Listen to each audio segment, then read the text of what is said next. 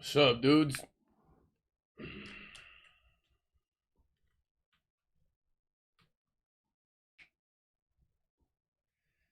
Man,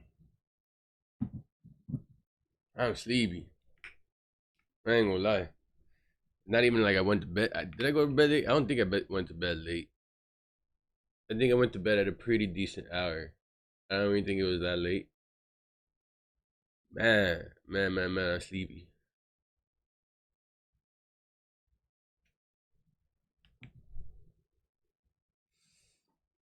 Drank way too much yesterday. And not like in the sense of like I got sloppy or anything like that. But man, I had this buzz going. I kept that shit running. Oof. Paying for it now, though. Paying for that shit right now. Right now. Right now. Speaking of right now, we gotta go to the tubes of the use. We go to YouTube. Oh, yeah, people, won't miss on YouTube, please. Jesus Christ, look at this. What is going on here? What did I just walk into? Walk in on? Like, look at Aswan. That's crazy.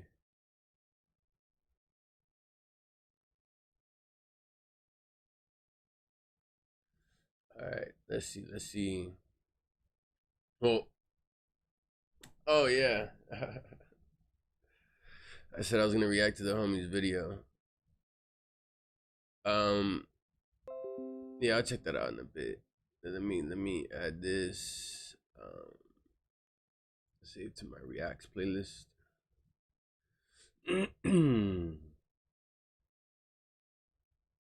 Oh man.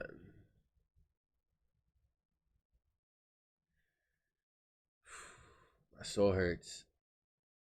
I'm no longer friends with Soda Poppin'. This was 3 days ago. Oh shit. I think I have to call it there. I don't think I can level another character. 12 seconds later. Really, the only question comes down to if we play a warrior again or if we play Yeah, rogue. because that's really like doesn't matter how many times you do fucking hardcore. It's like Diablo. Yesterday, I got my ass slapped. Like I got both cheeks clapped, and I was just like so pissed off. And then I just made another character. Like you can't. I mean, they're good games. I can't allow myself to make another warrior. They're great challenges. I just can't. No. Yeah, why would you, bro? I think it's time for me just to go rogue and have some more outs. Agreed.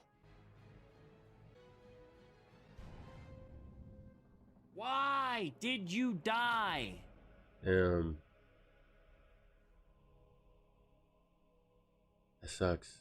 57 too. What makes this worse is Soda Pop and has a big smile on his face. I really... 1000%. Big old smile on his face. Was it his fault? And then I give up on warrior to go to rogue. Damn. It's a good day, man. Whoa. It really is. Coward is playing rogue. Ah, you Imagine using That's energy. it, dude. That's it, dude. Uh oh. Hey. Alright, so listen. I was gonna play a rogue, but I'm sitting here But then you remembered that like the game isn't about playing rogues. not happy with myself that I died in the first place. And then I can't allow Soda Poppin' to just say that. Like, I can get to 60, get to AQ 20, be fully... Yo, Summit's older, right? Like this guy's like 40, right? That's like you watering your grass outside, and like the little punk with the fucking newspaper throws it at you, and you're like, yo, what the fuck?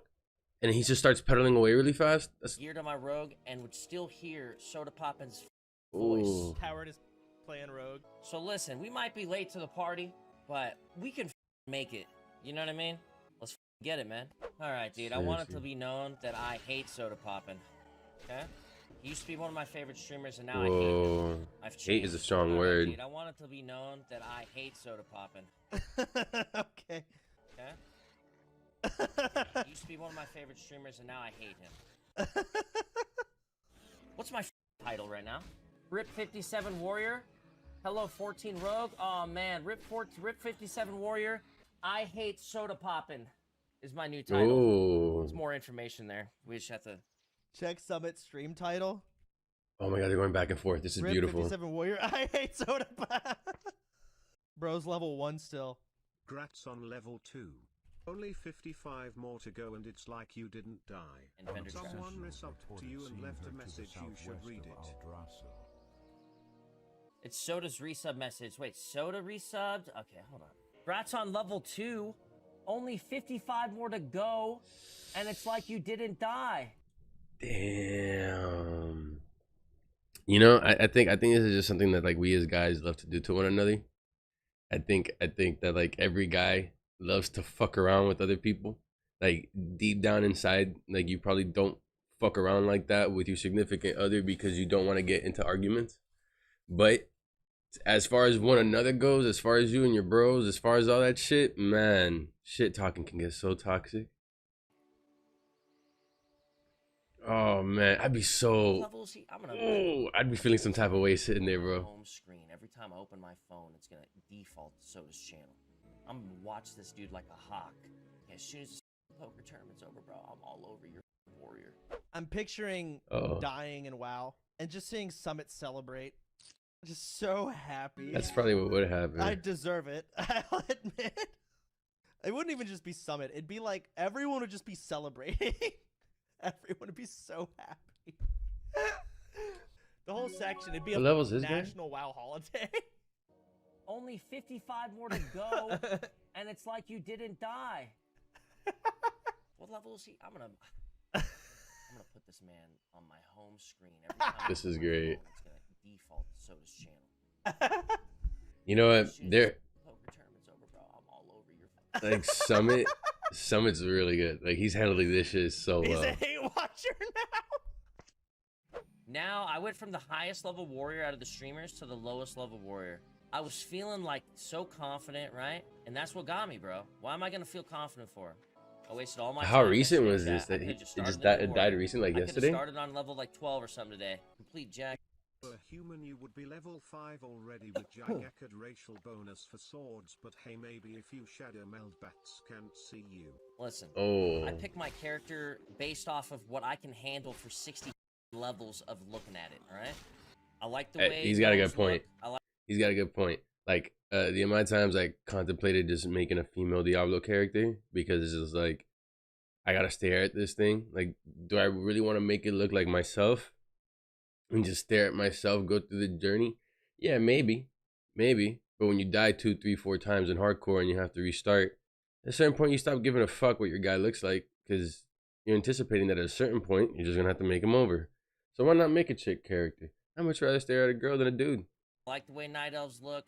Humans are goofy looking muff. You have to look at your stupid warrior do this all game.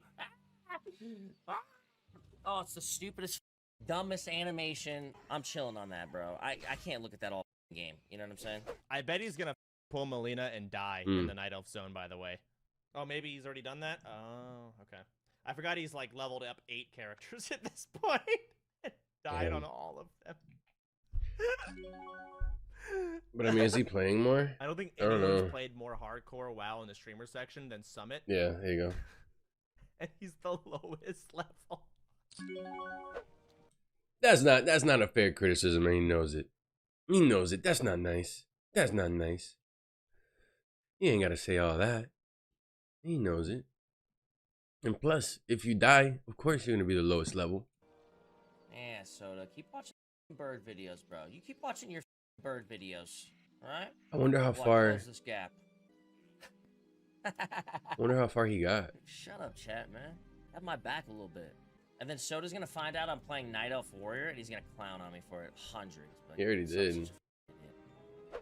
The fuck is this? Is this another Summit clip? Am I just living rent-free? What's going on? I'm watching bird videos, man. Yeah, Soda, keep watching bird videos. What the Bro, you keep watching your bird videos. He's actually hate watching me. Damn. He's actually. Well, I close this gap. Oh, that's so funny. Man. Oh, that is so funny. He's right. He's cutting the gap. He's really getting there. And then Soda's gonna find out I'm playing Night Elf Warrior, and he's gonna clown on me for it. 100. I mean, he's a male night elf warrior. I mean, I think it's better than a gnome. Yeah. Oh, back on. Oh my Warrior. God. Yeah, cause 100%. yeah, cause they level really fast. You know, it's because I hate soda popping. That's why. That's pretty much the reason. Do you think Warrior is more fun than Rogue and Hardcore? No, no. I bet you. I think Rogue is more fun. Don't worry, chat. Rogue I is still more believe fun? That I have a high success chance. I don't to make know. it 60. I just gotta. Just running in and whirlwinding everything. Come on. Like, who doesn't love to... Like, you can't handle fat mobs with the rogue. If some... What the f does his name say? If some dead, I dead. Well, brother, we'll both live a long, long death. I mean, life. Living a death doesn't make any sense. Soda. Live rent free. Soda living rent free. Soda. Someone tell me what that says. Oh, living rent free. That's not true. You're watching him right now. Yeah, it's making me feel better that he's not currently leveling. It's for peace of mind. He's gonna run into problems. I had a feeling he'd go warrior again in my gut. Yeah, whatever. Meanwhile, That's not a very good chat blocker or card blocker, is it? I need this to not be the way it is. You know what I'm saying? I'll just throw it there. I can throw it here. 0 HP. Hell yeah. Dota story? What about him? Why does his name say Summit 0 HP? What the? Damn. What the? Yo, listen, That's I wild. can't wait to see him. I can't wait to see him take some dungeons.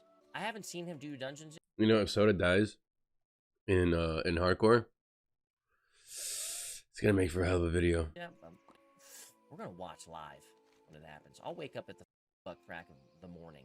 What I want out of life has changed. I want a 60 warrior now. That's what you're on live? Level 6 bats. I mean, listen, I think a lot of people want that. I think a lot of people want a level 60 hardcore warrior. I just don't think that it is for everybody. In the next zone. That's a up thing to say to me. Oh, here's a real. Oh, I got the. Damn. Oh my God. You just I got screenshot the it? best. This is brutal.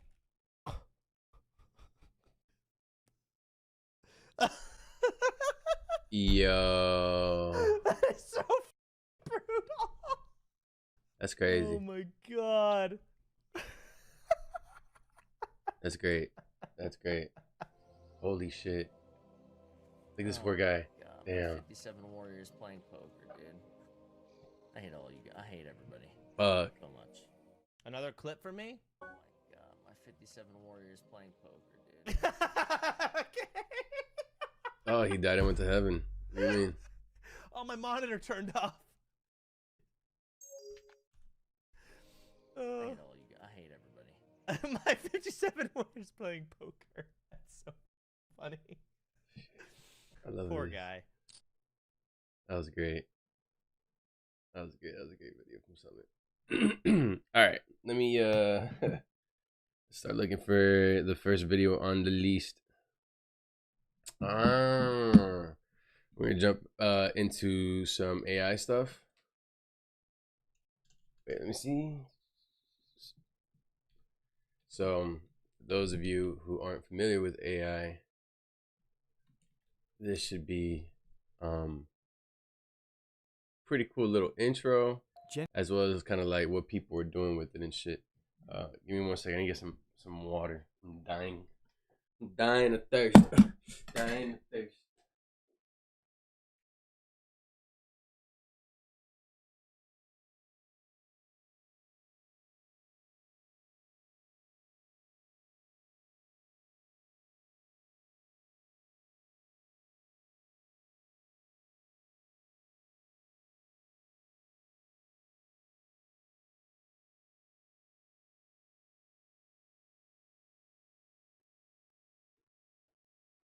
All right. So,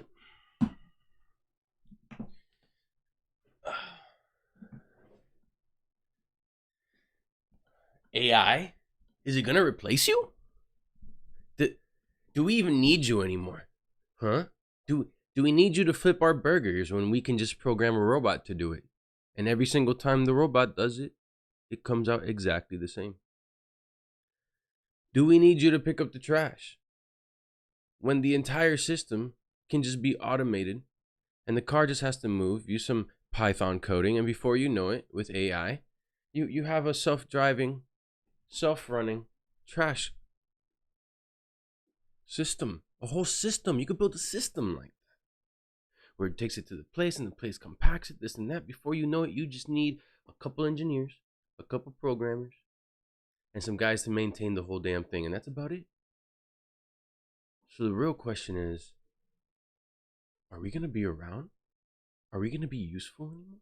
Generative AI is the technology behind the wave of new online tools used by millions around the world. Yes, sir. Some can answer queries on a huge range of topics I in love conversational ChatGPT. language. Others can generate realistic-looking photographs. Dude, that's crazy. That's not a real person. That's not a person. Like, that person doesn't exist. You understand? That's not, I'm saying person, and it's not even that. From short That's terrifying. text prompts. Have you seen like the AI streamer shit? Like where they just taking like streamers and pretty much like it does AI video plus AI voice. So it's just like it's mixing it like a bunch of shit they would normally say, and then whenever you asked it the question, or this one streamer dude would ask the AI the question, it would respond as if it was actually the streamer themselves. And some of those responses were a little wonky, you know, because AI isn't perfect yet, but it was pretty good. It was pretty good. It was pretty good. That's not a As person. the technology is ever more widely deployed, Scary good. what are its current strengths and its weaknesses? Your text is likely to be written entirely by a human. Oh. I think this is a great thing. I think the fact that you can just slap it into like another AI and then that one checks to see if it's been written by a person or not. Or like it doesn't tell you exactly, it tells you whether it's likely or not. That's cool. Economist science editor Alok Jha is joined by deputy editor Tom Standage, science correspondent Abby Burtix, and global business and economics correspondent Arjun Ramani to discuss this new era of AI. We're doomed. Tom, The Economist has written about AI many, many times in its various forms over the years. What's changed since the last time we were really interested in it that's made it much better, made AI much better than? I appreciate the question. Well, what's changed is the people got their hands on it and started playing with it. You see, up until just, you know, a year, 2 years ago, all the big guys had this shit under lock and key. All the nerds got to play with it, and someone let the cat out the fucking bag. That's what happened. And everyone got to use it and started fucking with it and started doing exactly what you expect them to do, trying to figure out if they could fucking, you know, work the system backwards and read people's fucking prompts, fucking figure out if they can get it to give personal information on individuals, seeing if they can get it to, like, you know, teach them how to hack something or how to fuck something up. Like, that's, I mean, what did you expect was gonna happen? Perhaps it used to be. What happened in 2017 was that some researchers at Google came up with a better attention mechanism called the transformer, and that's what the T in GPT stands for. And so essentially that made these systems a lot better. They could sort of come up with more longer pieces of coherent output, whether that's text or computer code or whatever. I think that's a way better answer. So there was a technical breakthrough, and that took a while to ripple through the community. So that's one of the things that changed. But the other thing that changed is that this technology became much more visible. Of course, what happened last year is that a much more capable model, GPT 3.5, was launched as ChatGPT, literally as a chatbot, which, you know, anyone could sign up for. And once you got to the front of the waiting list, you could go and talk to it. And, you know, you'll have heard these numbers that 100 million people tried it within the first 2 months. And that's reckoned to be the fastest adoption of a consumer technology in history. Which is fucking crazy. And you say, okay, well, is that a good thing? Is that a bad thing? That's a great thing. That's a great thing because you have everyone jumping onto this thing, everyone trying to fucking get their hands on it and play with it, everyone finding the thing is that I think one of the most important things that when you're developing anything, whether it's a project or an app, it's you gotta worry about your consumer, right? You gotta worry about how they're gonna use it, but you can't do that to infinitum because you're going to end up realizing that you can't find all the problems people are gonna have with your product. So holding on to it for no reason instead of just putting it out there in the world and then just getting the feedback and then fixing it later, like it just doesn't make sense. Like you're just better off sharing it with the world, seeing how people are gonna react to it, and then you go ahead and make your changes as you go. Or is it grow as you go? So the thing that really changed is that suddenly there was a way that anyone could use this technology, and they came up with all sorts of amazing uses for it and asked it to do all sorts of extraordinary things. AI Seinfeld really put it on the map. I think one of the huge strengths is it AI Seinfeld? Right? Yes. Of these large language models is that they're able to kind of crunch and churn through such scads of unlabeled data. So normally, in the past with AI, you always needed your thing and a label. So that required humans to kind of go through and label them. But these large language models, you chuck in the internet and you get out of it a blurry picture that is basically taken of hundreds of billions of words. And it honestly just seems to do well. I think a lot of people are still kind of baffled why it's doing so well at so many tasks. It generates convincing text. It's very good at pattern matching. Style transfer is one of the other things. You ask it to oh, what the fuck are you doing, Tim? Get the fuck out of the background. You don't see I'm shooting something here? You don't see we're creating content? And you're just walking back and forth like a fucking dickhead? You couldn't go behind the books or behind the fucking servers? Write a love letter in the style of a pirate from the 14th century that has an Irish accent but is from the Bahamas. And then it's also pretty good at passing. Yeah. People are prompts. Oh man, I think prompts are sometimes even more entertaining than the actual fucking thing that ChatGPT is pushing out. Standardized tests, it seems. It passed the U.S. medical licensing exam. It's passed some legal tests. Basically very good at kind of text things. At the moment, I think one of the big opportunities is writing code. The great thing about writing code with these systems, and I do still write some code, is that if the code is slightly wrong, you find out straight away because either the interpreter or the compiler chokes on it, or the output of the code isn't quite what you were expecting. So you have this very tight feedback loop, and if it's slightly wrong, you find out pretty quickly. In terms of weaknesses, I think one of them is the lack of transparency. I think it's cool how I've seen what was this dude? I tried. Okay, so that's the thing about ChatGPT. If you ever played with it, you'll recognize that when you're messing with AI, it's all about the prompt. The prompt makes the difference. I'll just give you an example. At one point, I was like, "Oh, this shit could probably code for me." So I asked it. I was like, "Hey, can you teach me how to code a Galaga? Can you give me the code for a game of Galaga?" To run on Mac or something like that. And the first thing it came back with was, we can't really do that. And I was just like, oh, okay, well, I guess I'm fucked. And then later on, I ended up watching a video where this dude prompted it properly and was able to get the code for an entire game. This dude was able to build Flappy Bird off of this fucking, off of the scripts that this shit was giving it. And so it was just taking that, pasting it.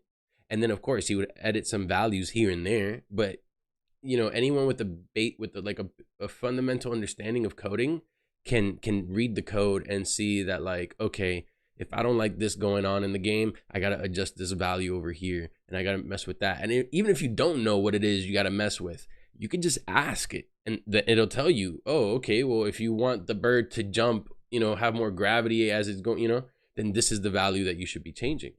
It's kind of a black box. You can have access to kind of what's going inside the attention weights, what those values are, but they don't mean a lot to us. There's over 100 billion of these weights, and that's very, very complex and hard for us to understand. And what? Attention weights, what I think one of them is slightly wrong. You find out pretty quickly. In terms of weaknesses, I think one of them is the lack of transparency. Like it's kind of a black box. You can have access to kind of what's going inside the attention weights, what those values are, but they don't mean a lot to us. There's over 100 billion of these weights, and that's very, very complex and hard for us to understand and what they're doing. So like this thing has, like, what she's saying is that it has over 100 billion different settings type shit, and those settings are affecting the output. 100 billion weights?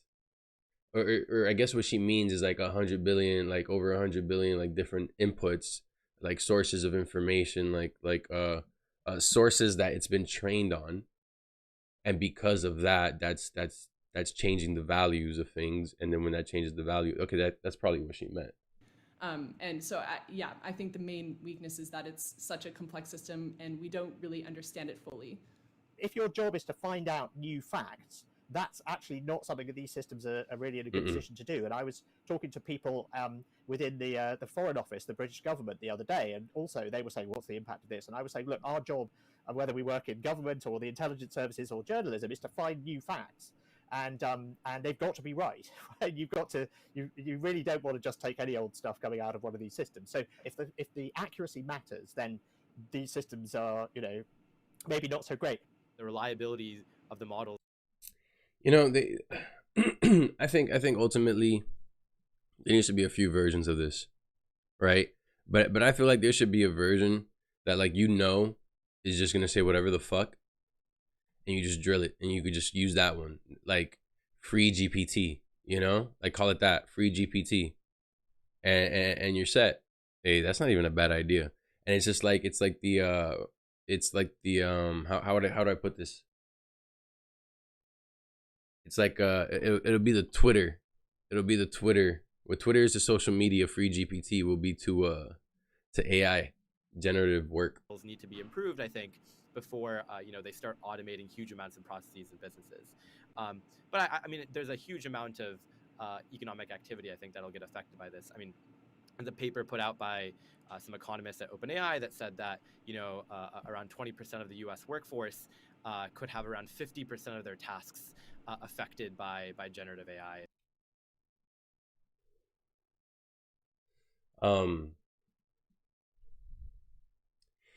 Yes and no, right? Like there's certain things that like you need people for. Like until it's cheap enough to design and build robots and program these robots and maintain them to do like basic human shit like flip burgers,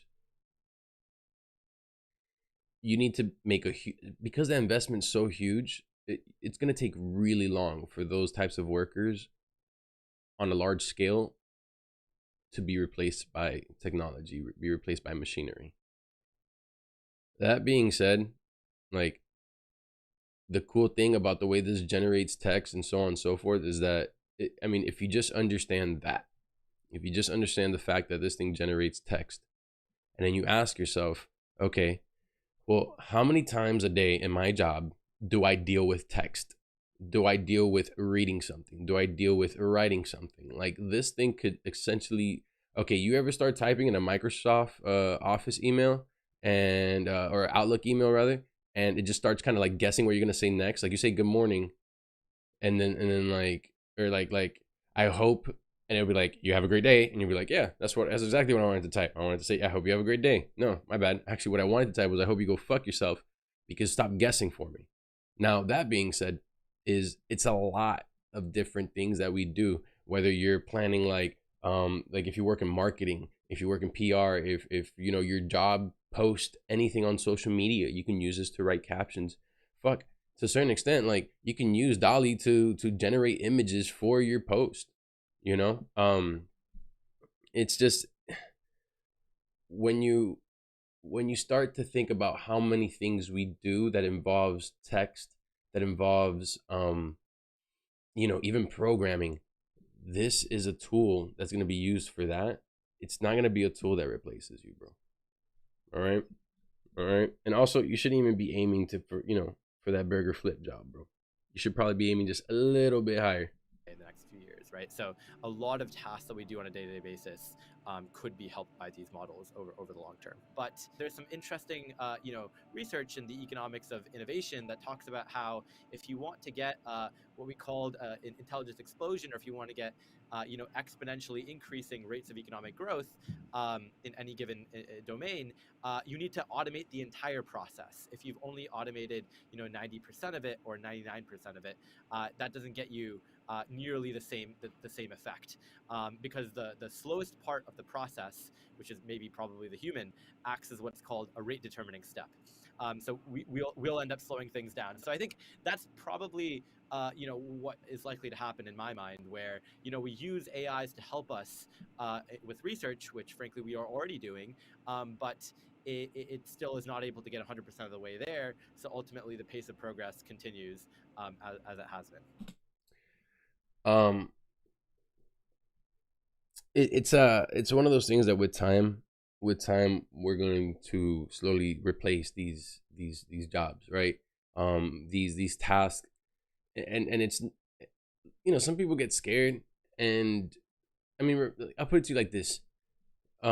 It's not that like a fully robotic McDonald's isn't something people wouldn't mind walking into. It's just different when you walk into a McDonald's and there's someone there, a human with a face, and they say, "Hi, how are you? Can I get you something? What can I get for you?" You know what I'm saying? Like it's part of the experience. Like I go to some McDonald's now and they literally hire a person so that like you order your food at the counter, and instead of you sitting down, they give you like a little thing. If you're gonna eat in, they'll give you a little thing. You go sit at the table and someone will walk your fucking food over to you. You'd be like, "Oh, can I get some barbecue sauce?" Guess what? They walk their happy ass back and they bring it to you and say, "Anything else?" And you're like, "No, that was good, thank you." So it's almost like a goddamn restaurant. You know, it's a fast food joint, but they're trying to treat it more and create ambience and all that bush. So I think, you know, like, do you really need the kid in the back who's flipping the burger? Like, and you say, well, then Goose, then what the hell is that kid? What summer jobs are gonna be left? I'm like, bro, go to the grocery store. Go work at the grocery store. What are you talking about? Go sweep hair at the barber shop. What are you talking about? Go get a job at the fucking gym. Fucking checking people in. I don't know what to tell you. Like, there's so many other jobs out there that are still gonna be, they're still gonna need people. And guess what? There's still gonna be jobs out there that need people, that are gonna have people who don't want to fucking do that job anymore. So guess what? When they're out, you're in. So they would have become super intelligent and turned us into paperclips if it wasn't for those pesky humans getting in the way of making them more intelligent. This is an excerpt from a 45-minute discussion about the risks and opportunities of AI.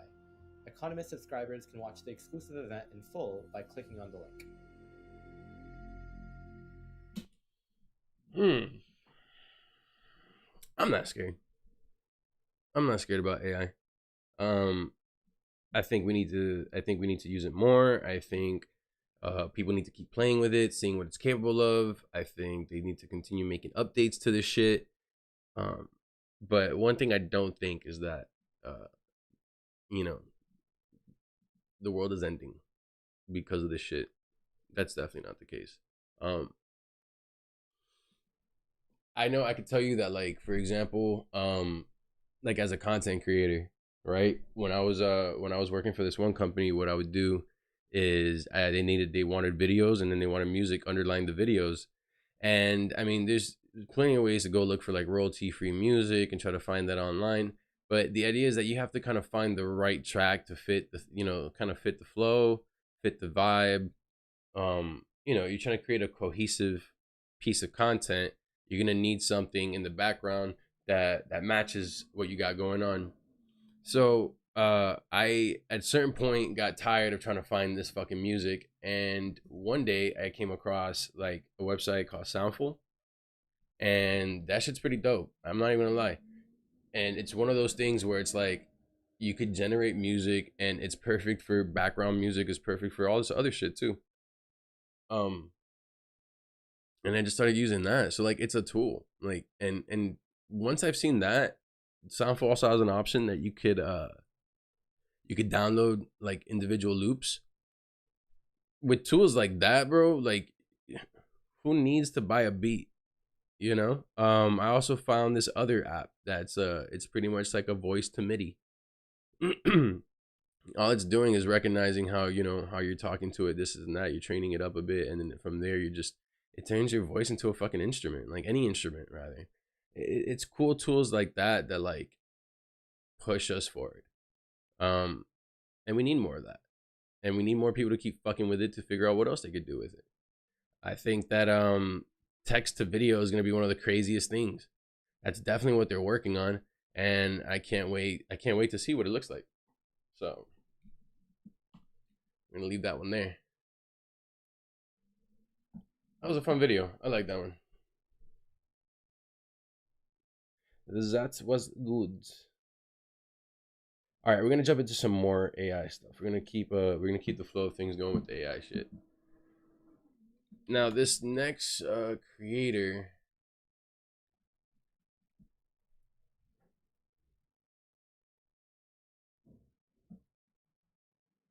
this is the AI grid. I've seen like a couple of his videos in the past. I'll be honest, I'm a little skeptical about some of the shit that he pushes out. You know, but I mean, it's relatively good content. You know what I'm saying? We're gonna jump into this in a second. I'll be right back. Do a quick little break.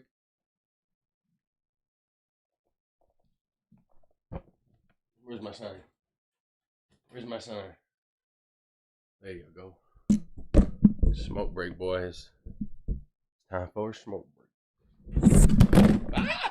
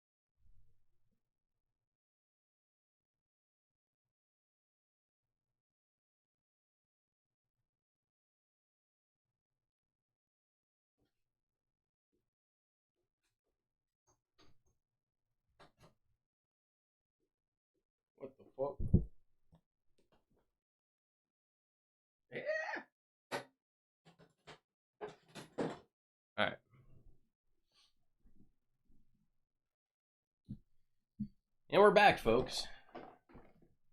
And we're back.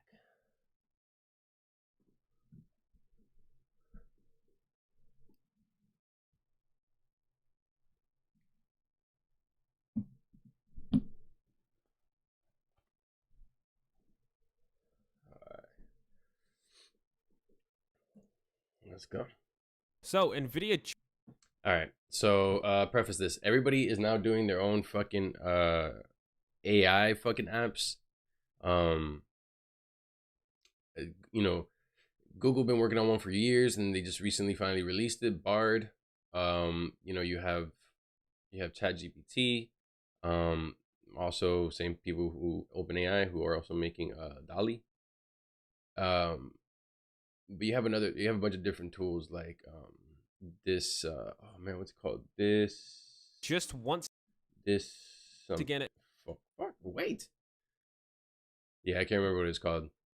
If you go on TikTok and you just type in AI, you're gonna see like there's like 2 other main programs that people were using.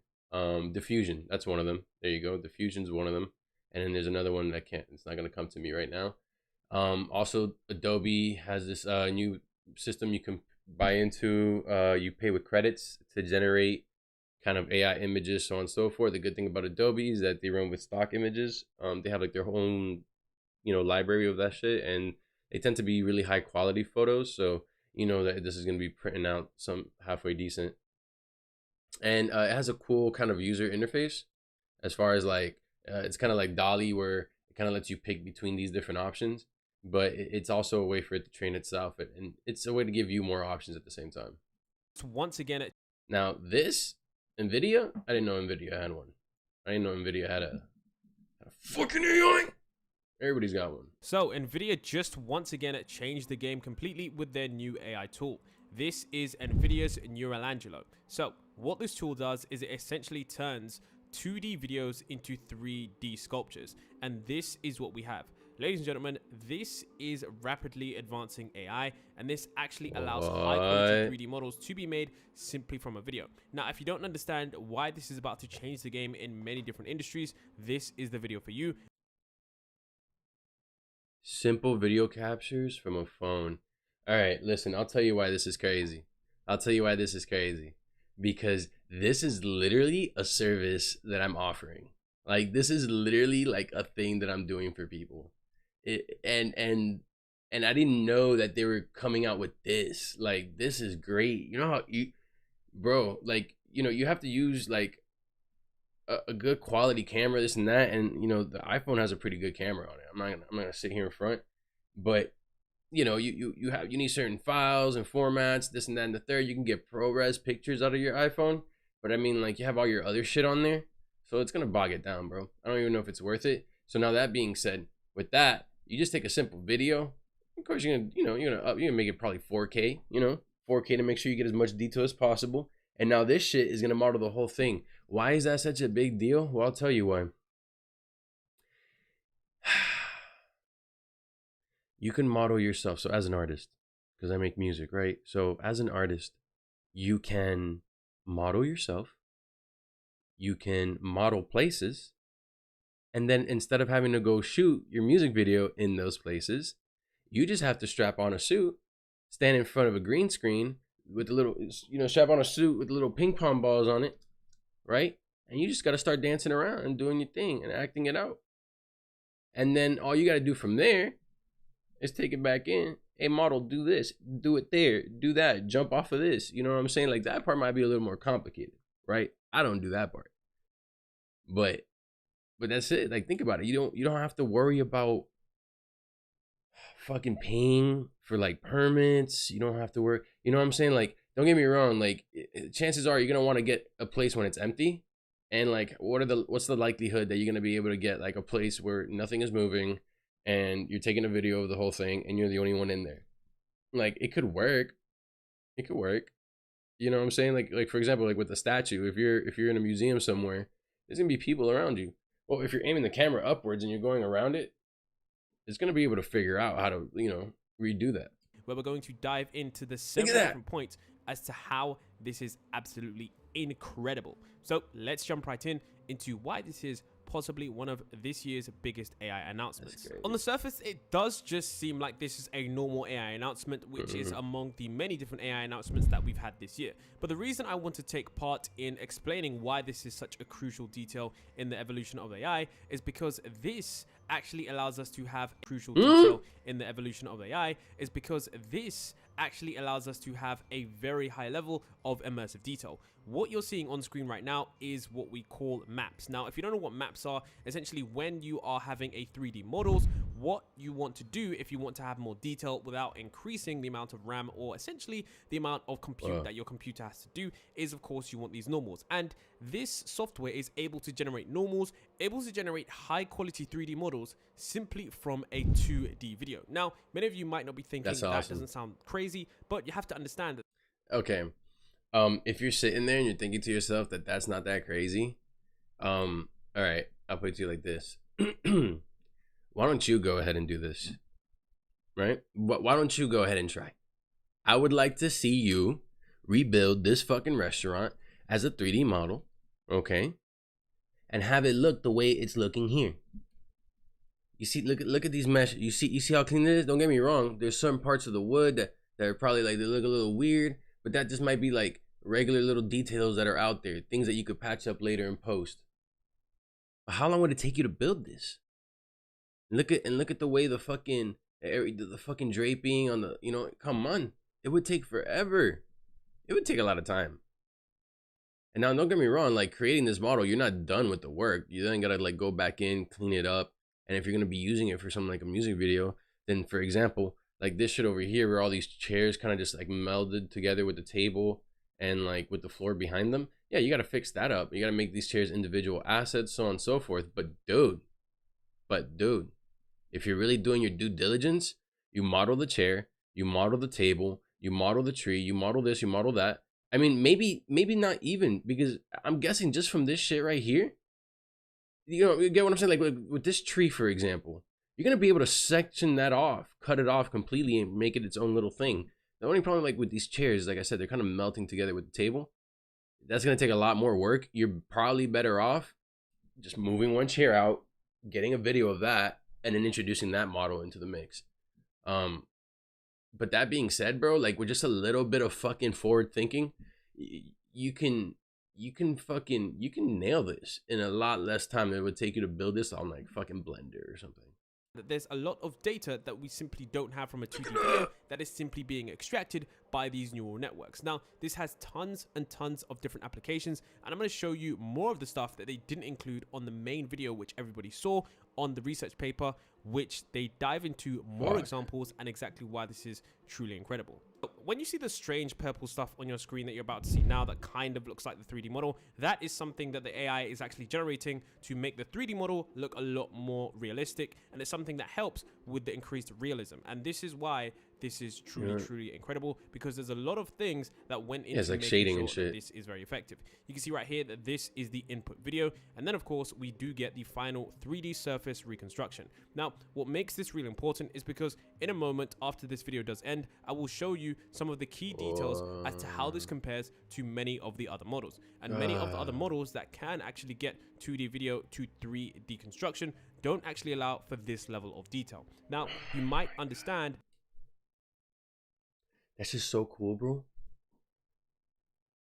That's just so cool, bro. I'm gonna make so many NFTs. I'm gonna make so many NFTs. This technology does actually, on the surface, seem quite similar to some technology that were released in the past year. Now, what I'm talking about is something that you may have heard of called Luma Labs AI. Now, essentially, this is what Luma Labs AI is. So essentially, what you just need to do here is all you have to do is simply take a few images, or I say a bunch of images of a certain scene, and then you are able to get a complete 3D scene in which you can manipulate it and record different things. Maybe you want to have drone footage, maybe you want to have a 3D object, but this is something that I did see in the AI community that was highly touted as something that was going to change the industry, and so far it has. But you need to understand that there are differences in this technology. So Luma Labs AI actually takes advantages of the nerfs. So nerfs are essentially... I love these. They have some pretty good acronyms.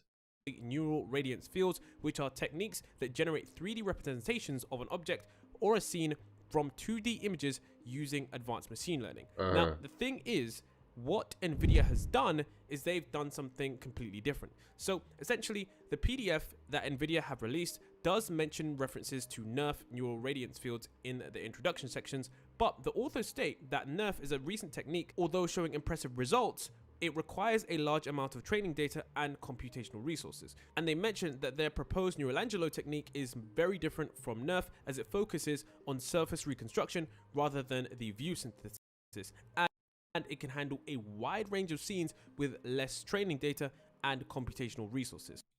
All right, so like, I get it. You're running a channel that does AI stuff, and that's all like you're focusing on, and it's just great. It's great. It's fantastic. I love that like you're just diving into these topics and you're creating these videos for that.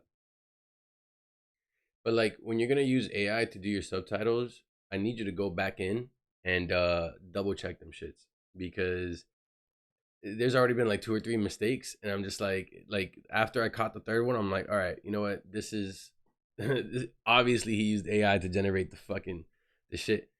All right, so just please, because it literally says New Angelo was the last one I saw instead of Neuro Angelo. And like I was just a second ago while they were showing the PDF just thinking about how awesome the name is, right? Like that's great for like marketing. Whoever came up with that nailed it on the head. It's Michelangelo, but it's Neuro, you know, his neural network and da-da-da. So Neuro Angelo, great name, not that complicated. Probably didn't even have that, you know, probably even take that long to come up with. I'm not even gonna lie. But all this AI stuff, and you're just not like double checking the work, you know, now, yeah. So in short, NVIDIA's technique is far more effective and less computationally expensive. Although I would say that Lumalab's AI is something that you can use on your phone. And to be honest, Lumalab's AI is actually pretty good, especially for beginners, because you can get started just using it right away. But anyhow, this is an NVIDIA video, and although it is very interesting to compare the different AI tools that are constantly being released, when you actually compare NVIDIA's new tool to the previous tools that are actually able to do the same thing, we do see NVIDIA's actually excelling in terms of the details. So one thing that you can see right here is that you can see that there are fine details such as the small lines in the roofs of this building, and on other 3D models that this Neuralangelo AI is able to generate, there are other small details that there's other softwares aren't able to simply pick up, and we're about to see this in many of the other examples. So here we take a look at Neuralangelo versus the prior work. So you can see that there's News right there with normal detail, then a neural warp, and then we can see Neuralangelo, which includes all of the fine-tuned detail. And that's why I said including these maps and these surface normals are actually really important when it comes to providing those small extra details that add to that level of immersion.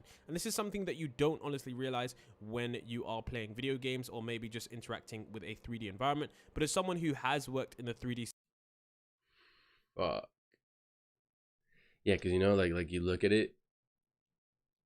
Come on, no. Oh, okay, it is going. Like you look at this, right, and you're like, oh man, that sucks. That's not fun. That hurts. That hurts my eyes. That hurts my soul. This technology sucks.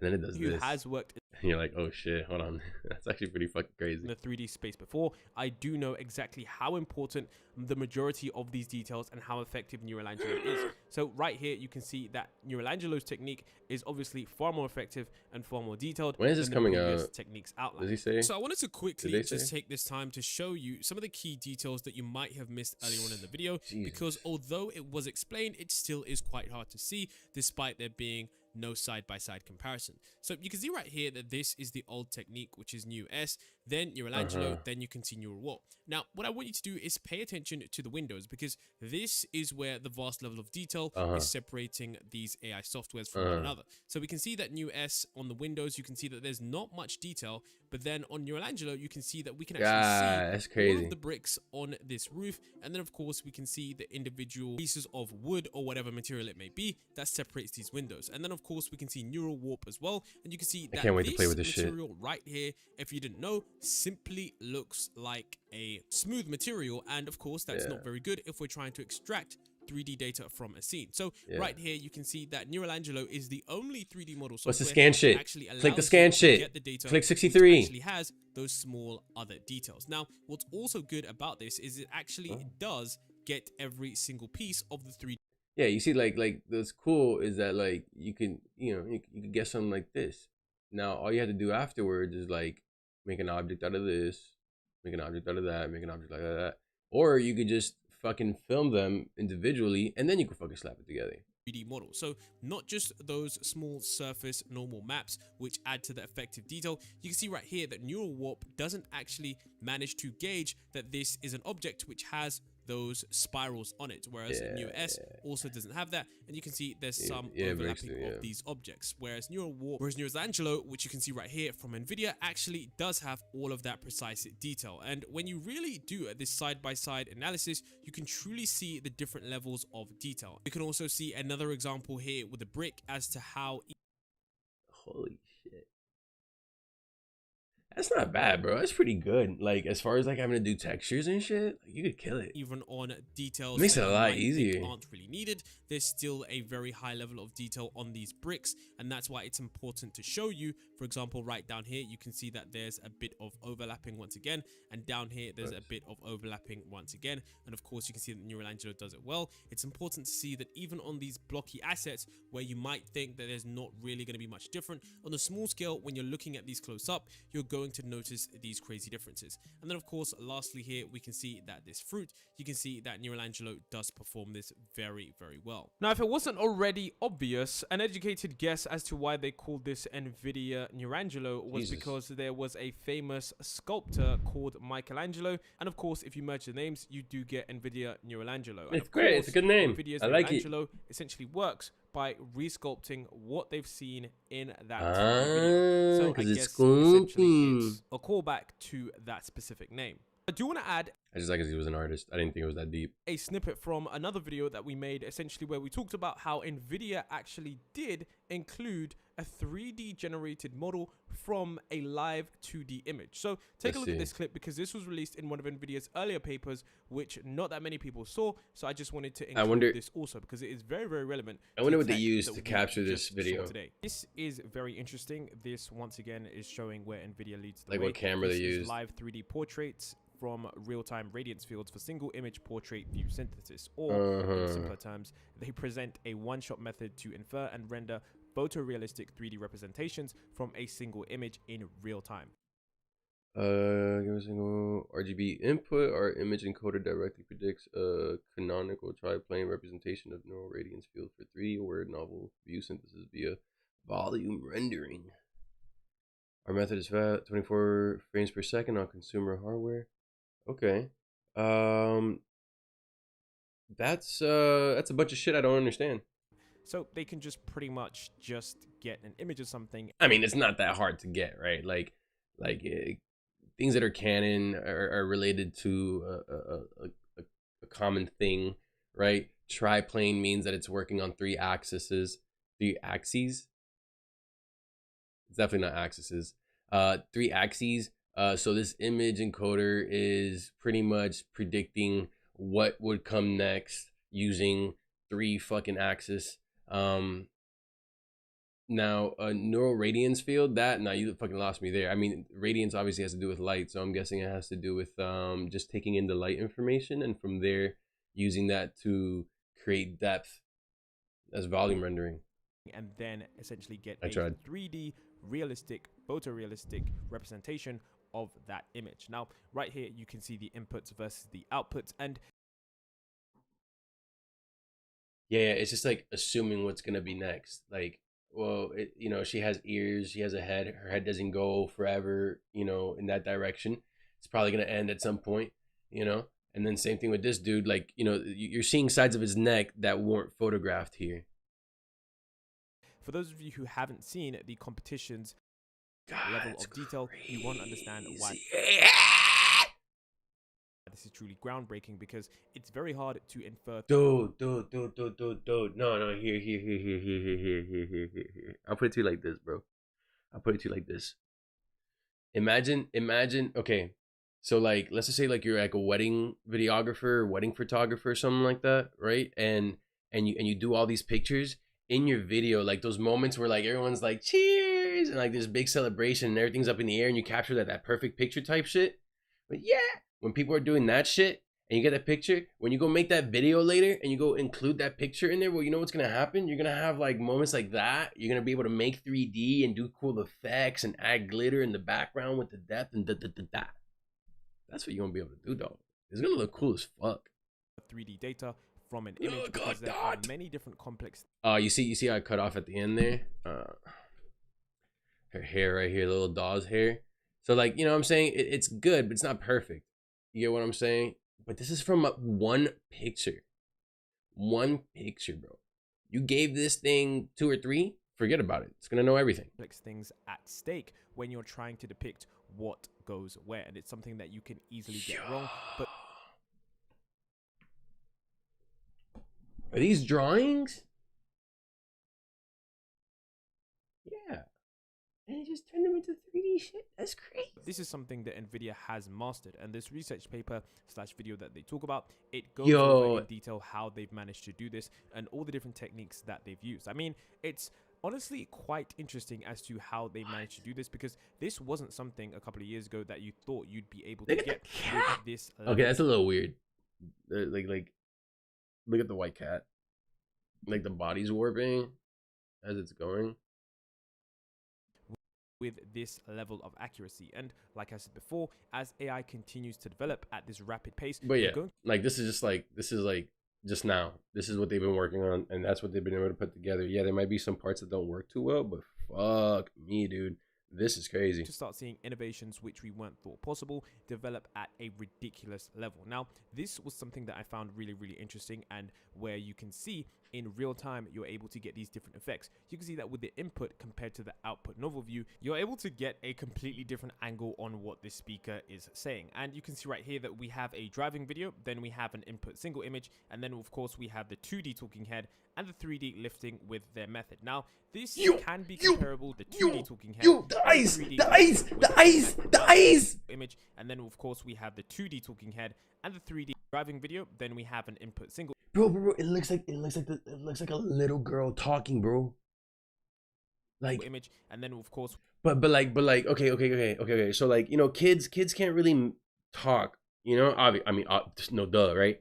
But like you know how, you know, once you hit a certain age, you start talking more fluently. You're speaking. The way your mouth moves is different, and you're using it. You're using your face a lot more. Things like that.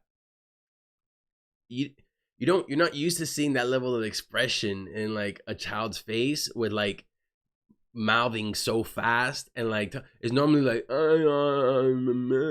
they barely know how to use their fucking face. This is crazy. It just looks so weird. We have the 2D talking head and the 3D, and this right here, the way he looks around and shit, can be comparable to DID. Now the head on is, if you don't know what that is way better than like where people the angle an image to something moving, but this is on a completely another level. You can see right here, an image to something moving. Whoa, that's what they put in it. Oh damn, that sucks, huh? Head nerf? What is this? But this is on a completely another level. You can see right here that you can see NVIDIA's at the top left compared to the others in the other areas. And we can see clearly. Yo. Ah, fuck. Go back. No. Too far, excuse me.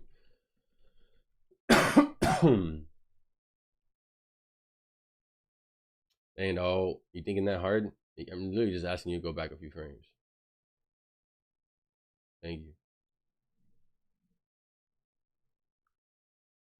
It's like the EG one even changed her the fucking Nerf one sucks, dude. Like, I mean, that's just like not working. Like, I'm sure that was probably like the first version of it type shit or something. Maybe Rome, but Rome isn't that bad. It's just like the edges are not, they're not soft or anything like that. This one's gonna warp, and it's like it's already cutting off her neck here and shit. You see, she doesn't have another shoulder like she does over here and over here. Also, like her clothes is kind of melting. She doesn't even look like she has clothes at this point. Also, I think it's cool how like the detail on the face, bro. Like the wrinkles here are a lot more present versus here, where like, you know, like if you look at like her crow's feet, you can barely see them over there. Maybe EG is a little more flattering, but I don't think that's the whole point of this. I don't think the idea is to be flattering. I think the idea is to be detailed. Compared to the others in the Oh, this is completely fucked up. And bro, and look at her face, bro. Like this thing came up with like the rest of her expression. That like this right here. Okay, look, if you look at these two pictures, the input and the output, you can see that like it almost looks like she's making two different faces, bro.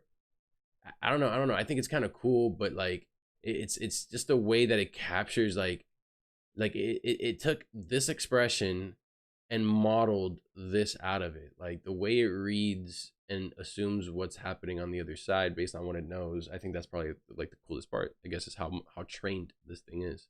The other areas, and we can see clearly that Nvidia's is far more accurate with far more detail, and this is clearly superior to anything else that is currently being developed. So I would say hats off to Nvidia for doing this, because constantly with every single being developed. So I would say hats off to Nvidia for doing superior.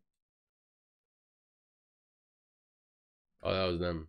Okay. Because constantly with every single blog, with every single research paper that I read, compared to the other research papers that I read literally just a couple weeks before, we're seeing Nvidia push the boundaries on what's truly capable. Now, what's also cool is that essentially, as we talked about previously in real time, you can see that this is a live demo of someone essentially using a phone to RGB video to 3D. Now, of course, this is running on an RTX 490, which is essentially one of their top tier graphics cards, but this also goes to show the potential applications of this. Imagine maybe you wanted to see different angles of something, or maybe you wanted to see someone in essentially a more 3D way. This is going to present more lifelike and more realistic video calls. So I'm not exactly sure what these applications are going to be. Of course, right now it's just pure speculation, but just goes to show that being able to generate this amount of depth and detail from a simple 2D image is truly incredible. Jesus. That's amazing, bro. That's amazing. It's amazing. You know, I guess the only thing that does suck is that, like, you know, you have to get a new graphics card, right? Like, there's no way you're going to be able to make use of all this shit. And it's, like, processing as hard as it is. I mean, you know, probably run it on an M1. Probably better off trying to, you know, run it on the PC, though. It just, damn, bro. It's just like, I put it to you like this: is like you have to. How can this be there and you're not using it? You know, how can this option be available and you're not just like foaming at the mouth with ideas of how the fuck or what the fuck you're going to model and how the fuck you're gonna use it? You know what I'm saying? Like, I think this shit is, bro. It's the next move. That was a pretty good video from AI. From Grid. Let me see. Let's read some comments. There's a couple comments. Anything got a bunch of likes on it? No. All right. It's like a mix of photogrammetry and AI. Love stuff like nerfs and this capturing all that material quality. So awesome. The details is really good with this, especially things like capturing and reproducing reflections from different angles. All right. I mean, I totally agree. This shit is awesome. The detail on it is spectacular, very accurate. And then I think what it does really well is, you know, you know, the whole using a single photo to generate something. That's cool, but in a world where like video is not that hard to capture, you're just probably better off using video to try to model these things. Especially with the way they make it so fucking easy. Like, bro, did you see that statue of the owl? Oh my god, I was in love with that. Where's the fucking... He had it over here at some point. Let me see if I can find it. Actually allow for this. Bro, this is crazy. This level of... It's a beautiful little statue. It's so cool looking. And like, it's... I don't know. They killed it on that. Like, and this is taken like from video captures. Oh, that's amazing. Just think about, okay, like for example, let's just say like you're a big streamer and you want to create some kind of experience for your viewers. You'd be like, let's just say, how about this? I'll put it to you like this, dog. I'll do you one better. All right. Let's just say you want to offer your fans, right, or your audience, whatever the fuck you want to call them, imagine you want to offer them the ability to chill with you in your room while you're live streaming. You can do it. You can model the room. You can model yourself. You know what I'm saying? Like, you just do some simple, like, you know, make the mouse move around a little bit or something like that. I don't know. You can figure that part out yourself. But long story short is, before you know it, you know, you have your stream come up on your front on your main computer monitor, and you put just some dummy shit on the side. Maybe chat on one window, and maybe on the other one, you whatever. I don't know how many fucking monitors you have. Figure it the fuck out. Now that being said, from there, I'm sitting here at home and I'm like, oh my God, I can't wait to watch so and so. Now, Goosey's about to come on, right? He's about to go talk his shit. I want to go see what he has to say.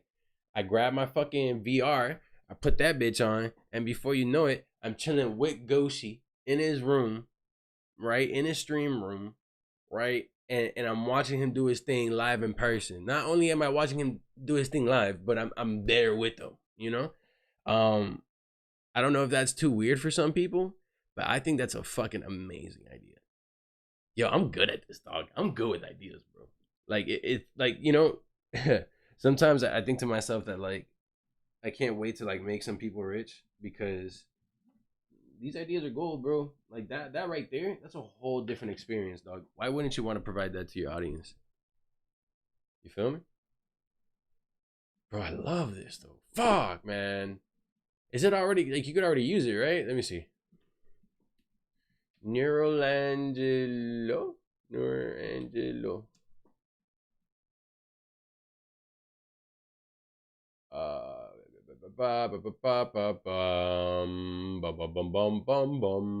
Wait, what? What are you telling me here? Okay, model. Is this still like research and shit? Neural surface reconstruction has been shown to be powerful for recovering dense 3D surfaces via image-based neural rendering. However, current methods struggle to recover detailed structures of real-world scenes. To address the issue, we present NeuroAngelo, which combines the representation power of multi-resolution 3D hash grids with neural surface rendering. Two key ingredients enable our approach. One, numerical gradients for computing higher order derivatives as a smoothing operation. And two, coarse-to-fine optimization on the hash grids controlling different levels of details. Even without auxiliary inputs such as depth, NeuroAngelo can effectively recover dense 3D surface structures from multi-view images with fidelity significantly surpassing previous methods, enabling detailed large-scale scene reconstruction from RGB video captures. That's fucking, yeah, but can I play with it? AI Playground? Like, how do you use it? Licensing?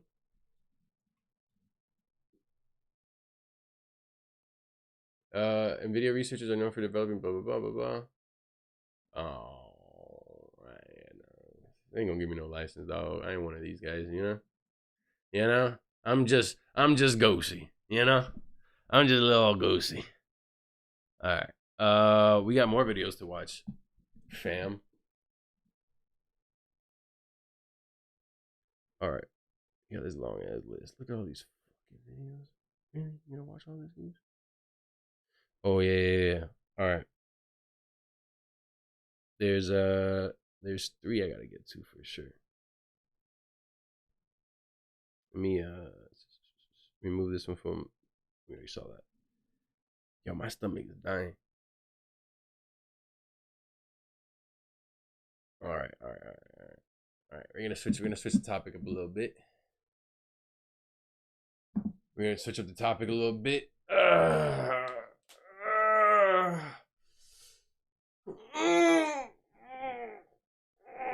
Get some water. Let's get some water. Switch the topic. Get some water.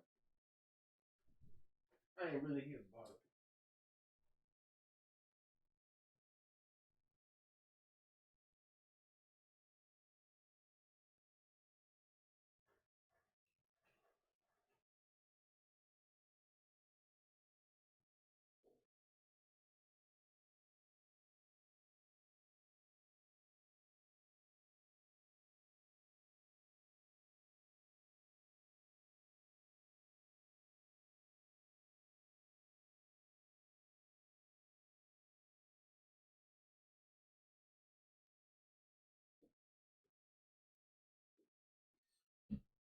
All right.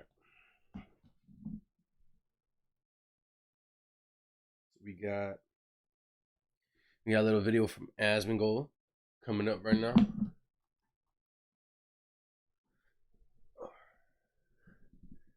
Let's go.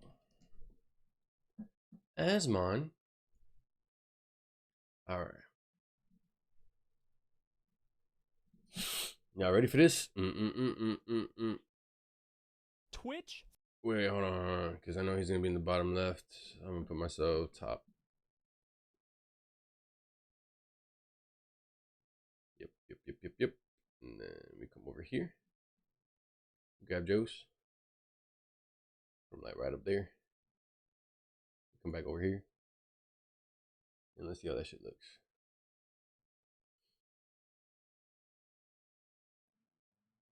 It's alright.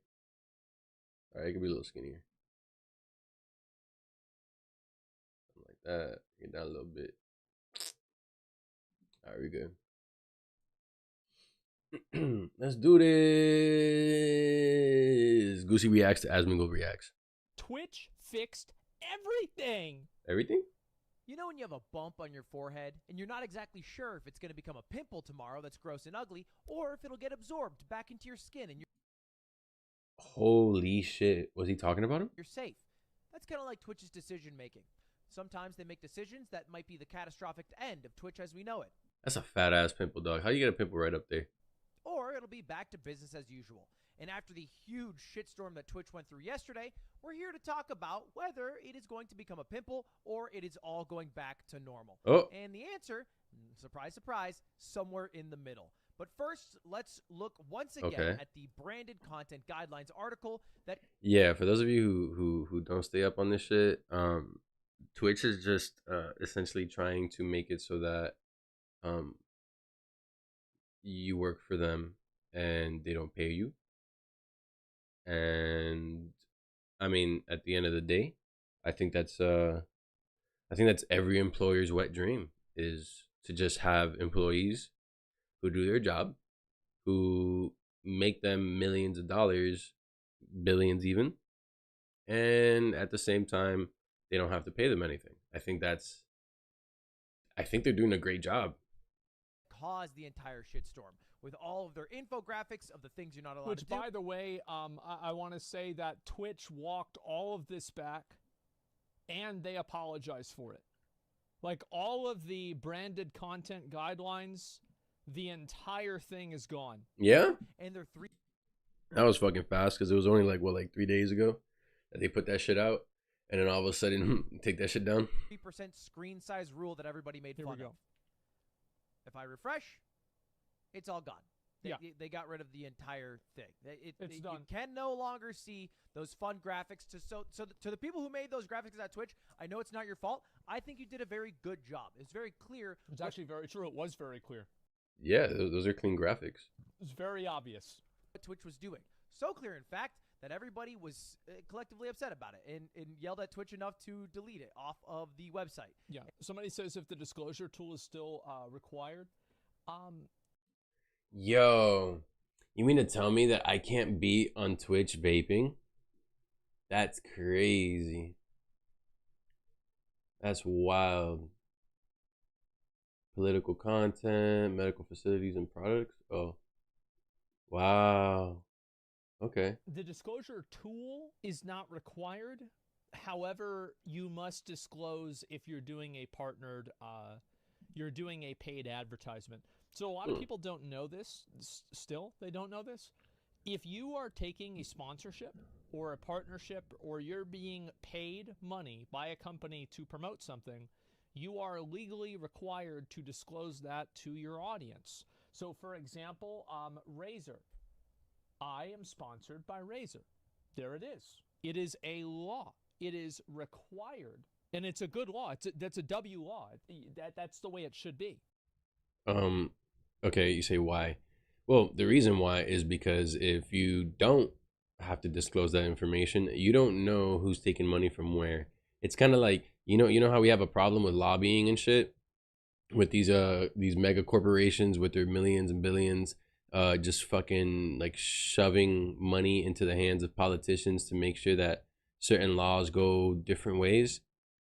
Imagine if that was happening, but everywhere, like not just on Capitol Hill. And now basically all that That's remains... why people don't put hashtag ad because they want to. They put it because they have to. Hashtag ad, by the way, if you look at the FTC guidelines, they never said that. Like, do you think that in anywhere on the fucking .gov website there's a section for hashtag ad? No, there's not. This is just a way that streamers have used to effectively, fulfill this. And it's just been kind of agreed on. But no, that's not even stated. You don't even have to hashtag ad. You can disclose it in other ways too. Do you have to disclose stuff when you own a company? If I understand it properly, the answer to that is no. But I'm not sure. What? So like if you own the company and you're sponsoring yourself, does that mean that you have to disclose that? That's an interesting question. Fuck. Would you? I mean, well, here, I mean, you're doing something on behalf of the company, right? Like you're using that company's money to stream, right? Because if you're sponsored by it, that means they're handling, they're paying you in some form or fashion to do this thing. If that's the case, I mean, you're still being paid to do something. You're getting money from a business, and they're responsible for your production or for funding your production. I mean, he says no, but I think it might. And plus, like, how about this? Like, if it's your own company, like, why is this even a question though? Like, because if it's your own company, wouldn't you promote it anyways? Wouldn't you, like, I don't see why you would just. Am I just chatting? No, I'm not just chatting though. I'm reacting. Now, yeah, like I was saying, when it comes to like, if it's your own business, why wouldn't you want to promote it? Why wouldn't you want to say something? Why wouldn't you? I don't know. That doesn't make sense to me. I don't think so. Is you have to tell people, branded content disclosure tool, that you are doing a sponsored stream. Good. And you cannot do sponsored content with hateful products, illegal products, gambling products, spam products, scam products, weapons. Fine. Okay, great. I can agree with all of that. Sure. Except for, why is it okay to have an alcohol sponsor but not a cannabis sponsor? Thank you. Well, that's a great point. All right. So Ludwig, I think, is wrong on this, and it's not even like I agree with him. Wrong on cannabis sponsor. Additionally, we don't. Oh, okay. And it's not even like I agree with him, but the reason is because cannabis is illegal in a lot of places. Like that's the reason. Okay. Granted, 100%. That's exactly how it is. I got you for sure. I'll do that one. I was gonna do I got you. So as far as like you have like Instagram, people get on live all the time, smoking, dabbing, all this shit. You have so many live websites where people just fucking do this shit all the time anyways.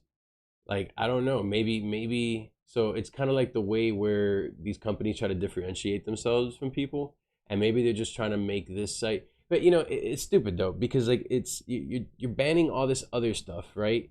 Which doesn't make a lot of sense to me.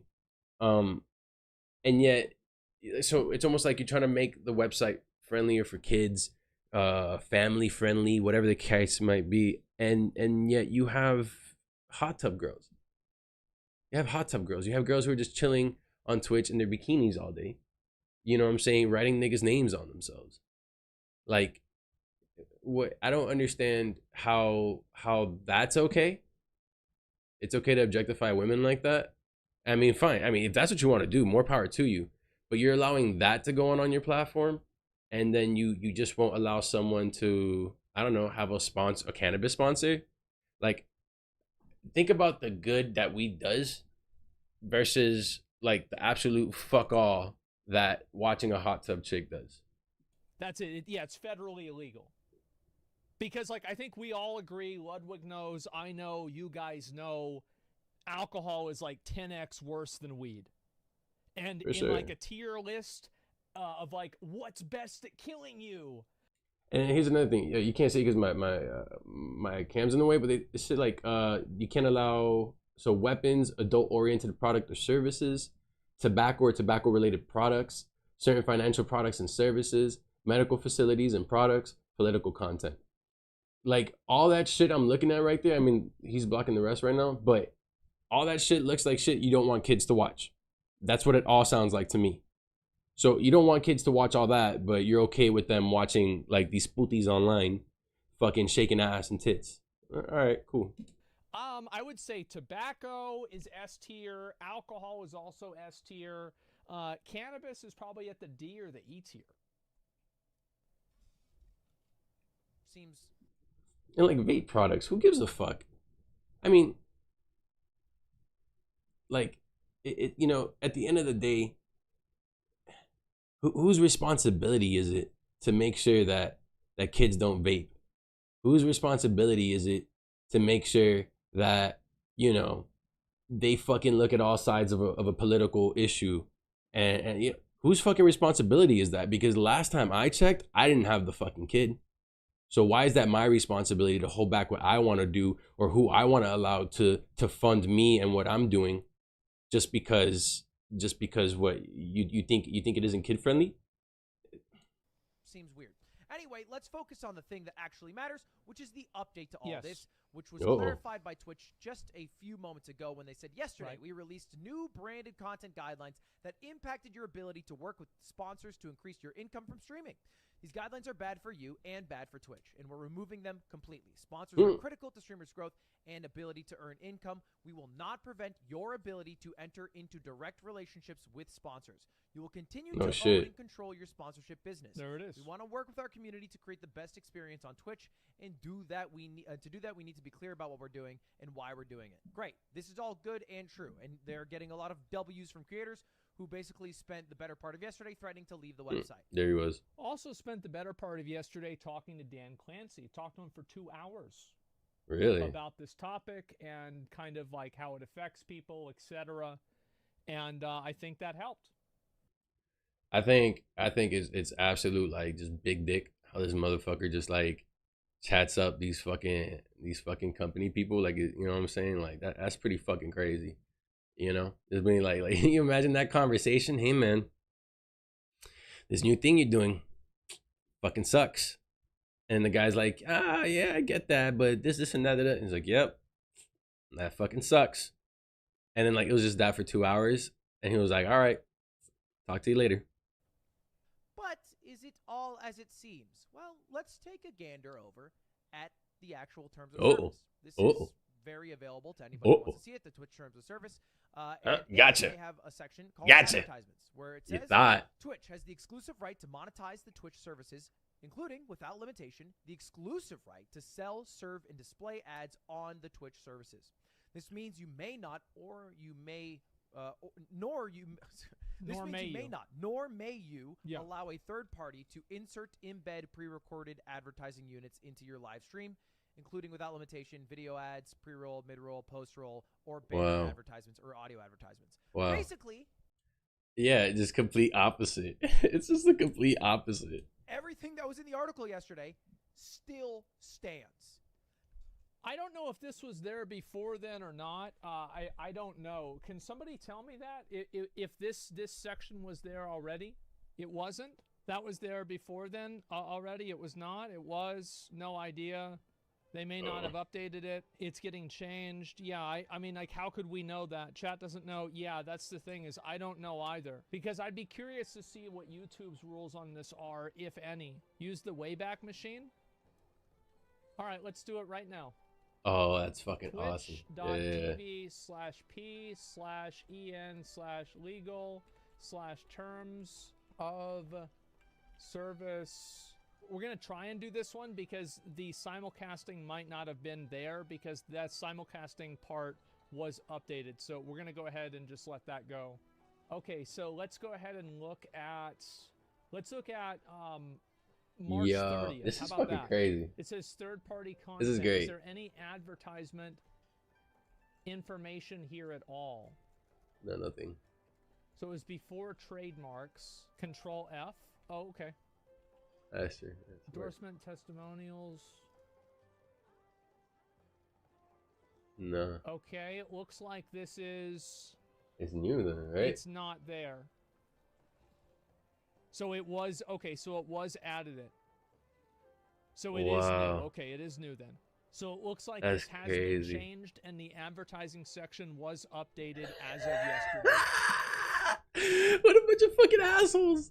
Oh my god! Oh my god! That's a move, bro. That's a fat chode move. You know that they really said, oh, you guys didn't like what we did. Don't worry, we'll change it. We'll just change it. Don't worry about it. The guidelines are gone. Don't worry about those guidelines. And then terms of service your ass.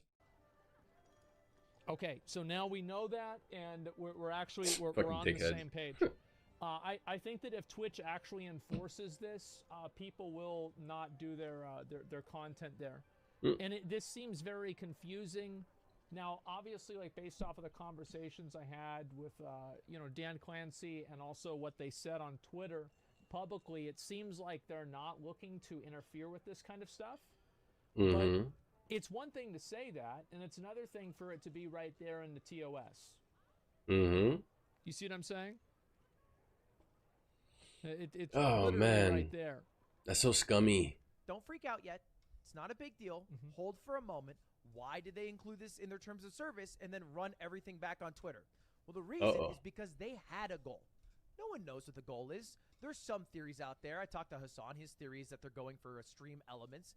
Basically, these larger corporations who have a way to do ads at scale by automatically inserting overlays, whether they be banners or mid-roll ads, into people's streams without the need to have like a bespoke deal and be like, yeah, this person has 1,000 viewers. How much can you do for them? They really love Nintendo Switch Joy-Cons with Drift.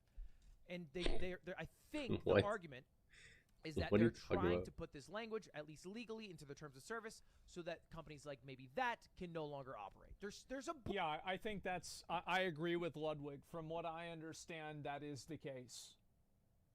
Yeah. They just want your money. Yeah, I think he's right. Okay, how about this? They want your money if you're sitting there watching, and they want your money if you're sitting there getting people to watch. You know, they want your money. They want everybody's money. I don't think that's it shouldn't be surprising. You know, this is Amazon we're talking about. Like, what did you think they wanted? On that, from everything that I know, I think that's true, and I don't really think that's that big of a deal. It depends on how things evolve, but it's not something that's affecting like a streamer taking a HelloFresh sponsorship or a streamer playing a video game or getting sponsored by I don't know, like the America's Card Room or something like that. The fuck is that? Boogeyman that Twitch is scared of and they're going for, but the boogeyman is not... Somebody says YouTube has this exact same thing in their TOS and they don't enforce it. Yeah, I that's my understanding too. Yeah, but like the fact that it's there in the first place means that whenever the fuck they want. So it's like I'll put it to you like this. Let's just say one day you become very controversial, kind of like when they took, like Trump off of fucking Twitter, right? You guys remember when that happened? Yeah. So imagine something like that where like, you're speaking your opinion, whatever the case is, and then before you know it, now your whole channel's gone. Right? Like, of course, there's some audacious shit you can't do on YouTube, but the fact that like, or on Twitch, obviously with all the fucking rules they have, but when you start to clamp down on people so hard, it's not like they're going to disappear. They're just going to find an alternative source. Like you're not going to stop this from happening. You're just going to stop this from happening on your platform. And I mean, I understand that might be like a good thing to do because of the fact that you already have so many people using the platform, whether it's consuming or producing. But at the end of the day, the fact that you are canceling people and you are deciding who and when to fucking act on things is going to make people want to rebel. People are naturally rebellious. So the moment they start seeing shit like this, they're gonna want to go to the website where they allow whatever to happen. There's gonna be more people on Kick. Like it's going to keep growing. And it's just a matter of time before you see a bunch of this shit getting rolled back. A bunch of this shit getting rolled back because now all of a sudden the content creators aren't rushing to Twitch. Now it's just a website. It's filled with fucking kids watching kids. I'm sorry, with kids watching hot tub girls. Individual streamers. So basically, the article wasn't wrong. It was just interpreted to be the most severe version of it, where they're going for everybody. And I guess technically with this language, they could still go for the average streamer. It's still there. But I think that is not their goal with it, and I don't think it seems like it's not. And if I wouldn't freak out. Okay. Okay, but to say that you shouldn't be worried about that, because don't worry, it's in the terms of service. They probably won't act on it. That's like being okay with the Patriot Act. That's like being okay with the fact that the government, whenever the fuck they want, can go ahead and see what the fuck you're doing, see who you're texting, who you're calling, read every fucking word from your mouth. Probably even get into your phone's fucking camera and see what the fuck you're doing. But they didn't got to do that. They just got to get on Kick and watch your boy Gxxsei. What's up? But that being said, I'm not okay with that. So why the fuck should I be okay with this? I think that's obviously the case, is that they don't want to have content creators that can't do ads on their stream. Because here's the truth, is that it's not that bad. They're going to do what they said they're going to do in TOS. Well, I think that there's a lot of things in the TOS that Twitch doesn't enforce. Does that make sense? Like if you actually read the terms of service, so I'll give you a good example. In the terms of service, it says that you can't discriminate against people based off of their age. So if I call somebody a stupid kid, that should technically be grounds for discrimination and for me to get banned. That's what it says in the rules. That's wild. So as long as they outline what the philosophy behind the rules is, then it makes me less worried about like how the rules will be enforced, because there's a philosophy that guides the enforcement of the rules. Does that make sense? They'll ban a VTuber but not a titty streamer? Oh yeah, definitely. From the monetization guy at Twitch. What did this guy say? Yeah, this is the guy. Yo. This is the.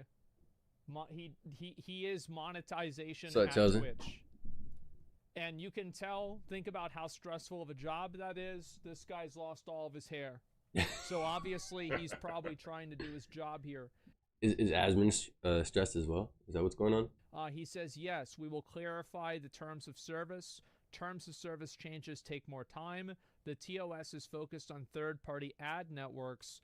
We will not take action for sponsorships. All right, so that's like an official statement there. That's an official statement, bro. But like, you know, oh man, that's just a tweet, bro. It's just a tweet. You get what I'm saying? The president tweeted, and look at where that went. That is pretty big. This is Asmongold, bro. This is he worked his way up doing like WoW shit, just being like a super nerd at WoW, and from there he's probably like the biggest WoW streamer out there. And from there he just started doing reacts at one point, and his YouTube channel blew the fuck up, and he's just been doing them since. This motherfucker has like 2 million subscribers. It's crazy. And that's, yeah. And then that's Ludwig in the back. It's just YouTuber as well. That's good. That's very, very good. They pick and choose who to enforce these rules on based on how big their platform is, what type of content they make. This will be no different. Well, I think that whenever people start getting randomly banned for things, every other streamer, especially like, and this is happening a lot with VTubers right now, is that really it seems like VTubers are being held to a higher standard than real girls are, because a VTuber can wear an outfit that's clearly, I mean, this is obviously a sexy outfit that's meant to be sexual, but whenever a real girl does this, it's totally fine. Yeah. What's the logic? Like the double standards. Twitch, like not attracted to real girls, but they are to like 2D girls. I mean, it wouldn't be the first time that's happened. Like I think it's. I got you in a minute, dog. Now, my solution to that is to let everybody wear whatever they want. I don't think it matters, and if you're gonna get bent out of shape about a girl wearing a bikini, just stop watching the stream. Problem solved. Yeah, but it's not even about having an issue with a chick rocking a bikini. It's the issue is the double standard where like you draw the line on certain things and you don't draw the line on others. And it's just like he was talking about earlier about like the philosophy, like what's the fucking thinking behind this? And that's what I can't understand myself, because like what is so harmful about allowing a sponsorship from, like, okay, here, I'll put it to you like this. You don't want kids to walk around with guns, right? Like you don't want kids to play with guns. For sure, right? But kids play Call of Duty all the time. So what does it matter if Smith & Wesson reaches out to me and gives me a new AR, and I have, you know, and like, let's just say like I'm in that culture. Let's just say I'm part of gun culture, and I love that shit. I wave my flag around and I shoot my guns. What's to stop me doing that? Like why not? Why not? Like there's people who want to watch that. There's people who want to watch, you know, people love streamers, people love podcasts, all that bullshit. You mean to tell me that you don't think there's an audience out there for the gun owner? I mean, it's the whole fucking NRA. But you know, if you're gonna ban people for that, it should be all or nothing. I just think it's such a ridiculous idea that a VTuber is gonna get banned, but a real girl doesn't. Like that. What the fuck are you talking? Yeah. Stupid. Anyway. And they're wearing the same shit. If VTubers keep getting banned randomly for stuff like that, you would expect them to move over to YouTube or another platform. And I think that this will be the same thing. They will. If content creators and different organizers start getting banned for putting ads into their content in order to fundraise for it and to make money off of it, and they get banned for it, you're going to start seeing everybody move away from doing content on Twitch pretty much overnight. Because it's one thing for somebody to get a 24-hour suspension. But that's what they want. It's another thing for you to tell somebody they're not allowed to make any money. Like you look at all these decisions they're making. That's a completely different thing. And that's what they're doing the whole time. Even be. Oh, I think so too. Definitely. What do you say there? I was talking. Let's actually wear whatever they want, leave them be. Oh, I think so too. Definitely. Too much because YouTube does have the Fucking same nerds. language. I think it is fear over someone having enough sales volume and being able to do it at such a large scale that they chew into the media sales of Twitch. Sure. Like when you run an ad button and everybody sees a Chipotle ad, if somebody was able to get 1,000 streamers and run a Chipotle ad with their button, then it'd be a competition. I think that's it. And so, you know, book closed, but maybe keep the bookmark there because we might have to open it back up later. Right. Probably. There was something else, however. Yeah, and I do think it's a W for Twitch to come out and clarify this and just straight up apologize and remove it. Like, I think this is a W, and I understand that a lot of people are very skeptical and they're upset at Twitch for doing this. However, I am, you know, it's the same thing as I said yesterday or the day before whenever I streamed is, you know, I try to be a reasonable guy, and I try not to just completely fly off the handle for things. So, like, whenever I said, oh, I would leave the platform for this completely, right? I didn't say I'm going to do this tomorrow. Right? I give people time. I give Twitch time to respond. And I feel like their response has been at least adequate. Okay. 100%. The headache that Asmon would have to go through to move his stream over to another website is not to say that he's not going to have his people come and follow him and watch him and see what he's doing. But I could definitely say he's not going to have as many people, right? And I don't even think that like streaming is his main source of income at this point. I don't even think it's his largest source of income. I mean, he has tons of subs and shit, so I could see how like that's like a very, you know, healthy source. But to move that over to another website where, like, for example, if you have Amazon Prime, you know, which is what most people have because most people buy shit off of Amazon all the time, you probably are using that for a Prime sub, and you know, and like the whole thing, the gifted subs and all that extra shit. There's certain features that Twitch has that these other websites haven't necessarily like done their own version of yet, and it's because of that. Like, it makes it so much easier to make money on there. And not just that, these people are already on Twitch. Like, that's the app they use. That's the one they go to. Like, there's a reason for all that. So like, you know, yeah, if it came down to it and he couldn't have sponsorships, of course he'd leave. Like, that's just the only way you're making money on this, right? Or like, I mean, not the only way, but it's just a very important, you know, source of income. But I don't think he'd have the same live count that he has now if he had to go switch platforms. I don't think that any of these guys you know, who have switched platforms have maintained the same level of audience members. Like certain people just like using Twitch more. Like they're just so used to it that that's all they want to use. It's a reverse L, not a W, I'd say. Well, they don't have an L against them. Maybe you could, it's fair for you to say that it's not a W, but it's not an L anymore either. All right. I know I got you watching. I know you really want me to get to that video. This one still has it's got about another 20 minutes on it, and with my reaction that's gonna drag it a little bit further. So I'm just gonna put this on pause real quick, and we're gonna come back. I'll finish this react later and I'll edit it together. Let's come over here. Let's go check out the homie. Legend. Oh look, Goosey's live. That's fire. Bro, what's going on here? I'm not subscribed. No, I'm kidding. All right, so this is the boy. This is the homie. It's the homie legging. All right, let me see what you say. I'm just trolling. You don't have to do it if you don't want to. I mean, I'll be honest. I kind of want to finish the other video, but at the same time, like I'm looking at how long it's gonna take, and I'm like, damn, dude, that's long as hell. Like I was expecting to just sit here for a minute, pick a good one. But didn't you already give me one to check out? Let me see. You said 265 Yamaha. Yeah, trying to let's just search it.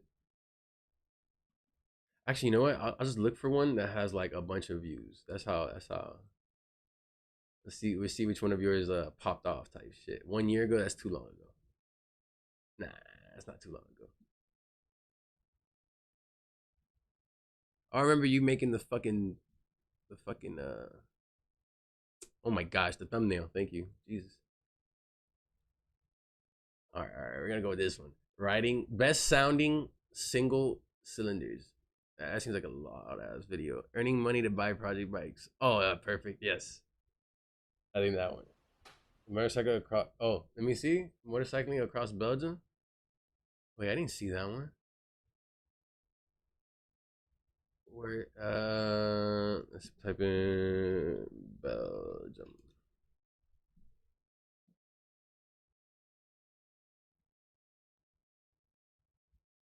Is it this top one you're talking about from 4 years ago?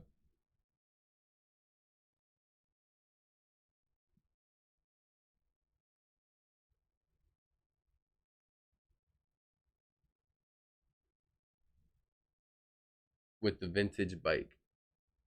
Vintage. Oh, there you go. Okay, there you go. All right. Let's see what Belgium looks like. Is that an iPhone? Look at my boy with the iPhone. Atta boy. That's fire. Ooh. Jeez.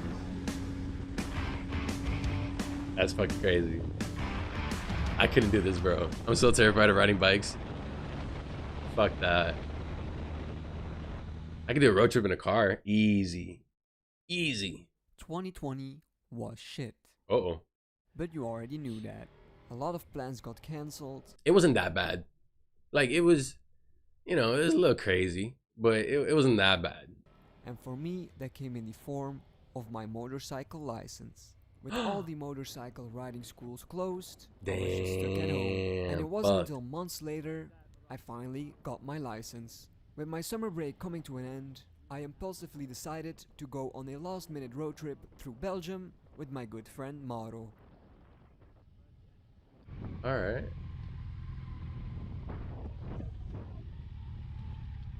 Our road trip started, as many road trips do, it's so clean. At the local gas station. What? Wait, what? Where do you pay? Like, where's the person that like stands there with, like, you know, the cigarettes behind him and says, "Hi, how can I help you?" And you say, "Yeah, can I get 40 on 2?" There's none of that. You guys don't have gas attendants? That's crazy. Hold on, let me move my fucking camera back down. I just saw that shit. That shit's annoying. I don't like that. Boop. As many road trips do, at the local What is this? That's so interesting. gas station. Okay. This is what, the Honda CB450? Ah, bro. And with a Weak full ass tank of bike. gas and our spirits high, we hit the road. On day 1 of this 3-day trip, we are aiming for the westernmost part of the country. Our goal is to get to the Airbnb, get some food, jump back on our bikes, and go towards the coast near the border of France. Yo, my geography sucks.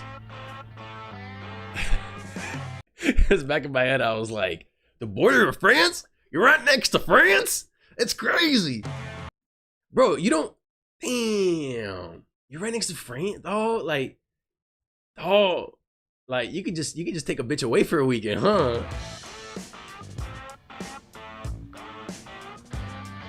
What's this little thing up here? What is this? What does this do? I don't know what this does.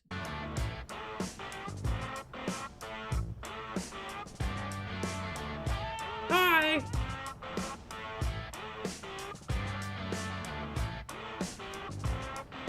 The fuck is that? I just see like, oh, look how beautiful my country is.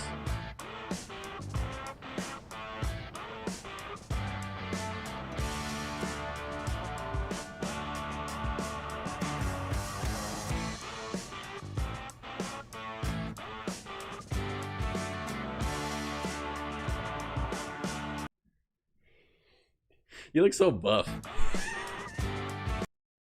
Like, look at this big scary motherfucker.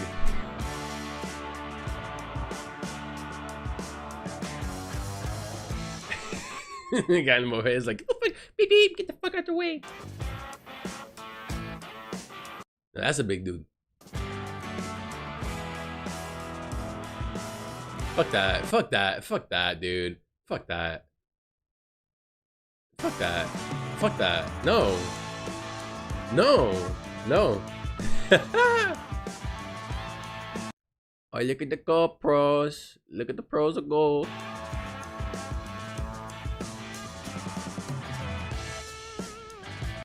Dude, imagine being on a motorcycle and being stuck behind someone riding a fucking bike. And then you don't want to be a dickhead, right? Because you're Belgian. So, like, chances are you're probably just, like, riding slow for a little bit. And you're like, oh, man, can this guy please turn a different way? Like... Oh, I thought the guy was still in front of them.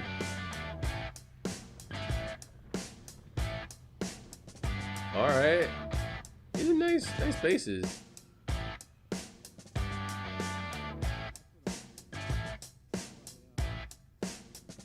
Oh man, I feel myself like coming into the fucking video, trying to look up to see like what else is there. Is there any way to tilt this camera up? Wait. Oh. And just like that. Wait, is that like a 3D? Is that not 3D? Is that like a, that's a 360 camera, right? That's what that is, huh? And we made it to the Airbnb. And to be honest, ooh, this is the spicy part. Happy to get off the bike and get on Morrow. Relax for a bit, but not until we first got some food in some questionable some sausage. Outfits.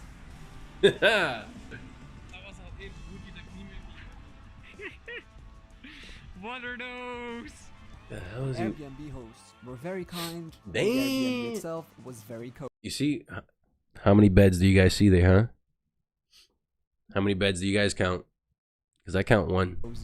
But since this trip was so impulsive, shut the fuck up! I just saw the other ones. We didn't have a lot of options, so the Airbnb was about half an hour from the coastline itself. So I wonder who was top bunk. After eating some food, we got back on the bikes towards the coastline. Wait, what? What was that? Towards the coastline.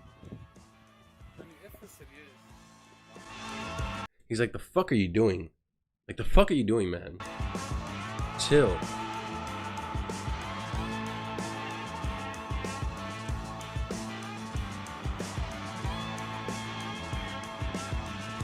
This is nice. Nice out there. Oh, what does what do? The that little thing that's near your hand, it looks like a little box. I think it has liquid in it. The fuck is that for? It's like right next to your hand, on the other side of the stick holding up the mirror. It's right there on the right side next to the orange button. Brake fluid. Oh, okay.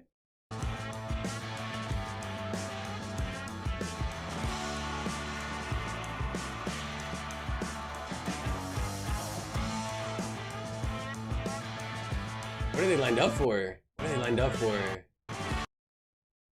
No. Every time I see white people lined up, I know it's something important.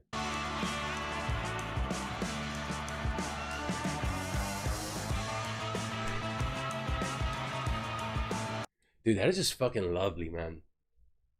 That looks beautiful, bro. It looks so chill and calm. Like, oh man.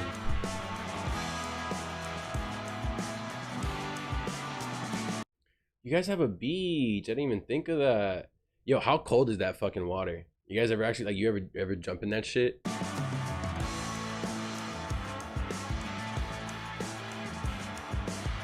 Well, that's disappointing. When we left, the weather was nice and sunny, but by the time we made it to the coast, it was getting quite windy and overcast. So we didn't spend much time making sandcastles and love. We just decided to turn back around and head to the Airbnb. Because to be honest, we were both quite tired. It was also getting quite dark, and with the national curfew, we had to make sure we were inside by midnight.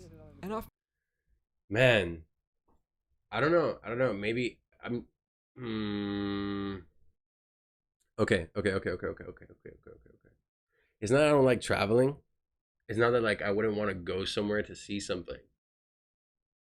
But man, just the thought of driving for hours to just look at stuff, and then you get to one place to look at stuff, and then you go home. I don't know if I could do that. After riding this Honda for hours, I mean, like, of course, like, if you have good company with you, right? Like, that's really what you're doing it for. You're doing it to hang out. You're doing it to have fun. But as far as, like, actually just... Because I know there's plenty of dudes who just hop on their bikes and just go off wherever the fuck they go. And they just chill, and they're just living their best life, and they love it. I don't know. Riding a motorcycle is fun, though. The adventure is the trip itself, not the destination. Yeah, man. I mean, right? That's just like life. But, yeah, I mean, I guess. I don't know. I was actually quite surprised. I just bought this bike a month earlier and got it running again, but I only rode it once, so I didn't really know if it was gonna make it on this trip.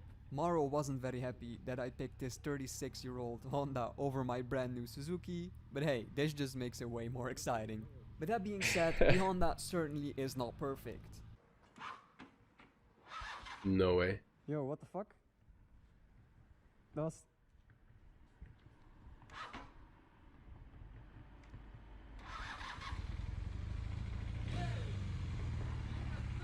In the 200 kilometers we rode that day, I did find quite a few issues with this bike.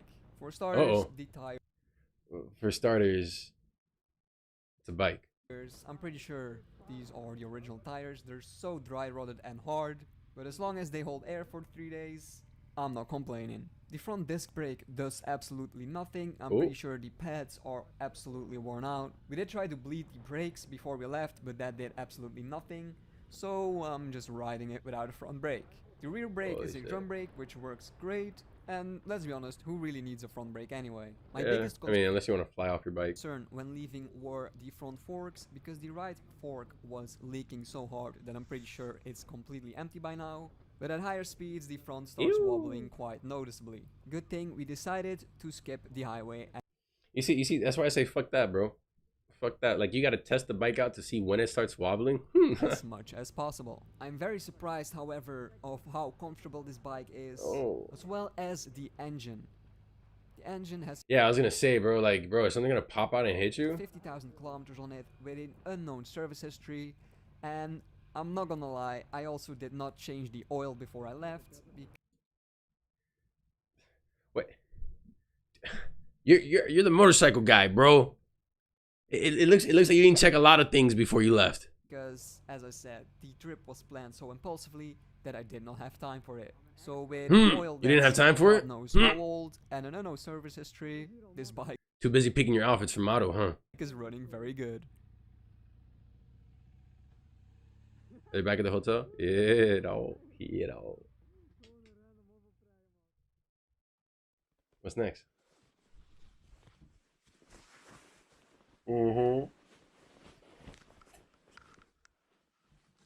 Did y'all have breakfast in bed? Morgen makker. Heb je er goed zin, jong? Are you ready to go? I'm tired. Yeah, bro. Like, you kept me up late last night, dog. Like, come on. Oh, ik ga nog mee bij mij. Of course you're good. You got the finish. Ik ga het overleven.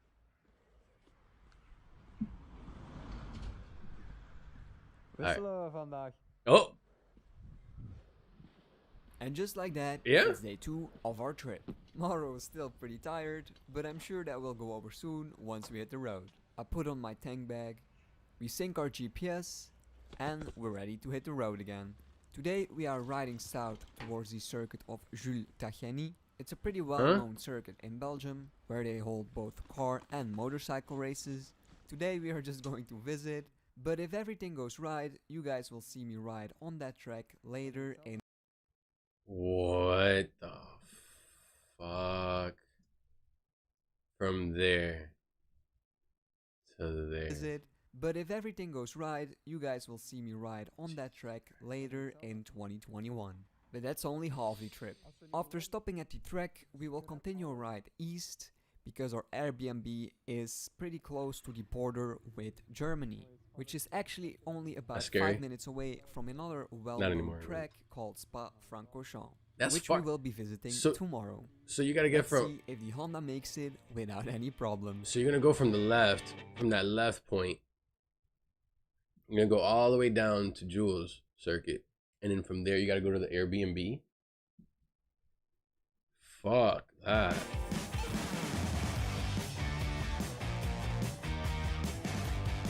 Like not even the fact that you're driving a bike, just like fuck driving all that. Holy shit. Excuse me.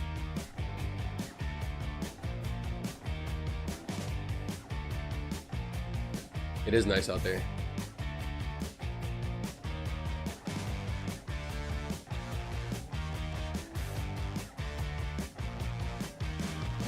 Hey, goed bezig achteraan. Yeah, is that what you told him? 15 kilometer uitje. Die gast die was al aan het twijfelen, jongen. Maar je hebt dat al goed gedaan. Hey, ik ben trots op je, maat.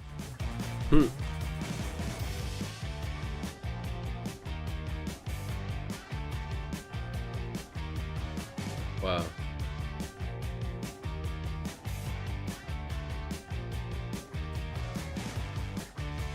Jeez. How early do you wake up and hit the road on these days? Yeah, for real.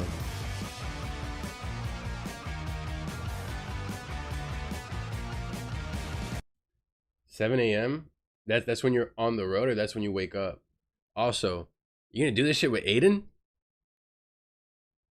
Aiden's gonna do this?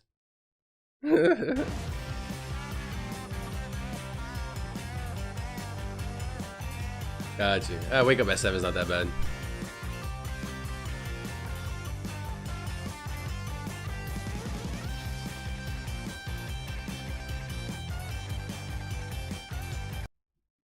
Yeah, that's it. Just put the effort for it. He might not make it. Listen, bro, that's a lot. That's a lot. And, yo, I'm pretty sure, like, your ass must be sore as fuck after riding for so long.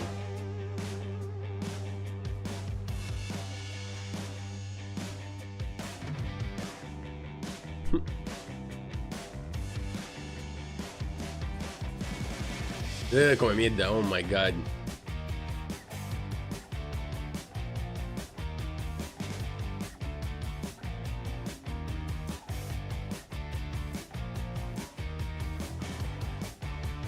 Damn. What's this? Is this the... And about 200 kilometers Yeah. later, we made it to our destination. Oh shit. And in good old CB450 fashion, I overshot the entrance because I have no front brake.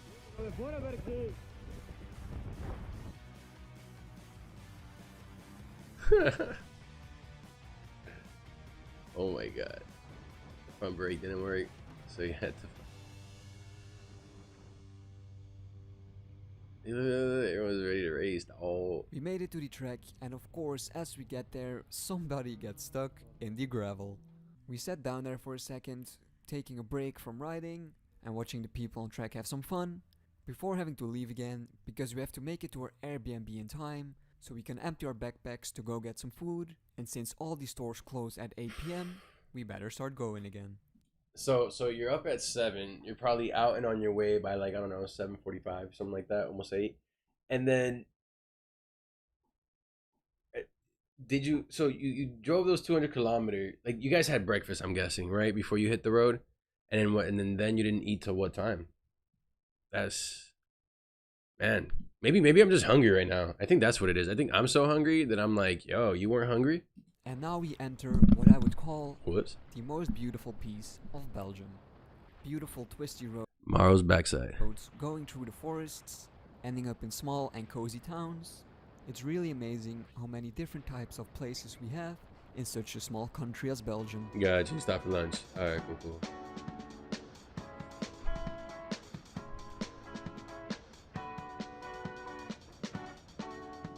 That's nice.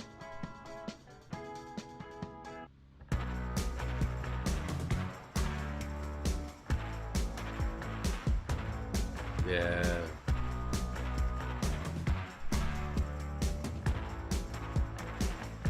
Man.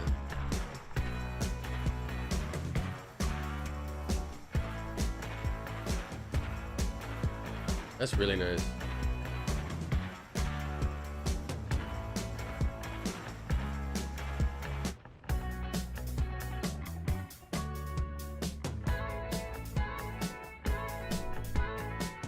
I like this music, dog.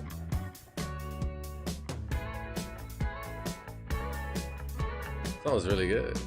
It's jiggy, dog.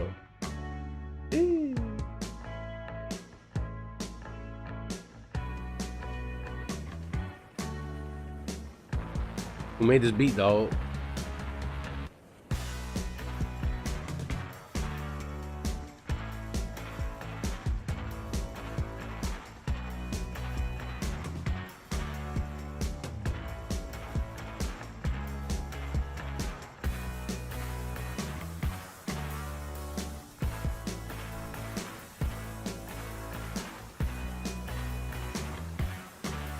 That looks crazy.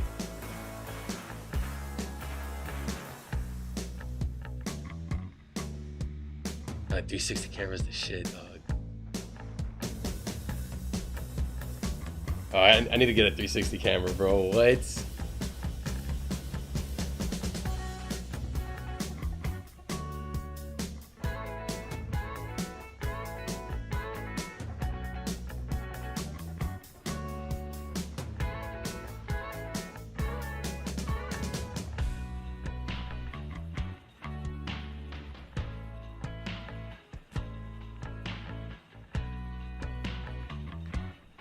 You know,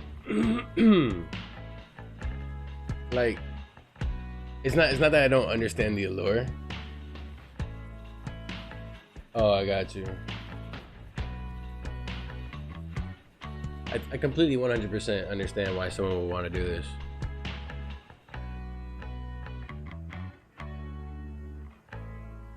I just ain't that guy, you know? That ain't me. Both of my cameras ended up dying somewhere along this stretch of the trip. Oh shit. But we did end up making it to the Airbnb and having some time left to get some food, so mission completed. Oh man, I would have loved to see where y'all ate. Exhausted, so we didn't stay up very long. We went to bed pretty much immediately. And a little like, you know, like y'all talking in the crib, shit like that. That would have been cool to see. Day 3, the final day. But like not just where y'all went, like more footage of where you guys were. Like the drive is nice. Definitely just as exciting. I'm like, what'd y'all eat? There you go. The previous 2 days. Mauro starts off the day with showing off his questionable cooking skills.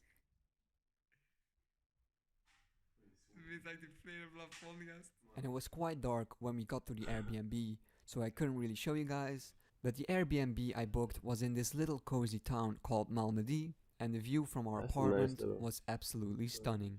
As you can see, our bikes are parked right next to the cathedral, so you bet your ass Miyamoto took turns staring through the window to see if nobody was fucking with our bikes. After eating some breakfast, it was time to leave towards our last location, being the trek of Spa-Francorchamps. That's another thing too, like it's the whole vehicle exposed. Like, man, like I don't know if you can hotwire a bike. I'm sure you can't, right? But like, man, I don't know. Like, you don't get scared someone's gonna steal that shit? I mean, mind you, you're probably in a whole different part of town, right? Like, you're probably like nowhere near that kind of shit. But still. Which is a very well-known trek internationally. Only one problem, it was closed due to COVID. So our mission was get inside, because we knew there were gonna be some motorcycles racing today. Wait, I thought the place was closed. Maybe somewhere down. I got it.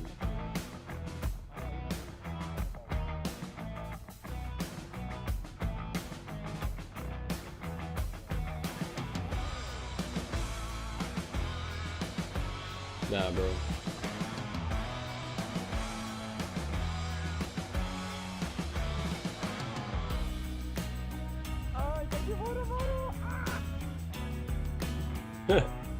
Having the front brake.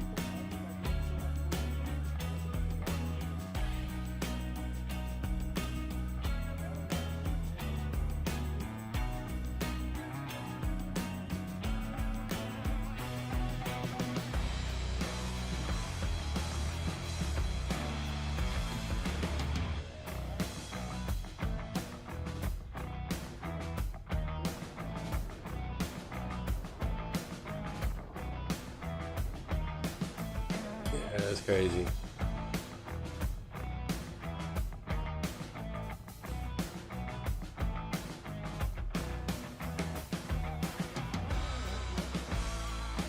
Yeah.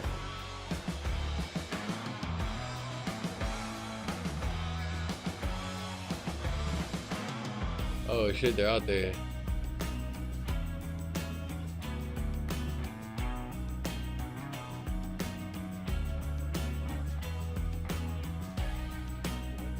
Yeah, they went around the back.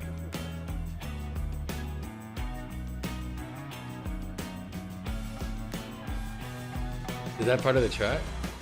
Oh no. Oh, you guys left? Okay. Damn. But y'all should have snuck in. That should have been the shit.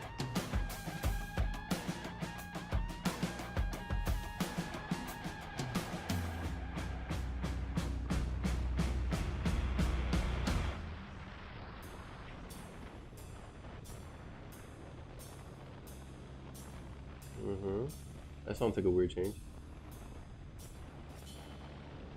There you go.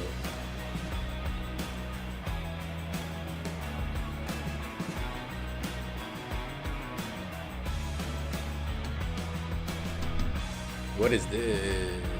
Is this a track? After finding a few spots to look through the gates, we finally did it. We just kept riding around the track to see if there was a spot where we could slip in, and we just did. Yeah? Hey, my boy. No barriers, no nothing, and we just ended up right next to the track. That's fire.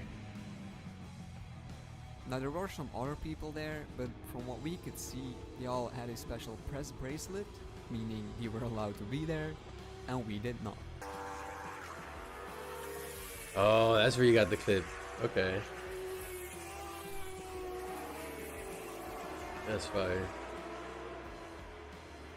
So we decided not to stick around for too long. We had to get home anyway. So we quickly looked on our GPS, trying to find some more beautiful twisty roads before heading home. So that's exactly what we did. Twisty roads.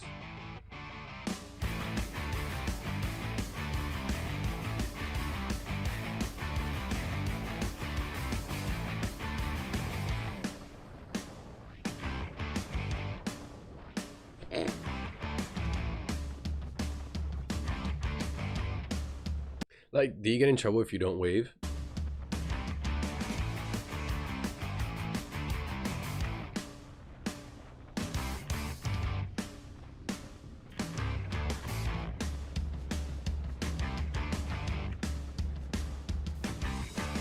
Nah, it's a good video.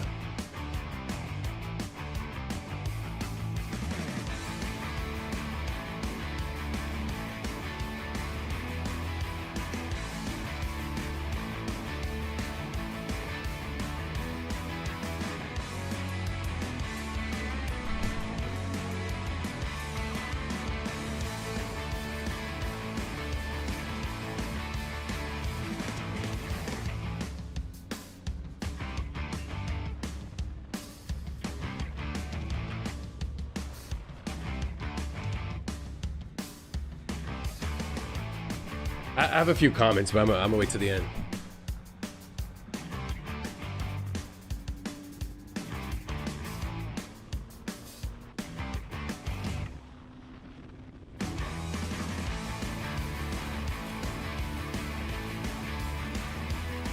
Attaboy.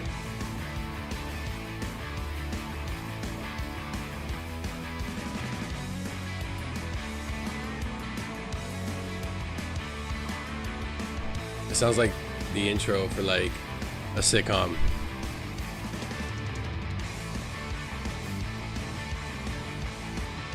Like Modern Family or some shit.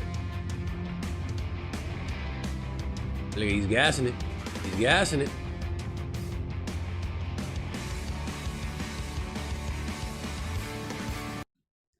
Bro, that's jeez. Wait, am I am I seeing this right? The red is miles per hour? Or is it just like what's the red numbers? Is that miles per hour? How fast is that in miles per hour? Are you doing like 140 kilometers? What's 140 kilometers in miles? Oh, okay. It's nothing crazy. Okay. Red is miles per hour.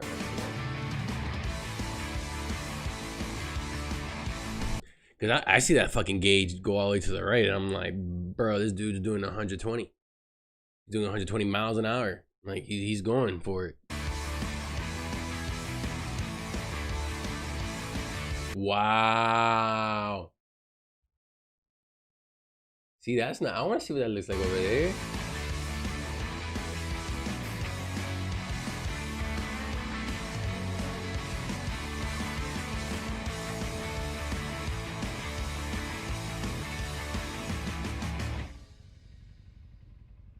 And just like that, our trip was over. That's it? Roads started to become more familiar, and we were both pretty tired, so we decided to get on the highway for the last 100 kilometers.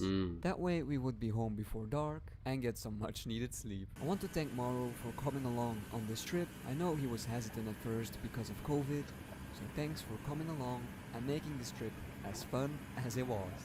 I want to thank our Airbnb hosts for their hospitality and flexibility and getting everything ready for us on such a short notice. A trip like this is a memory I will cherish for my whole life, and editing and rewatching this video brought me a lot of joy.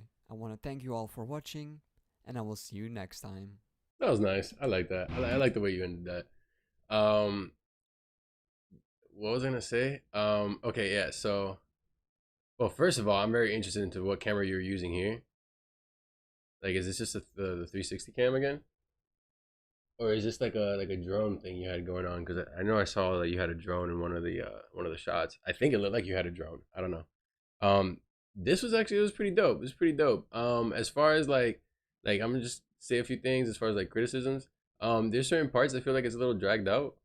Where like and don't get me wrong, like the scenery is nice, but I just felt like myself like kind of paying attention to like other things instead.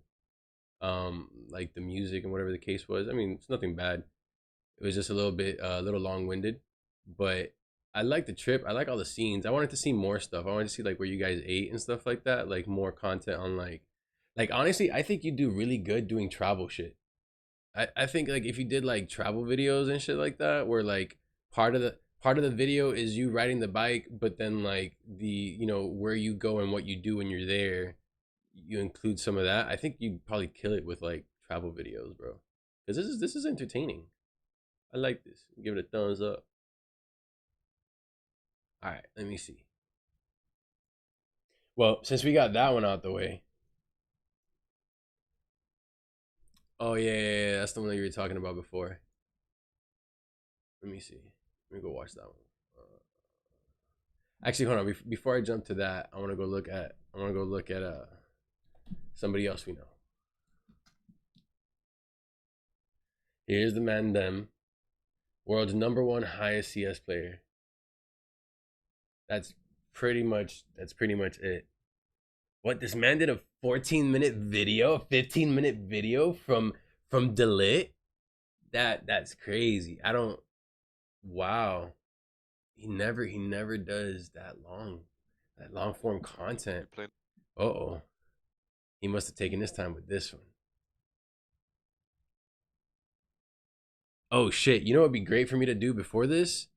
Seeing that he's like the world's #1 highest CS player, I should be the world's #1 highest streamer. So, literally like 2 minutes. Legend, tell me if you like my sign, bro. Like, I came up with it myself, right? So like, look, you see? What? It's not sitting. Look, the smoke break sign. So much better than a stinger. Give me 1 second.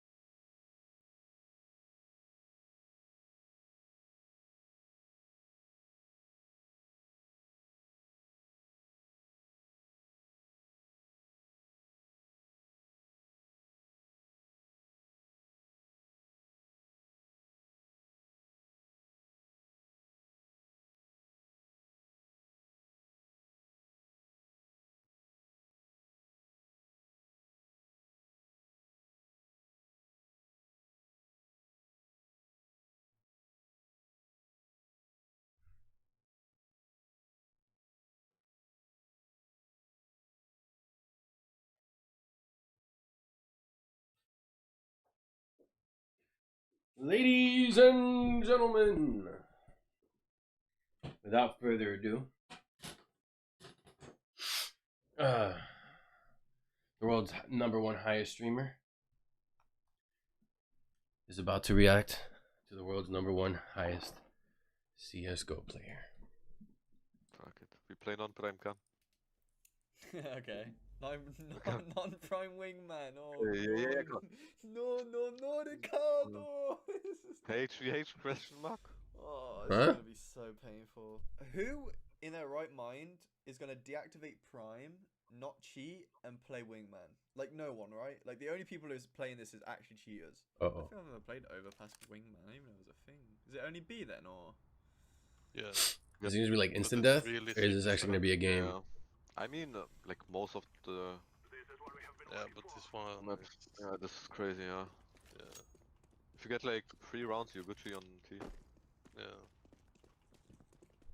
Uh-oh. These guys are like fucking Novas or something. I love his new icon. Oh, for sure. Fuck you Oh. say. If you Nova and a wingman, bro, that's like Oh. I don't know, like silver 1 in matchmaking. Why can't I plant? You know plant. Like I can global a Bro, wingman. I know how like skins are like a huge thing, but honestly, like I think it's for a great reason. I think skins are the best fucking thing in video games since like online play. So easy. Do you want me to just flash you over and then, because they probably don't even know where to like. A game without skins, like it sucks. It sucks. It sucks. Like, and I get it. There's people out there who play games and don't wear skins and don't use them, and like they think it's stupid. And it's a waste of money. But like, if I'm playing this game for a while, anyways, why do I not like give me the option to pick what the fuck I look like? I'm the one fucking playing the game, not you know what I'm saying? Like you're not playing my game. To like look away from flashes, man. Like they're probably that bad. What is flash? Why bully?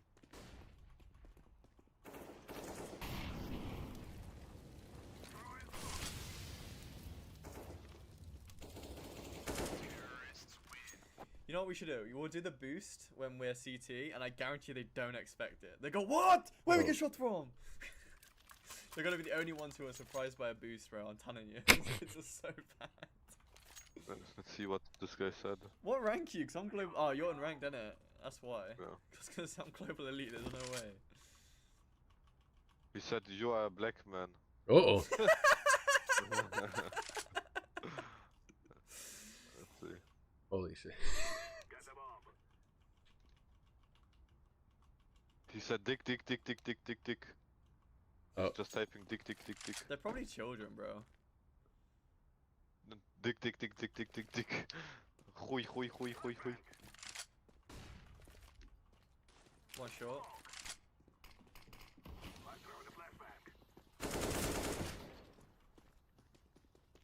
Uh-oh. Oh. Fucking hell, bro. Like, this is... Alright. I don't know. This isn't what I'm used to when it comes to... Go connector, is that a thing? This isn't what I'm used to when I watch Dillard's content. For those of you who haven't seen his shit before, like, it's a lot more fast-paced. It's a lot more, like, crazy shit. More, like, just highlight moments. Not necessarily highlight, like, a highlight reel type shit, but, like, just you know. Yeah, you ever been with your boys, you're playing a game. Wait, let's do a boost. And you just have fun doing this, that, and the third. Wait, I have a different boost come. That's pretty much... Oh, that one. Okay, you know, take all the good moments from those. I'll smoke this off then. Wait, what? What is this? Yeah. Go on the door, on the door. On the door? Yeah. But I can't. What am I meant to be able to see? We have. Just come here, come here. Let's do this. But you can go here, and then another one can boost, and then you can look over. Come here. Crouch here. Nice, nice move. Alright, let's see. Oh. Okay, last guy is over here. Hold on, let me molly him. Why are you guys bullying them? Yeah, for real. Wait, let's chill and smoke. Is he just gonna chill there? He should knife him. Why don't they just switch to knives? Try knife him. There you go. Knife.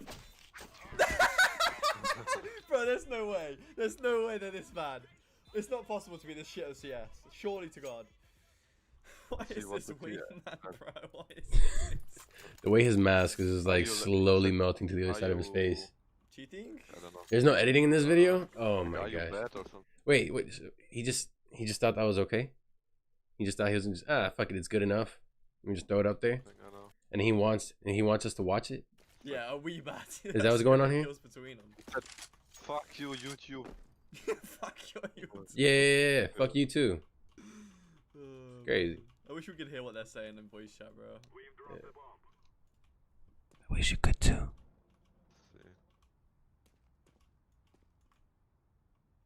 One shot. He said, Yeah. YouTube, fuck yeah.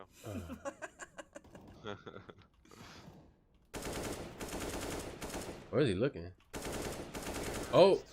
Least racist Russians. True. Easy. What a dickhead. Sub to delete. Yeah, that's what they're gonna do. Honestly, when I have days where I'm like, man, I'm so shit at this game. Like, I just remember like days like this, and I'm like, oh yeah, okay. Okay, so you just remember days like this where you're going against like complete scrubs, and it makes you feel good. Okay. I'm not that shit. Yeah, no, that's like, true. I have fun. Easy in your ass. Easy in your ass. I typed easy. Honestly, as of right now, I think like if you work with percentiles, so you guys understand, like, you know, if you're in the top, you know, if you're in the top 80 percentile, that means, you know, you're the highest 20% of the population type shit. I would say that, like, as far as skill goes, D's probably at like the 60 or 70 mark. Like, he has a lot of room for improvement. But I can tell you, like, and actually just watching him from the beginning till now, like, it has been a fucking serious change. Easy in your ass.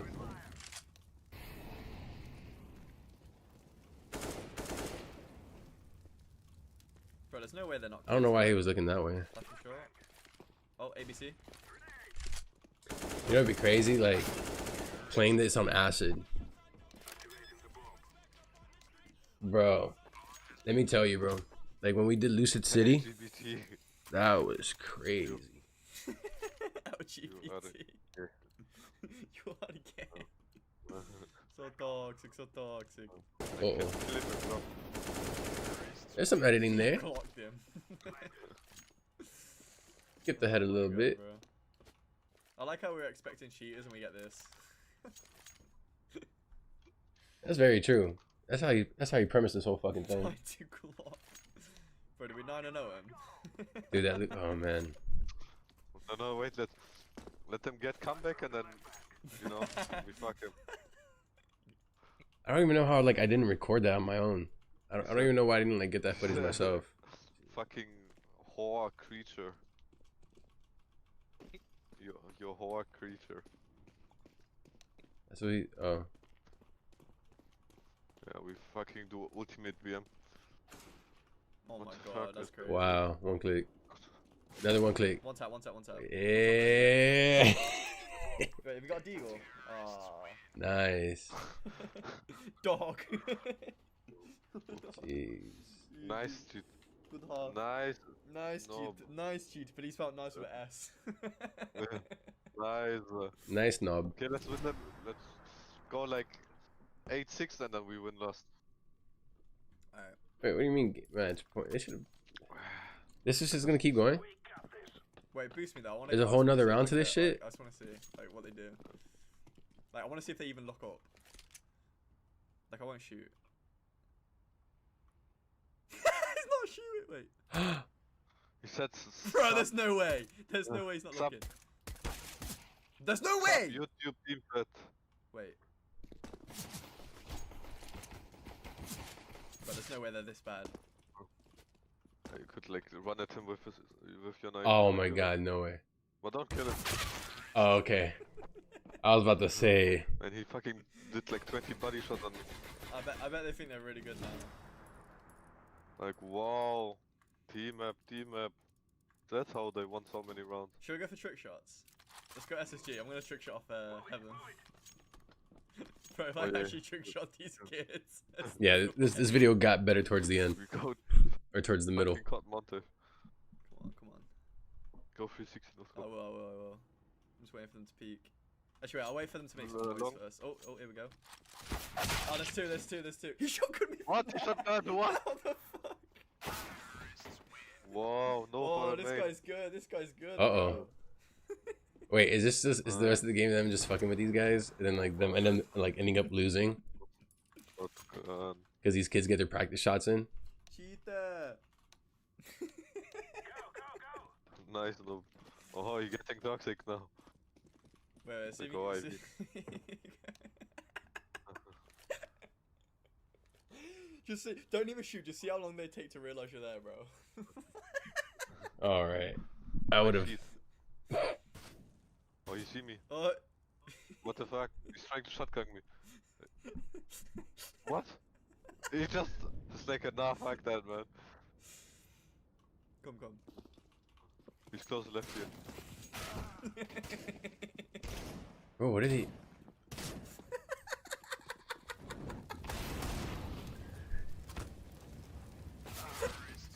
This motherfucker. He's playing with Bro. Fuck, he's moving too fast. Bro, there's no way. They have to be playing with controller, right? They have to be like console kids who just got a PC. Yeah, there's no Look, way. Look at these guys. They're Nice like, nice move. They think like. Are they talking shit? Oh, the kids are talking shit. Damn. Fucking, Okay, here's the thing though. Like you don't get fucking 8-0'd, and then all of a sudden the other team starts sucking, and then you tell yourself, oh look, there's a chance for us to make it back. And don't get me wrong, there's definitely a way that these two can fuck this up at the end. Oh man. Nice. Yo, if that's the case, Knife only. Well, he's gonna run into it, man, dude. Knife only, come on. Knife. Knife, come. Oh, he's back there. No. Oh, no. Alright, let's run boost. Okay. Going Assassin's Creed Ready? style. First jump, yeah? Go. Yeah.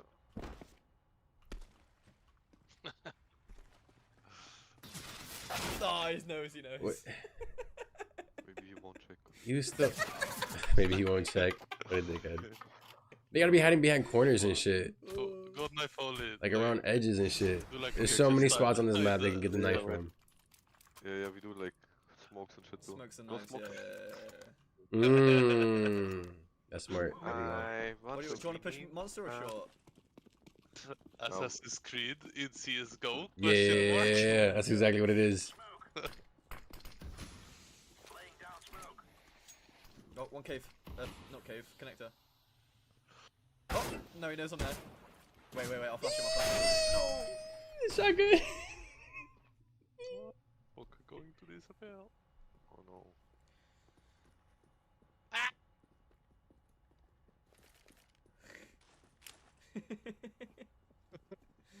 Bro, flash and knife, I beg, please. Big play. Knife,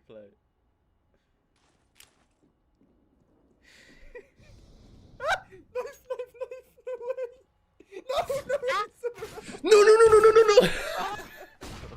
Bro, we're winning with. We have to win with knives, bro. We have to win with knives. They're not gonna win. Yeah, It's not gonna happen. It's not gonna happen, dude. We try to finish now with knife. Yeah. But if you don't get it, And that was intense, dog. I really thought, bro, he should have just immediately gone behind Kid, bro. we can't give them the bro. God damn. Alright, Ain't I'll no take way. monster. I'm flashing. Need the song. I need the song. Oh! I hit one. Oh, one's weak. They're both. Did they just flash themselves? If you have to come stream. Come on. You got this. Can't hear it on stream. Oh! No! No. I mean, I hear sound, but I don't hear the song. Bro, it's so difficult because they have shotguns. So like when you get close, it's just hard, man. This is tough to watch. We need to take this straight. We need to run boost. Like, okay, let's wait for them to come. As soon as we hear them peep, I'll run boost and I'll try and get them from behind, yeah? Like, let's run boost here, like, behind short. Run boost over them and fucking knife them in the back. Nah. Alright. Okay. I don't think they're gonna get it, bro. Do it, yeah? They got this round and the next. So you wanna go short, right? Yeah. We come with I'm sorry, they got like 3 more so rounds. you don't get stuck here. Yeah, for sure. Yeah, including this one. Ready? Okay, yeah. Oh, I hit him once. No, so close. Bro, he hesitated right there. Yeah. Alright. Now we're gonna do the slow-mo here, bro. Ready for this? Look, all right, so he comes in, gets that first knife, freaks out, moves back. Right there, completely fucked up. He should not have moved back, bro. He should not have moved back at all. He should have just fucking stayed right in his feet. He got one knife, get the second one. That's it. Fuck it. Like, you know you're probably gonna die anyways. He backs up, and from there, Oh, I hate him now. he's trying to dance around, and that's it. I think that he was surprised by the fact that he got the fucking first knife, that he didn't think about even trying to get the second one. I hit him once. No, so close. And oh my gosh, Come on, we gotta win this. This is our last chance. they gotta stick together and use like it can't just be one person using their smoke. It needs to be both of them using their smokes. You get what I'm saying? And not just like stacking it, but like drop the first smoke. Okay, cool. And then wait a little bit and then drop the second smoke. They gotta hide each other's smoke. Oh, I think he saw. please. Oh, please, please, please, please. Oh, you saw you now. You're fucked now. Please. Flash. No! Alright, we win Please this now. do, We still. win this now. We win this now. Alright, fuck these kids, bro. No, full buy. Yeah? Please. Oh, you're just gonna finish it off like that? You're just gonna go and take. Oh, you Like, pussies. oh wow, close game. Oh nah. They should try to go for the knives. You need to like. Do Or they get well. ranked on this, right? Is that why? YouTube content. Yeah, we should. Like, why were you hiding on that? Like, Play crouch this. down on that. No problem. What if? I got you short. I got you short. Yo, you imagine these kids slap him up real quick? Oh no. Where's last? Don't know. Maybe short. They suck. They should. Nah, they should have gone through with the knives. Pussy. Water. I'm good. Nice, easy. Close game, guys. Close game. It was a close That's game. right. Bro, I wish we got that knife though, man. Fucking hell, man.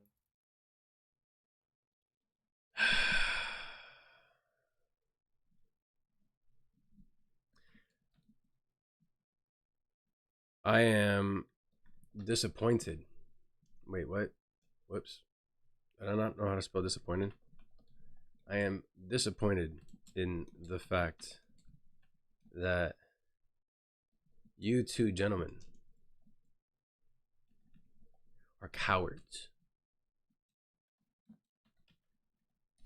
and couldn't even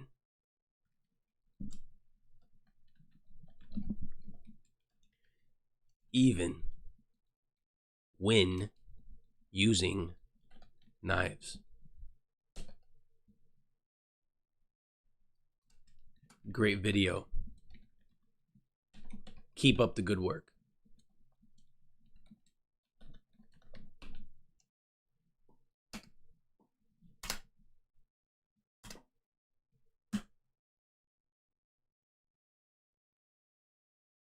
I don't know.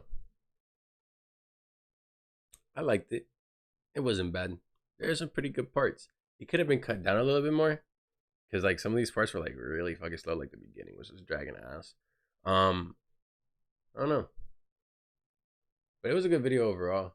I think they should have just kept the knives going, bro. They should have just kept the knives going to the end, man. And if they would have lost, take that out like a man, you know. But that was fun. All right. I think, what time is it? It's noon. I think I'm gonna take this time now to go ahead and finish this video. Get back to it. I'm gonna get some water real quick. Be right back. Hey, my coaster fell.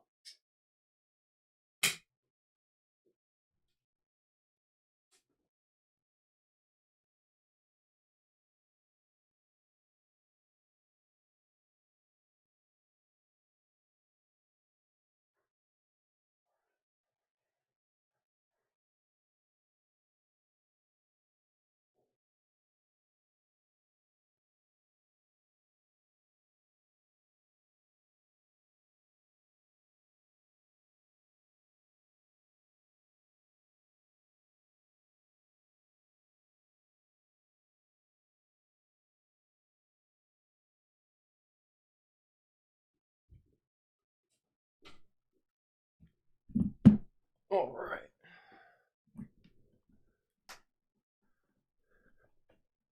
Back to the important content now, right? now back to the serious work. No, I'm kidding. Nah, bro. Honestly, like I like watching you guys' content. I don't know if me critiquing it at the end is even like, is something that you're interested in, is something that people would want to see. I just feel like it's just like a part of me that just like the instinct just comes out. Just because I know y'all. Yeah. No, it's good. And the video I chose was just a little longer. I'm pretty sure if I go with some of these other ones too, I'll probably, what I'm saying, just rate them just as much as I did the other one. Like it's good content. It's good content. Let me see. All right, let's watch another then. All right, let me finish this first. That I feel like is also worth talking about here, which was another change to the terms of service that was done somewhat hush-hush. Huh? It's not an L anymore either. That I feel like is also worth talking about here, which was another change to the terms of service. Oh, I gotta move my camera back. Fuck. Forgot about that. I think it was like somewhere over there. How's that look? Let's see. That looks alright. Yeah, it's decent. Alright, let's back this up a little bit. Because I'm so lost right now. Alright, so... We fly off the handle for things. So, like, whenever I said, oh, I would leave the platform for this completely, right? I didn't say I'm going to do this tomorrow, right? I give people time. I give Twitch time to respond. And I feel like their response has been at least adequate. Yeah, but they could always It's just reverse fucking... L, not W, I'd say. Well, they don't have an L against them. Reverse L, not it's fair W. for you to say that it's not a W, but it's not an L anymore either. That I feel like is also worth talking I think about. reverse L fucking nailed it on the head. To the terms of service that was done somewhat hush-hush, somewhat quietly. Ooh. And this one was about simulcasting. Yeah. Now, Twitch recently reversed their rule on simulcasting. Yeah. Back in I watched day, the Ninja you weren't thing about really this. allowed to simulcast at all. And then recently, they said, hey, you actually can do it. But you can only do it on vertical live streams. Basically, Instagram live streams or TikTok live streams. That's because crazy. They're not directly competitive to Twitch and their ecosystem, and they're somewhat additive in a way, because the people who watch vertical live streams might be interested in a horizontal live stream.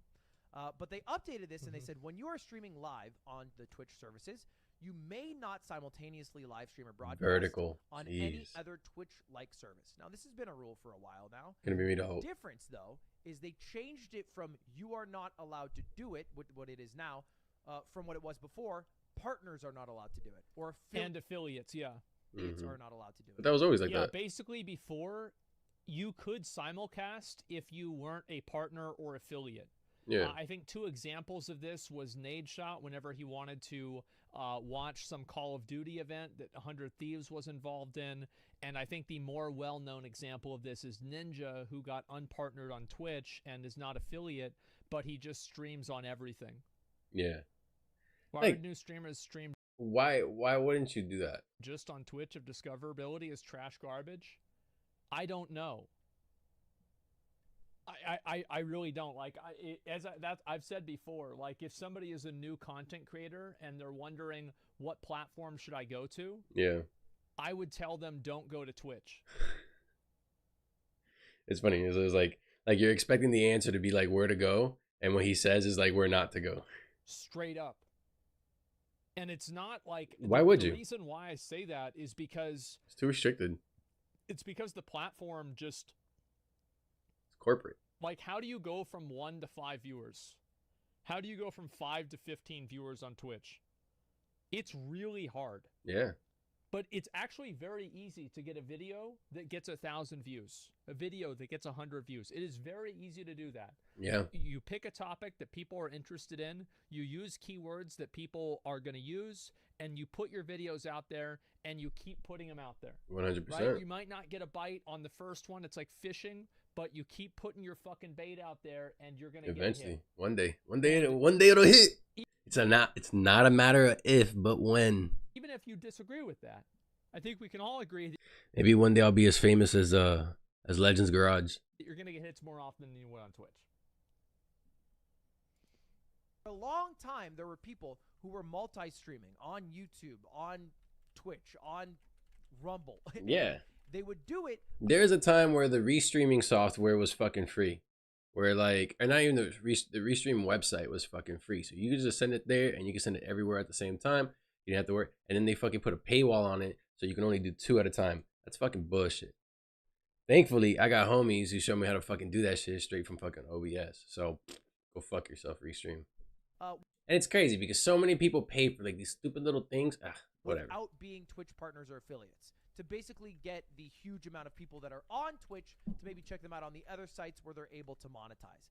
Now, you're just not allowed to do it full stop. You're not allowed to Nobody stream can on do it, Twitch yeah. and any other Twitch-like service. Other people weren't taking affiliates. Yeah, so they could that's why I stream on stopped other streaming on platforms at Twitch. the same I time said as fuck Twitch. that. I was like, there's no way.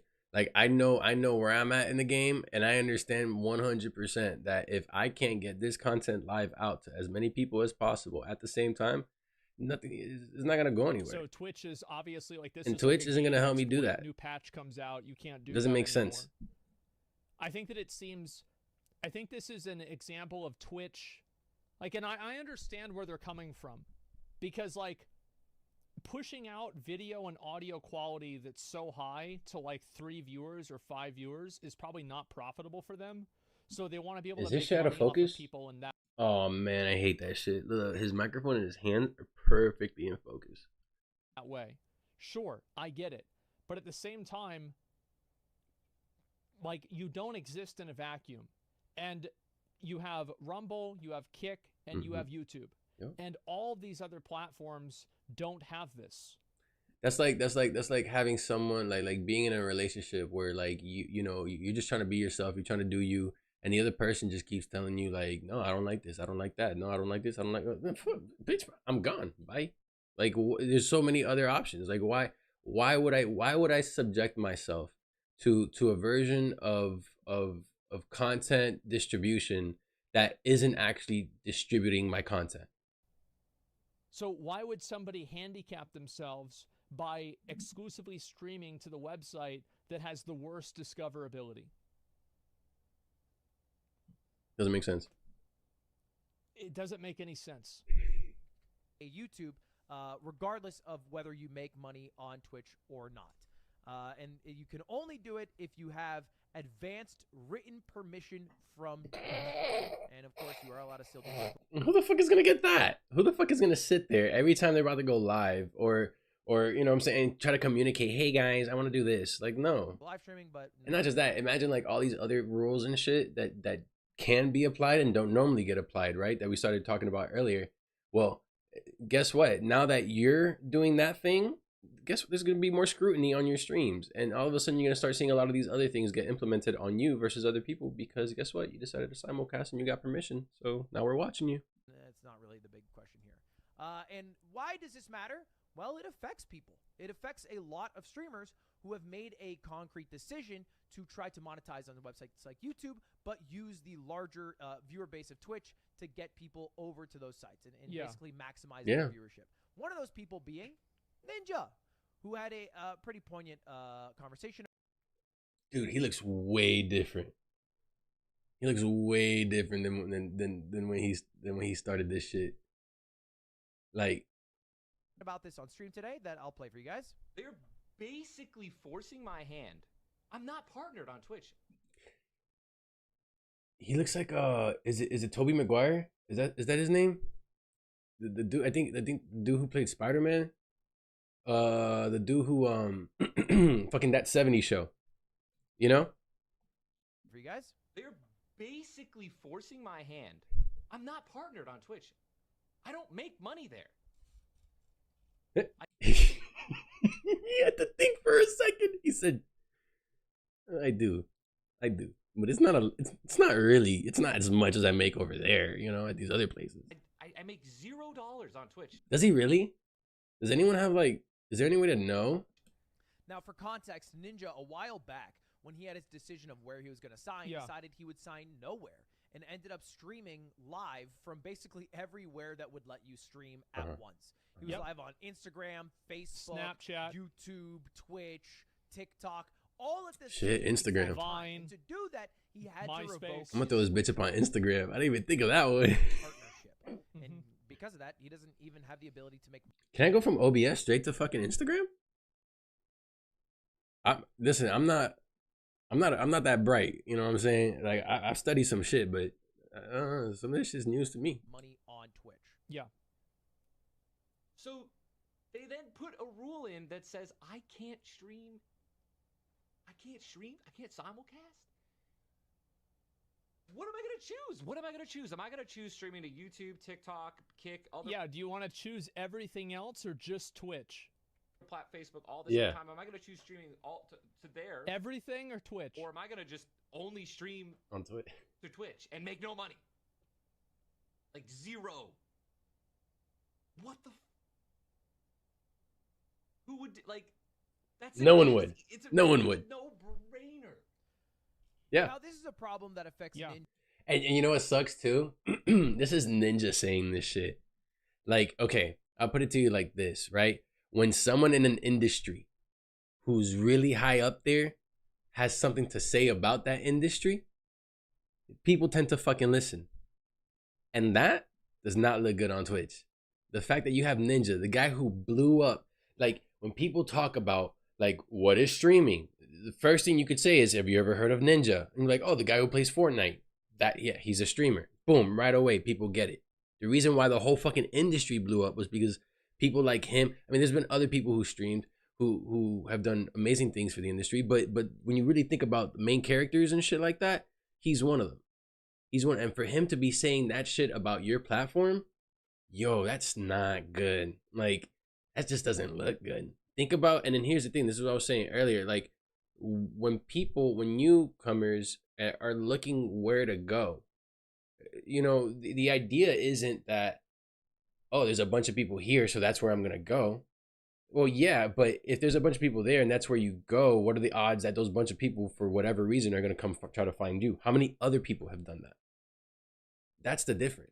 Ninja, most famously, but also mostly affects smaller streamers. It does. Because at its core, people who like to stream on multiple. Like the end of the day, Ninja.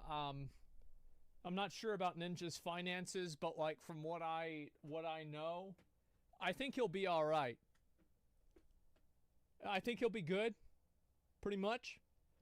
But like if you're a 10 viewer Andy or something like that, you're gonna be having a really bad time with this change. Because now you have to decide between potentially taking advantage of the discoverability of Twitch or the better monetization of Twitch, or growing your stream on multiple other platforms. Websites are people who are trying to attract as many audiences or new viewers as possible. And it's honestly a pretty good strategy. Here's the thing too. when you do that, when you go through those efforts to start spreading kind of like your content into all these different areas, you're essentially hedging your bets. What you're doing is you're creating all these different sources of income, but then you're also creating all these different sources of you know, consumption. And because you're on so many different platforms, bro, you have people who use some of the weirdest live streaming apps that are just like, they look absolutely horrible. And they're just like, the interfaces are all fucking, it looks like a pay to win game. And it's a fucking stream. And people, there's millions of people on that shit. There's things like that are going on. Why would I, like, what happens the day that Twitch isn't around anymore?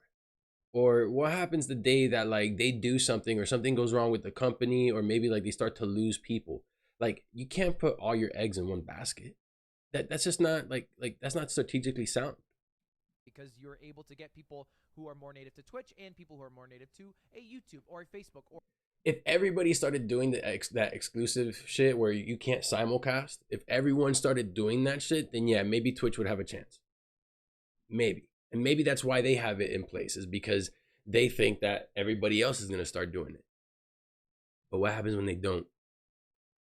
What happens with all this exclusivity that you want to fucking include with your creators? You want to make it seem as if your creators, you know, only on Twitch, like you're not giving them Joe Rogan Spotify deals. You're not doing those crazy contracts anymore, right? Like there's been another video, Asmon, talking about this shit. Or whatever, and cultivate communities in many different pockets that maybe you can have all conglomerate in one area where you're monetizing your best, whether that be a YouTube or even Patreon or a Kick or whatever it is. And now that's just fully dead, or at least the Twitch part of it is dead, which is pretty big because Twitch is still the biggest live streaming platform in the world. Oh yeah, and it is by a margin. Twitch is still the biggest platform, and that's it. 10 viewer Andy's real life drives have to put an effort in making videos to get discovered on Twitch. It's so much time consuming work. Oh, it definitely is. I think that like I see people sometimes and they stream every single day and they have a full-time job and they stream like 6 hours a day and they're super tired and really boring because like they just got done working an 8-hour shift or something like that. Yeah, they ain't got shit to say. They're all fucking fried. They're sitting there like trying to fucking, they're having thoughts. Excuse me. They're having thoughts, but they're just way too fucking tired to even speak them. Like the part of your brain that says, all right, this is the part of the words I got to spit out, is just not happening for them. And like, bro, like it's burnout and it happens. And I get it. And I highly like applaud those individuals who are willing to put in that fucking extra overtime. But dude, maybe pick a different schedule. Maybe pick a different schedule so you have energy when you're on here and you can talk all your shit. And it's always sad to see that because like you're never going to get anywhere doing this. Like it's not like one day you're just going to, your viewer count's just going to randomly start going up. Like these people are just wasting their time. But if they had just done content on YouTube or something like that and been you can just push it like that. They go about, you know, trying to produce content. And it's not that complicated, bro. Like it's like the majority of live stream viewers don't come from live streams. The majority of live stream viewers come from video on demand content. So if you want people to come see you while you're live, then you need to get the shit in front of them. Well, if you can't get your stream in front of them, you get your content in front of them, period, so that they're interested to see how the fucking soup gets made. Then they might be in a much better position. And it doesn't seem like Twitch is going to bow down on this one, but it is kind of a fucking L because there was no conversation. There was no article about this. I'm sorry. I look at streaming like it's, for me, it's behind the scenes of me making content, right? And there's a lot of things I plan to do with this that isn't just reacting to YouTube videos or playing some video games and stuff. Like there's IRL content that I'm planning, but all that shit being said, the whole purpose of the live stream is just to have people, you know, get in on the process so you can see how, like I said, like how the soup gets made. This was just a sneaky little change in their terms of service that now impacts hundreds of streamers who were using that that feature that they allowed previously. Not only that, by the way, but they're kind of forcing this decision very quickly on everybody because the new TOS, if you are a current partner with a deal that you've been really happy with, that you know you signed a year back, that you still have 2 years on, not anymore. As of yesterday, Twitch partners are getting notifications that there's a new contract. If they don't accept it, their partner contract will be terminated at the effective contract date. Wow. So it's like, take the conditions that we're coming up with, or once your deal is up, you're gone. And they will be made into affiliates until they do accept. So they're really trying to get this TOS signed and stamped immediately. I think there's some big decisions and big things that Twitch wants like legality over, and so they're making sure everybody's on board with this new TOS from here on out. Why would you be? By the way, if you don't sign and you decide to break your partnership and then your affiliate agreement, you have to pay them $25. Oh. So Ninja's gonna have to pay them $25. Damn, that hurts. That hurts. It's my money and I need it now. Potentially. You imagine if Ninja actually makes $0 on Twitch and then he has to end up paying them $25? Pay. If you or we terminate this agreement, a maintenance fee will be deducted from your remaining balance. The maintenance fee will be lesser than the accrued program fees for your Twitch channel, or $25. Any remaining balance after that will be paid to you. will be the lesser of the accrued program fees for your channel, or $25 program fees. Oh shit, I didn't know that's a thing. So they take $25 out of your last paycheck if you do decide to. You've got to keep in mind that, like, with $25, that's a large percentage of most people's money that they make off of Twitch. Yeah, for real. Yeah. Like, honestly, like, how many checks do, like, even if you get to like 50 streamers, you're probably getting like, I mean, 50 streamers, 50 viewers. You're probably going to like have somewhere in the ballpark of like $300, maybe 200. That's I mean, it's not bad. It's not bad, but like it's not much. Like, after taxes and shit, that shit's pretty much gone, right? And from that, that's like literally $25 is like a fourth or an eighth. And like, that's like if you have 50 viewers. You get what I'm saying? 50 viewers, you know, you're talking about 50 times 5 is 250. You get half of that, that's $125, right? $125 for 50 viewers. You know how hard it is to get 50 viewers, concurrent viewers on your fucking stream? People, not just concurrent viewers, but subscribers. And then you gotta, most people, and you pay $25. That's a fucking fifth of the money. People do not make tens of thousands of dollars off of Twitch. Majority. Most people make $100 off of Twitch. Yeah. So this is. I've made $100 quarter off of their Twitch. income. I made like $150 off of Twitch. Twitch as a whole because of all these decisions after signing a affiliate contract, and that's where Twitch is currently at. So look, it is good. It is good that they backpedaled and they clarified that they're not coming for creators' pay. It is bad that they snuck in a provision to their terms of service that stops creators from growing on Twitch and other websites while making no money from Twitch anyway. So I don't know why it would matter. Yeah, that's your update for Twitch. Anyway, thanks for watching. Subscribe. Tomorrow we'll be back with stuff that's not related to streaming platforms. Or at least not Twitch. I'm lying. It'll be about streaming platforms for sure. Goodbye. Probably, yeah. I mean, at this rate, I think so.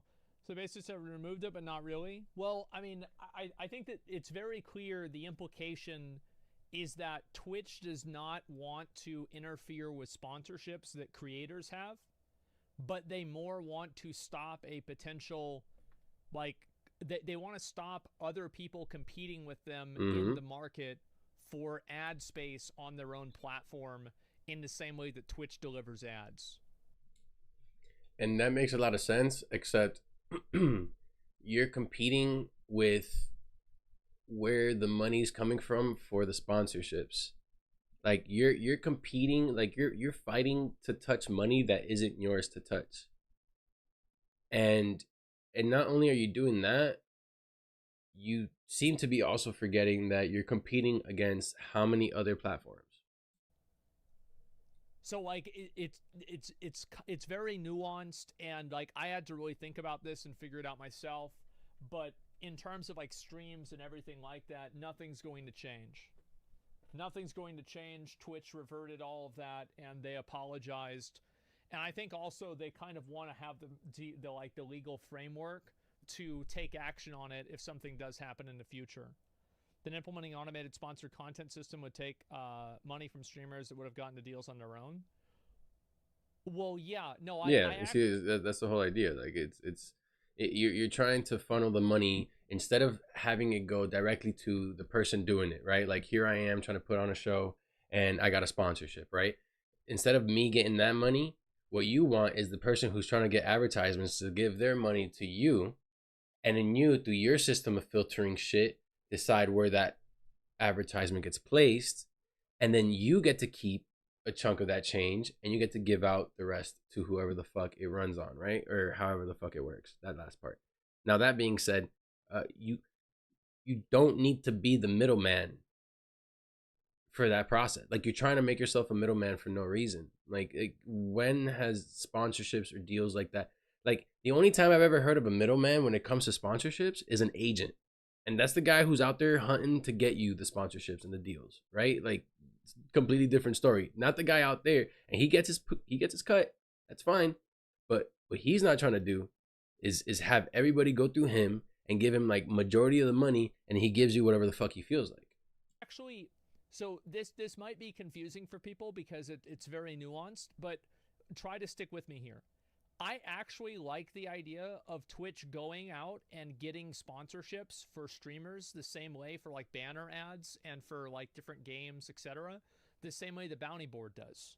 I actually think that's a really good idea because you're right. Like I actually talked with my agent tonight. That's why I was a little bit late to the stream. He has an agent. And I've talked to them for many times over many years.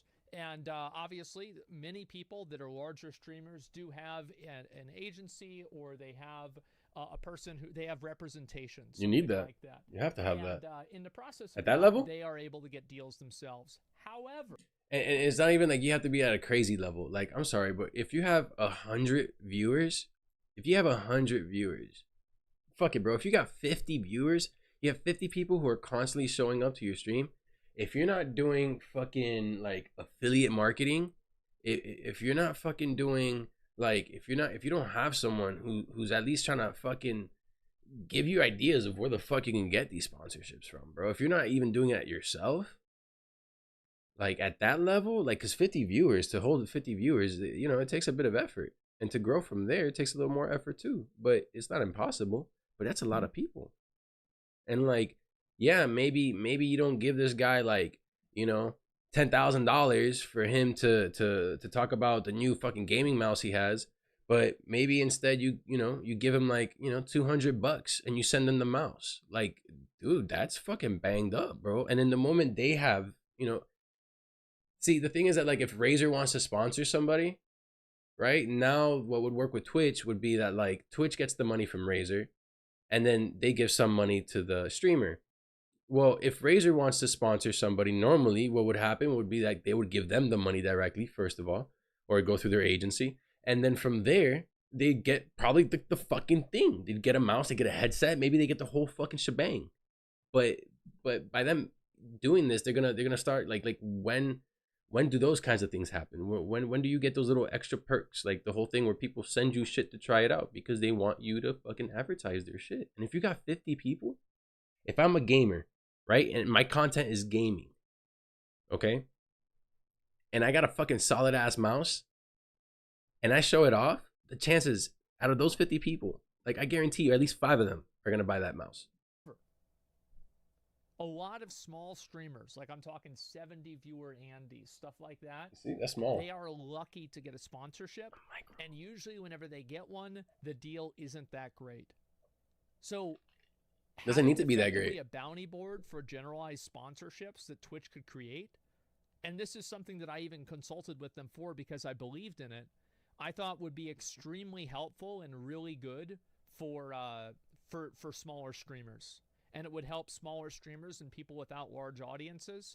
It would help them build revenue at scale for where they're at without having to meet like the 300 viewer benchmark that somebody would represent you for.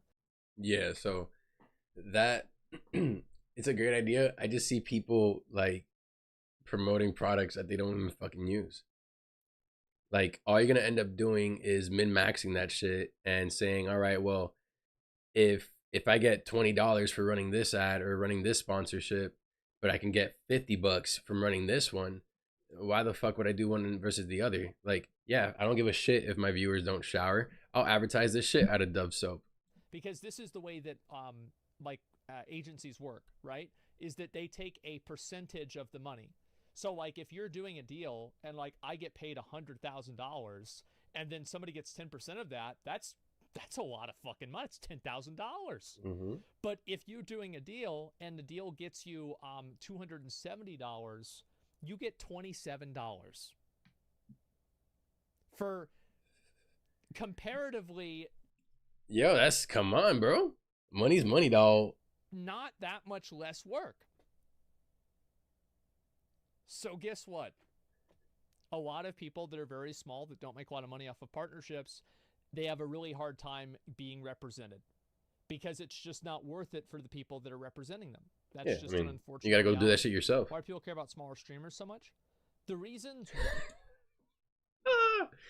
the reason why people care about smaller streamers so much, oh my god, that's like asking like, why do people care about the new artist? Why do people care about new artists coming out? Because like people doing their thing, people don't last forever. Nothing lasts forever. So like, you know what I'm saying? One day you're gonna want to watch something else. and if there isn't an environment that makes it so that there's individuals out there who have a passion for this and want to do it, if there's no environment for them to be able to give it a shot and give it a go and actually make something of it, then why the fuck would they do it? And then eventually there won't be content like that. There'll be a couple players in the game, and like it's like, okay, it'd be like you're going right back to cable television where you only have X amount of channels and that's about it. And the reason why YouTube has been so great is because of the variety of content. And you want variety, not just in content, but in the people who are creating the content, because if not, it's all going to look the same. The reason why caring about smaller streamers is important is that in order for a rainforest to grow, there has to be grass. And if you don't have the grass, you don't have the bushes. And if you don't have the bushes, you don't have the trees. I like that analogy. That's a good one. It's the entire... Does that make sense? Yeah, like you can't... How are you just going to have... Like what's the idea? Like you're just going to have people with 300 or more viewers? And like that's it. Like that's the bottom. So like how do you get there? So how do you become a streamer? Oh, you can't. That doesn't make sense.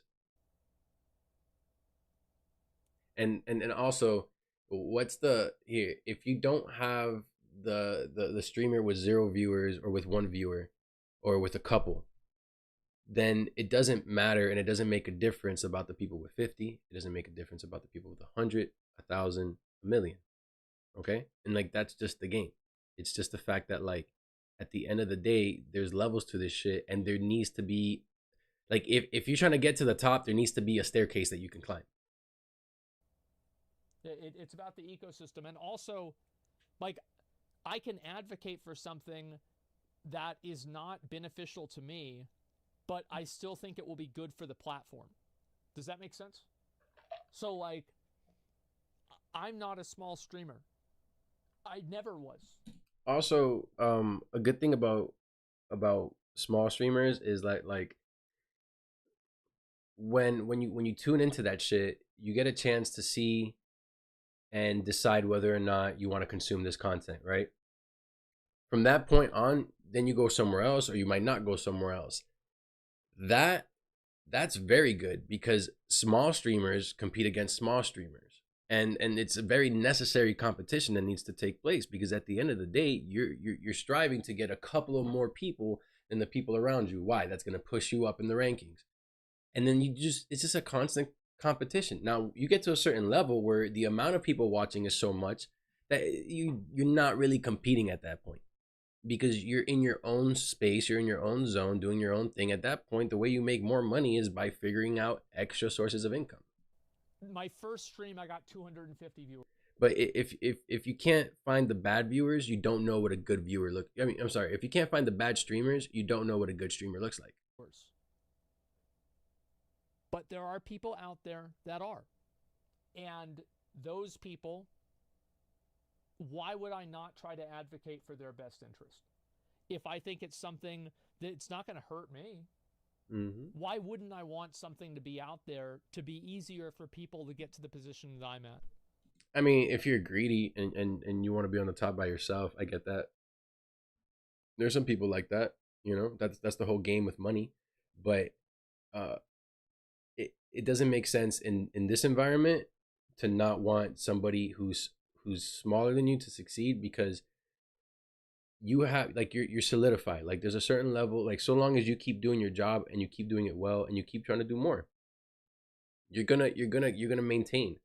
Even if a new streamer, even if millions of new streamers are coming out and they might chip away at your numbers, it's never gonna be such a huge wave of people who are going to be leaving your content. You've already built the audience, and that's what the big thing about streaming is too.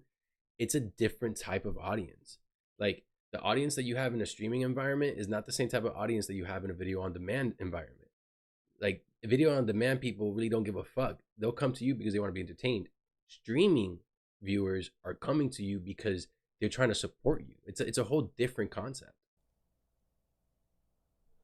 Smaller streamers are like new players in an MMO. Seeing a lot of them means the game looks good enough to try. That's actually really smart. I like that a lot. I definitely agree. That's why I think a lot of people see like a lot of what's the word for it? Like there's a lot of noise around Kick because you have all these small streamers that are moving over there. They're talking about it all the time. There's like the grassroots support for it. You know, again, I didn't even think of that, but yeah, there you go. That was actually really good.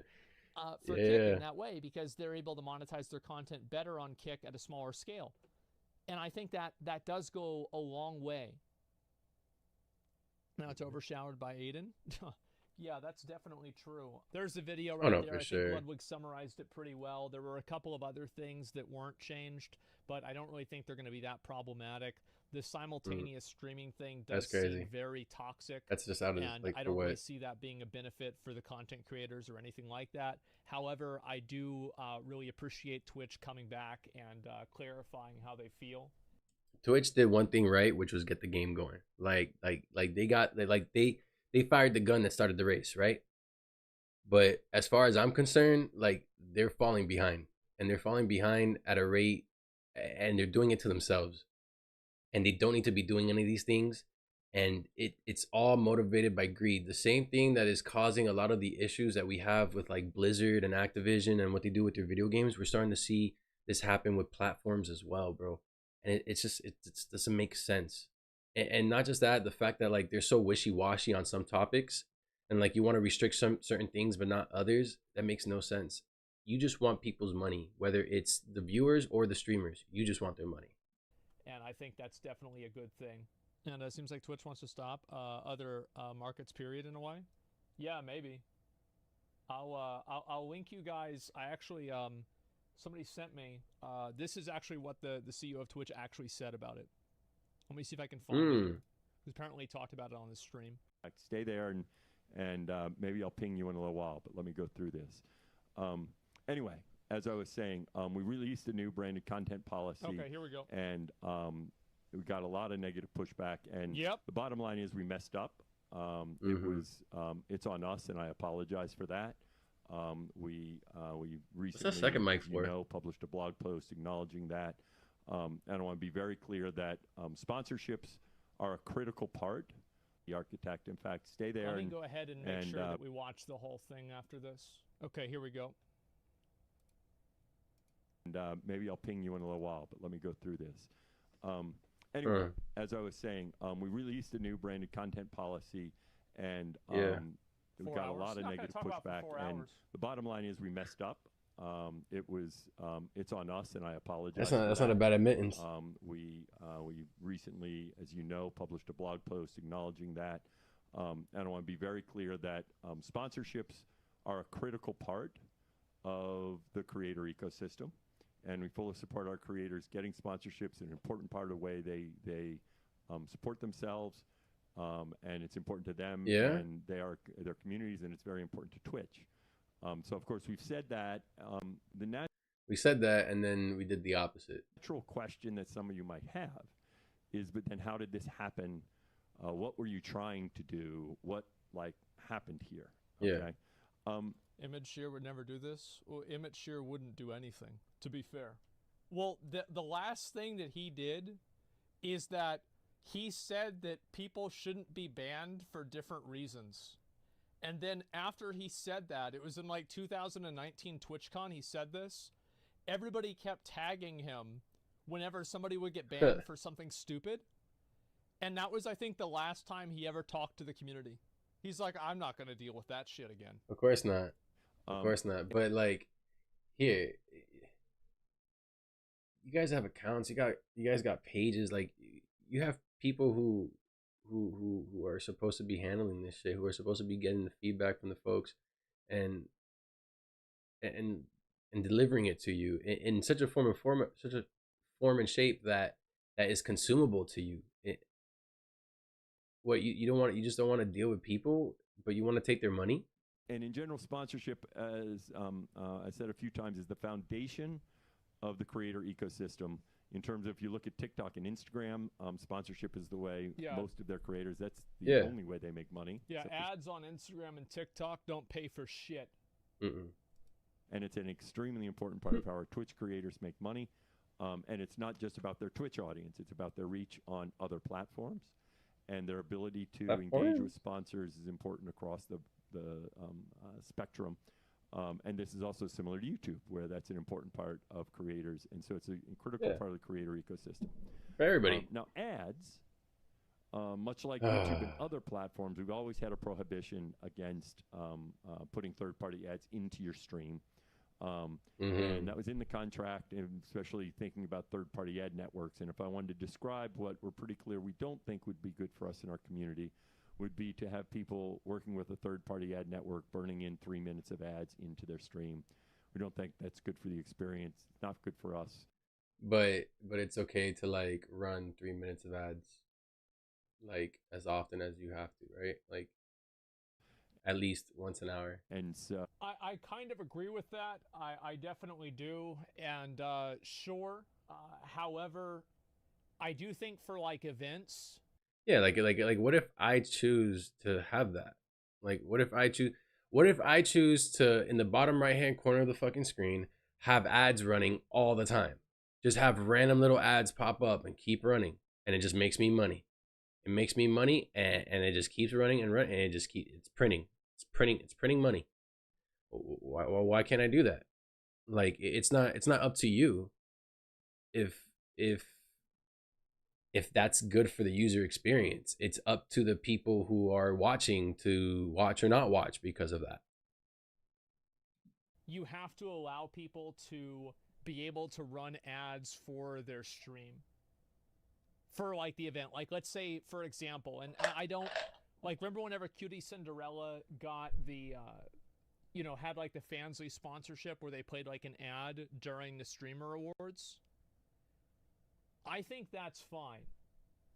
I do. I think that's fine. I think that has to be fine because that's the only way those types of things. And by the way, it's not about. Please, it has nothing to do with Fansly. Like that's just a whole. That's a whole nother topic. Running an ad. That's a whole nother topic. If you're running an ad that you curated and you got for your Bro, they literally ran an ad about Fansly, bro. Like it's supposed to be like, if you don't know what Fansly is, it's pretty much supposed to be like what's this other site, bro? It's supposed to be like an OnlyFans competitor, right?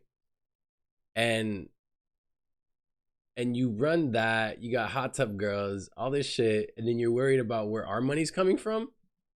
Dude, you should be worried about where your money's coming from. Your event, I think that's totally fine. But having another ad network do effectively the exact same thing Twitch is doing, I can see where they're coming from. Yeah, because like, yeah, but they still run their own ads. It doesn't matter. Like, why can't I just have a burned in ad into my video, right? Or on my screen? Why can't I just have like ads pop up and then every fucking hour, like you make us do, we just run the fucking ad. We run your ads. I don't understand why it's not okay for us to make money too. I think YouTube has the same rule. So, that's something we've always prohibited. Once a show, it makes perfect sense. But we've never been clear about the separation. And we're updating the topic. I'm gonna start running I'm gonna start running fucking. Let's provide some clarity here. And then, to be frank, as we my wrote shit. it was way too broad, and stream it go was down? poorly done, and we messed up there. And I fully understand how people interpreted what was written. As I go back and look at it, I was like, yes, I can fully understand the interpretation. There was a lot of detail, lots of pieces, and it wasn't clear about sponsorships and how important sponsorships are.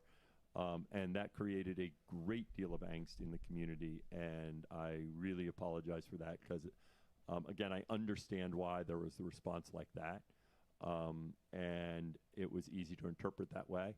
So for those, to be clear, we have completely pulled back the branded content policy. We're staying away from that and not going there. So I just wanted to be clear on that. I wanted to apologize.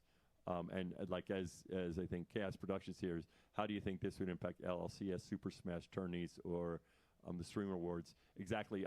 Our intent, and when we wrote it, we weren't thinking that we were trying to prohibit the way those things are funded. That's an important part of content. Okay, well, that answers it. So yeah, there you go. Damn, couldn't get away with it. That's fine. Like you have to understand that I have played World of Warcraft for almost 20 years. I have been on the internet for over 20 years. There is always going to be people that are trying to get something over on you or trying to do something. And at the end of the day, as long as it's not happening or it doesn't happen, I'm happy. Does that make sense? Because it didn't happen. I would have been mad if it did happen, but it didn't happen. It'll happen eventually, and whenever eventually comes, I'll make another video about it. Yeah, of course. I mean, there's nothing else to do. It's too wishful. It's not wishful. It's allocating resources and attention to what matters.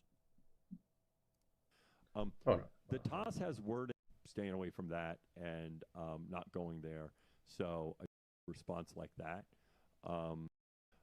And that created a great deal of angst in the community, and I really apologize for that because, again, I understand why there was a response like that, and it was easy to interpret that way.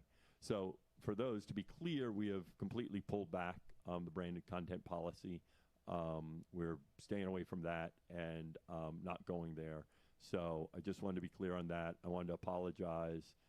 And like as I think Chaos Productions here is, how do you think this would impact LLCS, Super Smash tourneys, or the Streamer Awards? Exactly.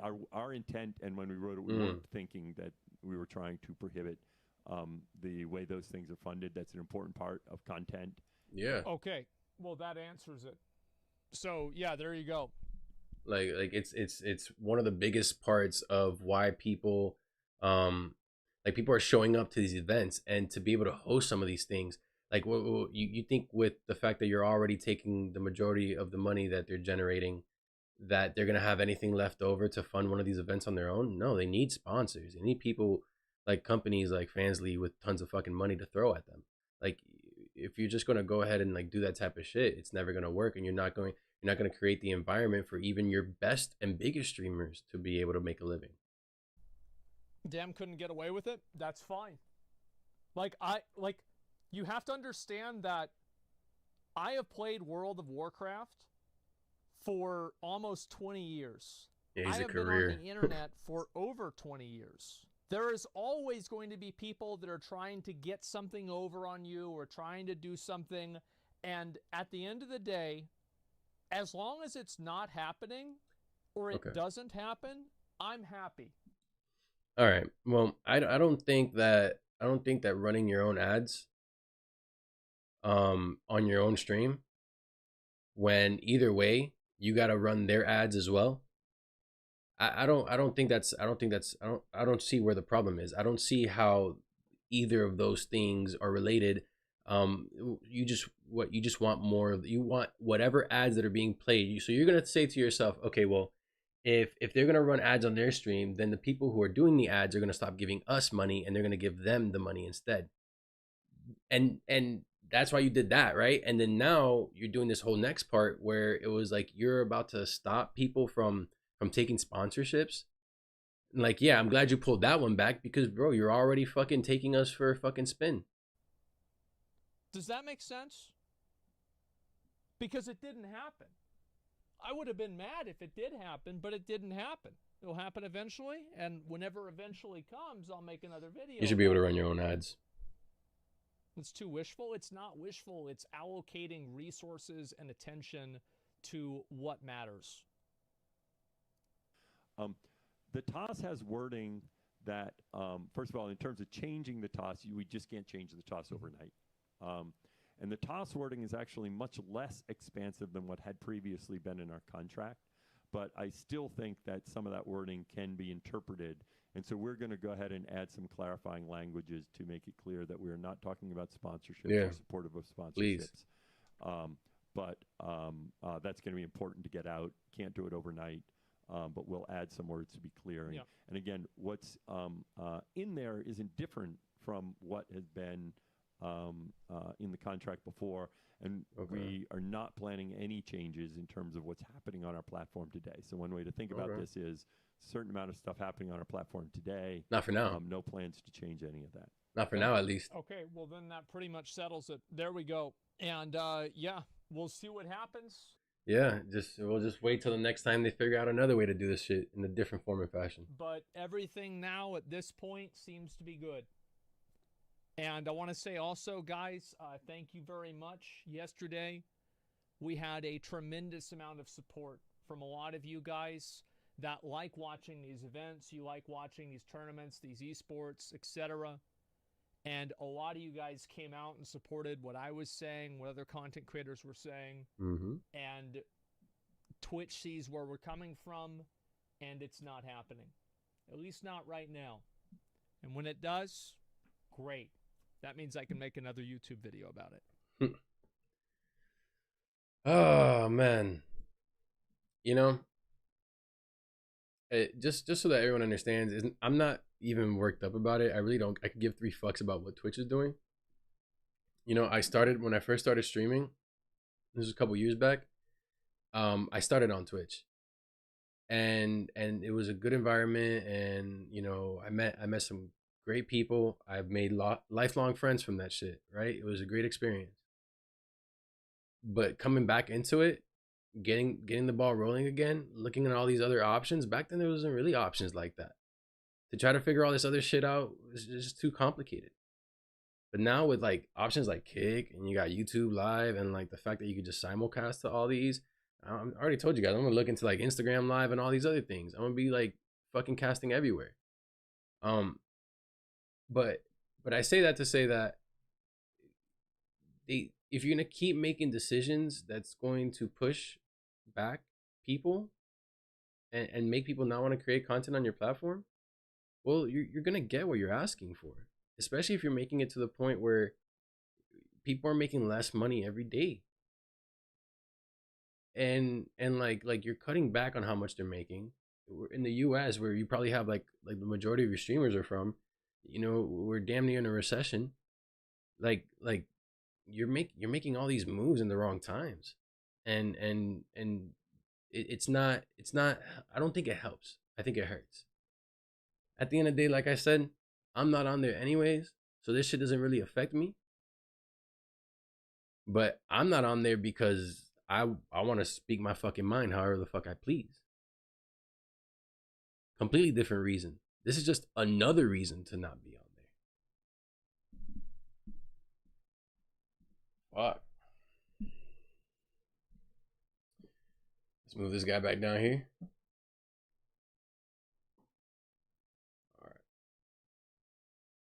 All right, give me 1 minute. I'll be right back.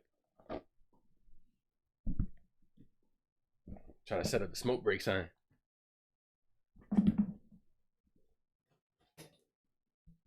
Smoke break. It's time for a smoke break. It's time for a smoke break. Smoke break. It's time for a smoke break.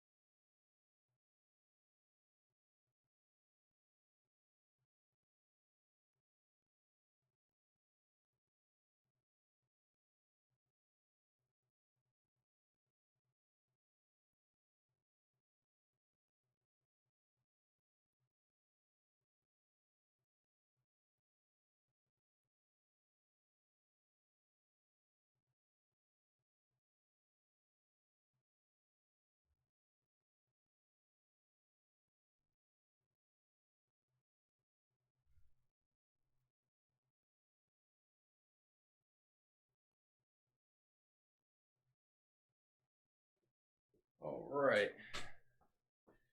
Adequately smoked the fuck up. I think we got time for about one more. Oh man. Yo, if you guys got any suggestions, if y'all ever want me to see something, let's watch something fun now. Something fun like another one of these videos I got on my list, or something fun like a Legends Garage video. Huh? Which one is it? Up to me? All right, let's see. Which one did I have on here? Oh. All right. All right. I don't know how many of you guys are familiar with Russell Brand. OG do be hitting though. It does hit. But hold on. I had this one. I put this one on the list. This one, he just dropped recently. I think it was like yesterday. If you don't know Russell Brand, bro, you need to watch his comedy, bro. This guy's fucking funny as shit. But here we go. Oh shit, it's only the beginning. He's very eccentric. Very eccentric character. Very fucking educated. News! The Democrats and Republicans have decided to work together in giving more money to the military-industrial complex and cutting spending on vital things for ordinary Americans. That's not news. Right? Hello there, you 6.4 million awakening wonders. Thanks for joining me on this voyage to Hi. truth and freedom. Hi, Together Russell. we have a chance to change the world. Not with We could. with phony discourse and lazy aphorisms, not by turning up and claiming that in a bipartisan world both sides have come together, when in fact it just looks like a deal has been done to funnel more money to the military-industrial complex. Think about how much money is in that war right now. Think about how many weapons we sent. Think about this, that, and the third. And then you think about the NRA, and you think about how big all these fucking institutions are. Of course. Simultaneously, whilst cutting the throat of ordinary American folks. No! By awakening to deep truths within us, accessible right now and only now. Turn on the notification bell, subscribe to our channel. It's the only way you can be sure that you'll get our daily content where we do our best to tell you the truth about what's happening. Anyway, should we get into this story? Of course we bloody well shall. Joe Biden's boasting that he's brought Democrats and Republicans together in some sort of historic moment. Isn't that what every president boasts about every time something happens and a bill gets passed? But it's not that historic unless... I mean, there's a lot of laws that get signed in by the president. I mean, are you giving him all the credit? Your history of the world is horrible events where the military-industrial complex nick all your money to spend it on wars that we'd probably be better off without. Watch. My fellow Americans, when I ran for president, I was told the days of bipartisanship are over. How big do you think the screen he's reading from is? Like, how big do you think that font is? And the Democrats and Republicans can no longer work together. But I refuse to believe that. Look, I'm not one to criticize Joe Biden unnecessarily or be mean, but at this point, he can barely sort of talk, can I was just thinking that. I should have said it. I was like, bro, he looks tired, dog. He looks tired as fuck. It's like he's sort of crumbling into nothingness. It's like a Right before your murder. eyes. And don't think that you can make me think you're normal just by having some photos of people behind you. Like I think it's crazy how it's like we do this fucking game in America where we go back and forth between these fucking different candidates, between one side and the other side. We don't like what this side was doing, so let's go over to that side. Oh, let's switch it now. Let's go back. It's a little fucking ping pong game. And it's like, it's not like we went from like Trump to something crazy amazing. Like, I'm not going to say that this is worse than the situation we used to be in. It's definitely not. You know what I'm saying? We're not worried about going to war all the time because our president's full of shit. Right? But at least, but come on, dude. Like why this guy? Like, you had other options. And early on, you shut those out for the sake of getting this guy through. Why? Oh, there I am, look, some kids and stuff. Great, you're normal. Can you stop giving all that money to Raytheon and Lockheed Martin for, I believe, unnecessary wars? Because America can never give in to that way of thinking. Look, the only way American democracy can function is by funneling taxpayers' money to the military-industrial complex, by accepting lobbying, by having a donor Yeah. class that bypass democratic process. Is that the only way? is through compromise and consensus. Oh. That's exactly what he said. Consensus between the corporations and the state. Got it. And that's what I work to do as your president. You know, to forge bipartisan agreement where it's possible. When the words are coming out of his mouth, right? Like, how much do you think he actually means anything he says, right? Like, how much do you think he's sitting there and like I feel like in the back of his head, he's just like, it's just fucking checkers. You know what I'm saying? Possible, and where it's needed. I've signed more than 350 bipartisan laws thus far in almost 2.5 years. Do you know, like, one of the main things I think about politics is when they come on the telly and tell you everything's great. You think it isn't. Like, they just tell you. Do you know what I've... Yeah, if the president or anyone gets on the TV and is telling you how everything's fine, something's probably wrong.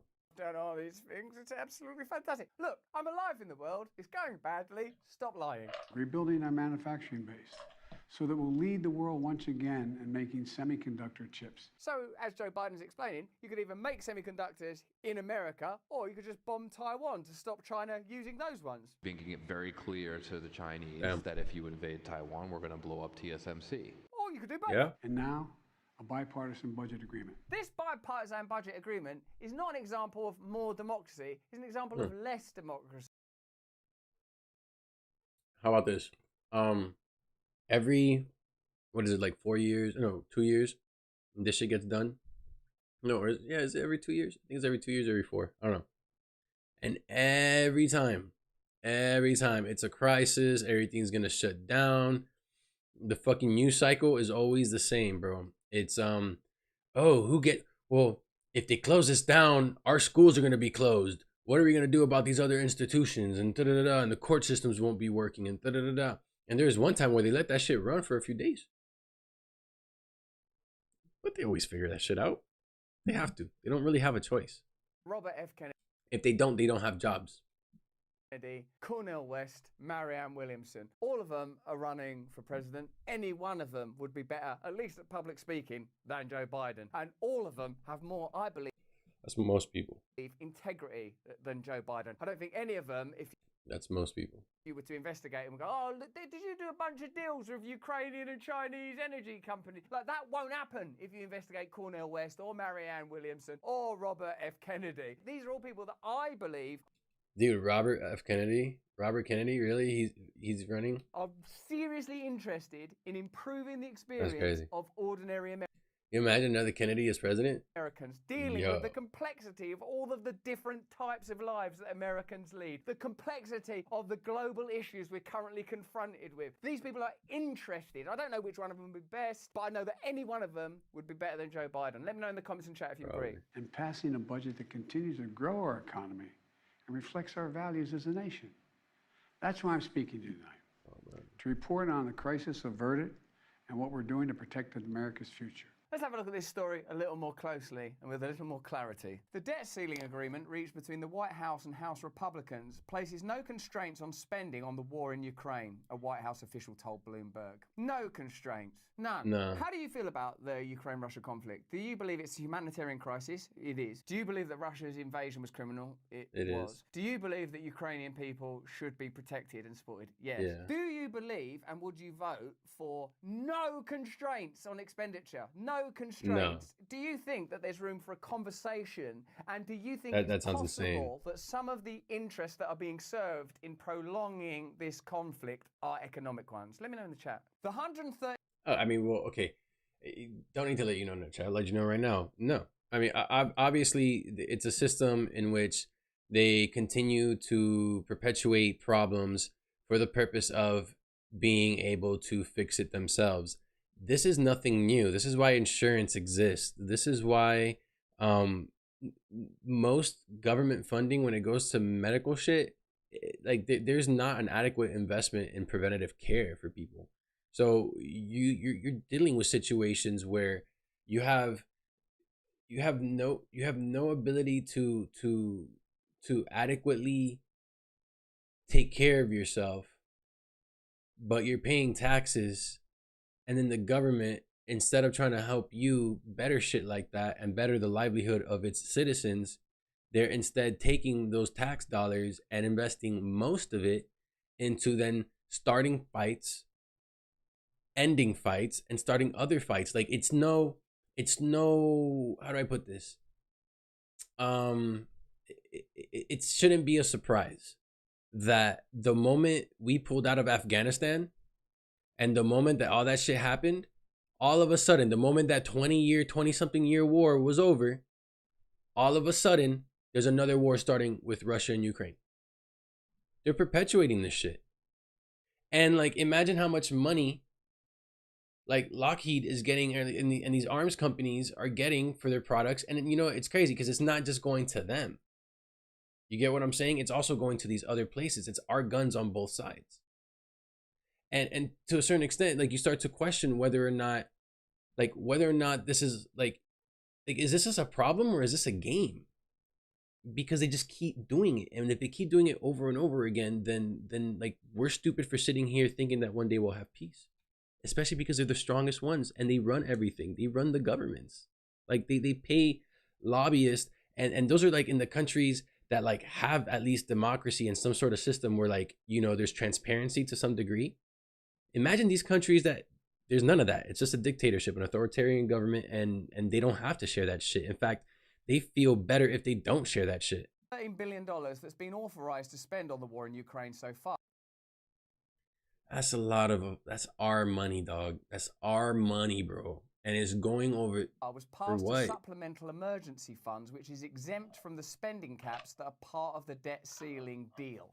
Would you mind if we separated off from this military-industrial complex expenditure, which we'll just call emergency? We'll just separate it off as emergency expenditure. What kind of emergency is it? Those two things should not have been put together. And the fact that like one of the bargaining chips or one of the reasons why it got passed was because enough people got their way and they attached these two things. Like the budget for our government, like we have funds for that, but then you separate an additional set of funds. Like we have funds that we use to take care of shit overseas. Obviously that wasn't enough. So they went ahead and they got more money and appropriated that as well. Why do I don't want the money that you're supposed to be sectioning out and using to take care of us, to take care of the people who are giving you the money. You're instead using it and giving it away. That requires that you... And you're giving it away for the sake of other companies making way more money. Trust me. Because $113 billion isn't shit in that game. Spend excessively on missiles and weaponry for a conflict that, by any reckoning, is not in America. According to the Congressional Budget Office, funding designated as an emergency requirement or for overseas contingency operations would not be constrained. The emergency funds could go beyond Ukraine and might be used to send weapons to Taiwan or for other spending that hawks favour as part of their strategy against China. So it's a 2-for-1 con. Can you sort of see how that piece of propaganda has been organised? How are we going to sell this to the American people? Say, oh... I'll tell you how you sell it to the American people. It's simple. Okay? You got your money, right? That's for us, right? Okay, cool. Spend it on us. You want to know the next part? Oh, you're worried about China? Okay, fine. Then take the money that we've already given to and already sectioned off for the military to use and go ahead and double your efforts on there and figure it out. But no, the truth of the reality is probably deeper than that. We probably got bases over there. There's probably shit like that. There's probably deals going on backdoor that you have no clue are even going on. I'm talking about, you know, fucking like army shit. You get what I'm saying? And then on top of that, you got these American companies that are going to make so much money if you go ahead and fund that war. Because now Ukraine isn't only getting guns from us. We're not only, yeah, $113 billion went towards them. Cool. That's them. For them to use, right? That's not counting the weapons. That's not counting the manpower we're sending. That's not counting like all the fucking the vehicles. What about that? That shit costs money too. Where's that coming from? And then wait. When you send them that money, what do you think they're gonna do with it? Oh, they're gonna buy guns. They're gonna buy weapons. Well, who do you think they're gonna buy it from? These guys. So would it not be the same? So like we're giving them guns and then we're giving them money. Like we're giving them our guns, right? The military guns, right? And that costs us money. Okay, and then on top of that, we're giving them money to buy even more. Well, this is a bipartisan thing. The Republicans and Democrats have come together. I'm a unifying president. Meanwhile, money's being funneled towards the military-industrial complex via the Pentagon, who can't pass an audit. Meanwhile, actual military personnel are living in poverty, using food banks. You know this already. I didn't know Pentagon couldn't pass the audit. That's crazy. Ready? I'm just reminding you so that you can watch I don't know if he's just saying that. and just try to calculate how many corrupt things are happening. That guy shouldn't be doing this job. What's going on with all the jobs in their family? What's he actually saying right now? Is this a bad thing for America that the debt ceiling is being removed, but somehow still money's being funneled into wars that I don't think are for what they're telling? I mean, it's almost immeasurable corruption. We don't receive any subsidies from the American government. That means I have to pay for these lurid dressing gowns out of my own hard-earned wealth. That's why now there's going to be a little advertisement for some of our sponsors and partners. Stay to the end. By God, I'll make it funny for you. We can only produce our amazing content thanks to sponsors like Black Forest Supplements. And Black Forest that was ham. are leading the battle against Big Pharma and regulatory bodies like the FDA who discredit natural remedies and your access to their benefits. I'm talking about natural remedies like Cistanch with Tonkat Ali supplements. Yeah, I'll be honest, I wouldn't be taking that shit. Potent plants that I use for its traditional health benefits. Cistanch, for example, I mean, I know you know this, is believed to increase energy. Look how energetic I am. It reduces fatigue. Do you see any fatigue here? Enhance memory and even promote longevity. Why didn't he just like spit a random fact? I was waiting for like a memory. Is a scar band. No, Tonkat Ali is known as an aphrodisiac. Oh yeah, and energy enhancer, because there's no point being all if you haven't got the wasp name. And has also been used to boost the immune system. You need that if you're going to be aphrodisiac in yourself, sense. Yeah. Aside from the benefits. Yeah, we know what it's really about. Purchasing these products will help companies like Black. The natural dick pill. Stronghold of Big Pharma and demand a more inclusive, holistic approach to healthcare. With the sale of these natural herbs potentially coming to an end due to the FDA's actions, now is the time to act. Try out Black Forest, Cistanch, and Tonkat Ali using there's a place for this shit. 10% discount. You get what I'm saying? To that other version of me doing his level best to bring down the bloody system. The bill will cut federal spending by $55 billion in 2024 and $81 billion in 2025. Moody's Analytics estimates that thanks to the bill, there will be 120,000 fewer jobs at the end of 2024 than there would be without it. So okay.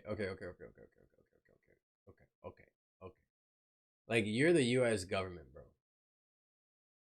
Like, government contracts are fire, right? Like, if you like, even if you fucking own trucks, if you do maintenance, IT, if you fucking deliver food, if you fucking what else? Hold on, I'm trying to think of all the different things I've seen before.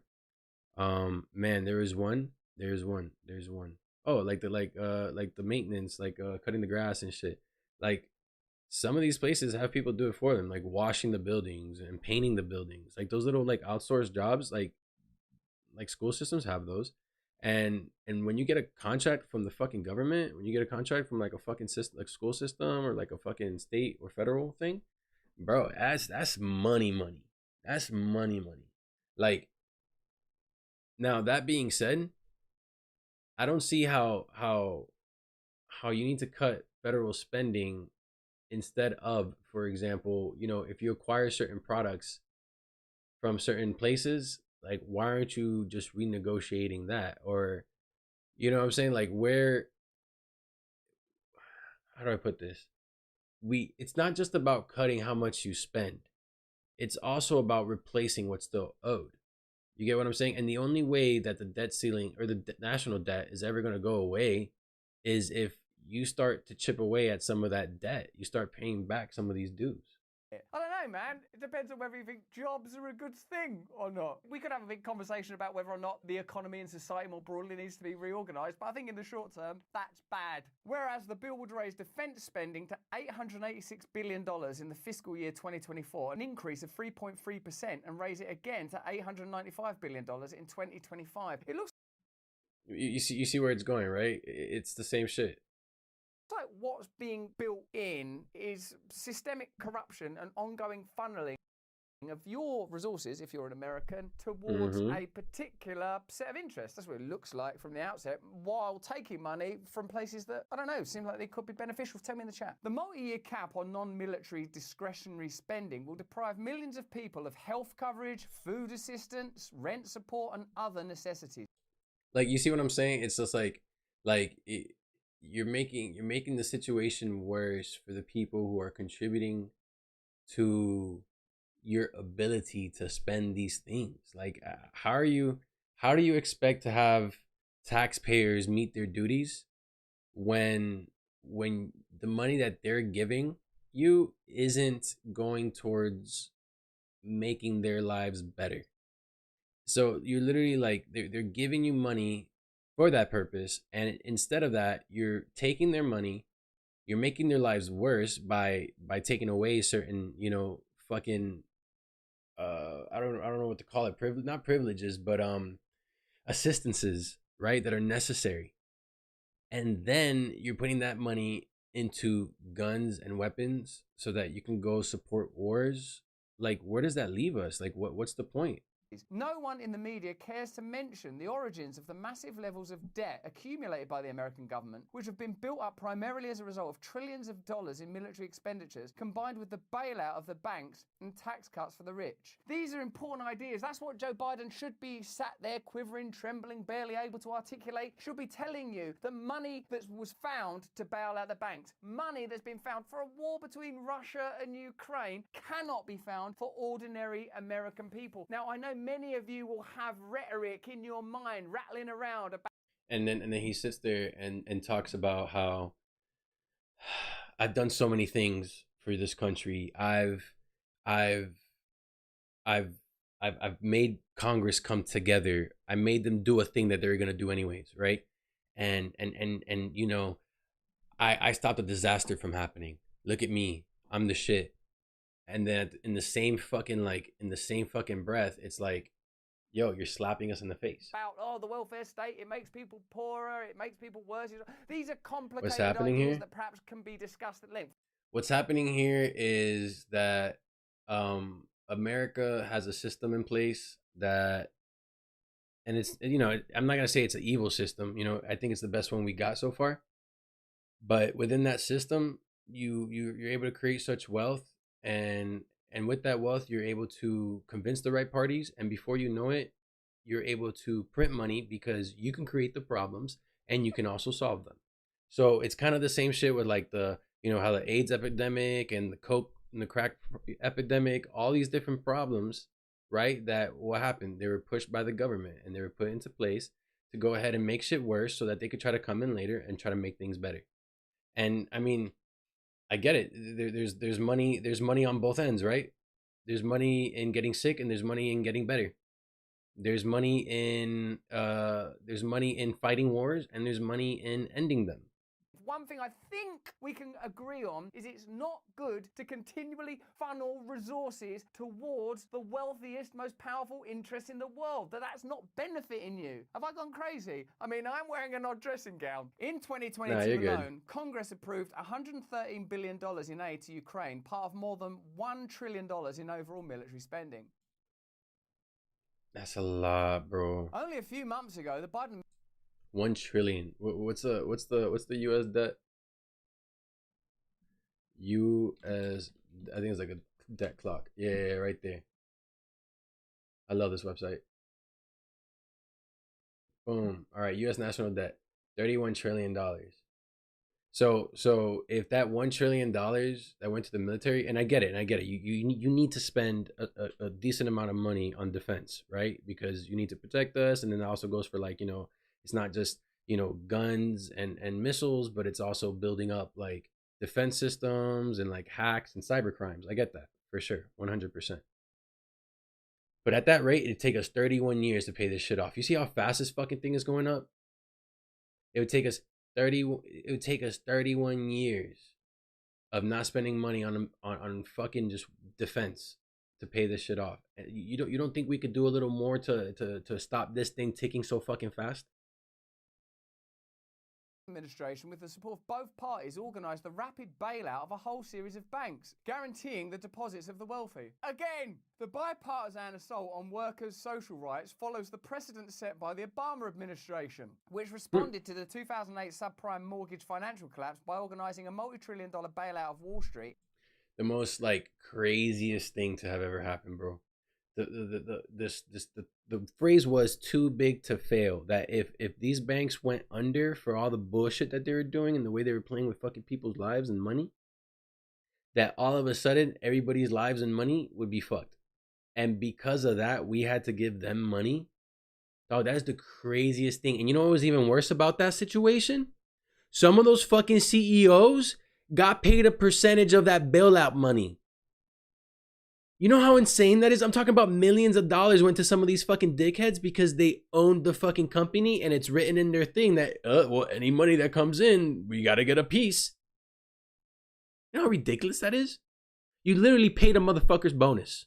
And the corporate elite. That was followed by the bankruptcy restructuring of the US auto industry based on the imposition of tiers, pay cuts, and a tax on pensions and health benefits. In 2011, the Obama-Biden administration established a precedent for the current debt ceiling operation, agreeing to cap federal discretionary spending for 5 years by imposing massive social cuts. Biden led the negotiations with the Republicans. So there you go, Biden, whether as president or vice president, has been facilitating bailouts for the banks and cuts for ordinary Americans.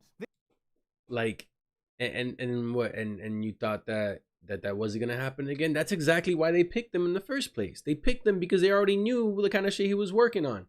They already knew the way he was moving, and they said, "Yo, bro, listen, we can get this Bernie guy in office, but if we get this Bernie guy in office, bro, we're gonna lose some money. We're gonna lose some money if we get this Bernie guy in office, bro, because this guy wants to like tax the rich. This guy wants to tax us, like we're the rich ones. What the fuck is this guy talking about?" Yo, who else we got? Clinton? Nah, she's still. It's not gonna work. It's not gonna fly. Who else? Biden. Remember Biden? Right? Yeah, he worked with Obama. Yeah. He did that shit with the fucking belt. Yeah. Let's get him. Oh boy, we can fatten them. We can fatten them coffers real quick. This turn to austerity was bound up with the turn towards war with Russia and China. Obama oversaw the 2014 maiden coup, which initiated the events that culminated in the escalating US-NATO war in Russia. It seems that the political class always favor their own hegemonic aspirations over the needs of the American people. Bro, I remember when the DNC, the Democratic National Convention, said, "All right, this is who we're going for." Because I also remember watching the fucking video when it came out where Bernie Sanders was like, "Yeah, I appreciate everybody's support, but I'm going to back down." I said to myself, what? It was shortly after he had that little heart attack, right? And I get it. Shit might have been stressful, but trust me, look at Biden. Look at Biden half asleep, barely able to speak, right? That's one dude, right? The other option was Bernie. What does he look like right now? He's still yelling. He's still raising his voice in Congress, and good. And he's got the fucking, bro, he's got the spirit of a fucking kid, bro. He's got that fucking ambitious, rebellious, I don't give a fuck, I'm gonna do it till the day I die. Like, and instead we got this. Why? Because you know what I'm saying? Like, votes matter, but the game is kind of rigged, bro. Bailing out banks, instigating wars, cutting expenditure that would benefit ordinary Americans, all the while kind of pretending that this is some unavoidable set of crises and events. And you can ignore the whole problem. You could just like close your eyes, plug your ears, and say la la la la la and act like it doesn't exist. But at the end of the day, like the more people who are talking about it and the more people who are revealing these things and like these patterns and just the truth of the matter, the more people talk about it and the more that illusion fades away. And the more we're disillusioned, the better. Because that way we'll actually be able to see what's going on. And one thing I can say about this administration is that they have been a lot more transparent in the things they do than previous administrations. Cool. But that's just one thing, bro. That's just one thing. You're not pulling back the curtain, bro. You ain't really pulling back the curtain, dog. All you're doing is shining the spotlight on the stage. Bipartisanship sounds like a good thing, but when both parties are corrupt, it's not that good. Good news! We've got the mafia and the Nazis working together. Hooray! Here are some other achievements of bipartisanship. The Commodity Futures Modernization Act of 2000. In the last days of the Clinton administration, the House passed the Commodity Futures Modernization Act 29260. 157 Democrats voted for it, together with 133 Republicans. The Senate passed it under unanimous consent. By exempting many financial instruments from regulation, this extremely bipartisan bill helped lay the groundwork for the 2008 financial meltdown and the subsequent near depression. So essentially it's just like, listen, bro, if we allow people to overlook shit and we let them look the other way and not necessarily care about this, if we don't enforce this, right? Like not even enforce it, if we don't even make it necessary, right? I'm sure people are doing their jobs and they're gonna do what's right. I'm pretty sure they're not going to see an opportunity to make a bunch of money. Because, of course, if they all did that, everything would go to shit. People wouldn't do that. People wouldn't do something that you let them do to make more money. In 2013, Bill Clinton privately spoke about his desperate attempts to stop the act from passing. This was all lies. His administration had enthusiastically lobbied for it. And that's the thing. A lot of these guys will get on TV and they'll say one thing and then behind your back they do something else. That's why there's such a lack of faith with politicians. And that's why when I saw that they cut this motherfucker out and they said, oh, this is our nominee, I was just like, oh, that shit's done. It's done. Like it's fried. Enthusiastically, they've not even lobbied for it, just like it was part of their job. Right, come on. Oh man, I tried to stop that from passing. I was desperate trying to stop it. Oh man, gotta trust the Clintons, baby. I did not have sexual relations with that woman. Damn. 2001 authorization for use of military force. Public Law 10740, signed on September the 18th, 2001 by President George W. Bush, is certainly the most bipartisan act of the 21st century. Yeah, but like anything passed by George W. Bush, you could almost damn near like assume that like it was probably ran by, it probably got ran by Cheney. And then from there, he looked at it. He said, is this good? And they're like, yes, Mr. President. He said, all right, I'll sign it. All right, let's take a picture, boys. And that's it. And that's it. Like, I mean, I'm not trying to like take a shot. Nah, fuck it, I'll take a shot. How about this? You ever seen the story of like the rich, spoiled, white kid, right? Like daddy made a fortune doing whatever, or daddy like did something great, and then like the little spoiled brat comes through thinking he could do it too. And the reality of the matter is that kid was never ready for that shit. All right, it's a common trope. All right. Now that being said, that's what that was. I love how presidents can show you. I think when you look at all the different presidents we have, they show you exactly the different types of Americans that exist. And that was one of those examples of like daddy's little boy, trying, I can do it. You know what I'm saying? And like the reality was like, nah, bro. Like look at what happened under your watch. You know what I'm saying? Look at how you handled it. It was just so many errors in that administration, so many things that went left that shouldn't have. The bill gave Bush the Didn't have to. authorization to use all necessary and appropriate force against those nations, organizations, or persons he determines planned, authorized, committed, or aided the terrorist attacks that occurred on September 11th, 2001, or harbored such organizations or persons. Every Democrat and Republican voting said yes to it, with the solitary exception of one. Every single person. Yeah, we should do that. We should have really vague, massive empowerment of loads of deep state organizations of wars all over the world. Only one person went, do you think that maybe this could be a problem down the line? Shut up, you unpatriotic Iraqi Muslim terrorist! How many things do I have to say to you before you accept democracy? You don't even have to say all that. It's like, bro, like, are you really gonna get in the way of this money? Is that what you're doing? What game are you playing? This is America. If this could be misused. Kill that son of a bitch. It has been used as justification by Bush, Barack Obama, and Donald Trump for military action in 12 countries, including Afghanistan, plus drone strikes and regular bombing in 7. This is really bad, isn't it? This is so bad. Bipartisanship is... Because it's simple. The game kind of unfurls like this. It's like, all right, so you're doing that? Okay, cool. Are you connected to these guys? No? Are you sure? What about that one time, like, 10 years ago when, when you guys let them drive through on your roads? Yeah, but I mean, we couldn't stop. Oh, you couldn't stop that. Oh, I don't know, man. Seems kind of fishy. I think we're just going to have to bomb you for the next year. Yeah, man. Yeah. And don't worry about it. We could plant the evidence. We'll make it seem as if you guys started it. All good. We'll take care of it. Is not good if both parties are bad. About 3,000 people died on September 11th, 2001. All in one, the war on terror is estimated to have caused 4.5 million deaths, a ratio of 1,500 to 1. So, like, I'll put it to you like this. If 2 people died on September 11th, that number, you know, with the ratio, would be the estimated amount of people that actually died. That is crazy. 4.5 million people, human beings, were not responsible for what happened that day. I'm sorry. 4.5 million people were not responsible for what happened that day. That doesn't. And let's not forget that also includes, in that 4.5 million, that also includes American lives. Seem like a good solution. I don't think it's made things any better. I think it's legitimized.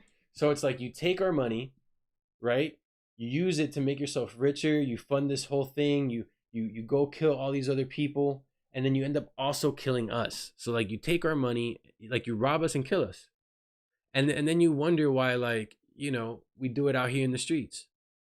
Imperialistic behavior around the world, and ultimately benefited the same kind of interests that will benefit from the legislature that's currently being passed. Authorization for use of military force against Iraq resolution of 2002. 215 Republicans and 81 Democrats voted in October 2002 to give Bush the power to invade Iraq. In the Senate, 48 Republicans and 29 Democrats voted yes. Bush fired Larry Lindsey, the director of his National Economic Council, for saying the US might have to spend as much as $200 billion on the war. It would eventually cost America at least $2.4 trillion.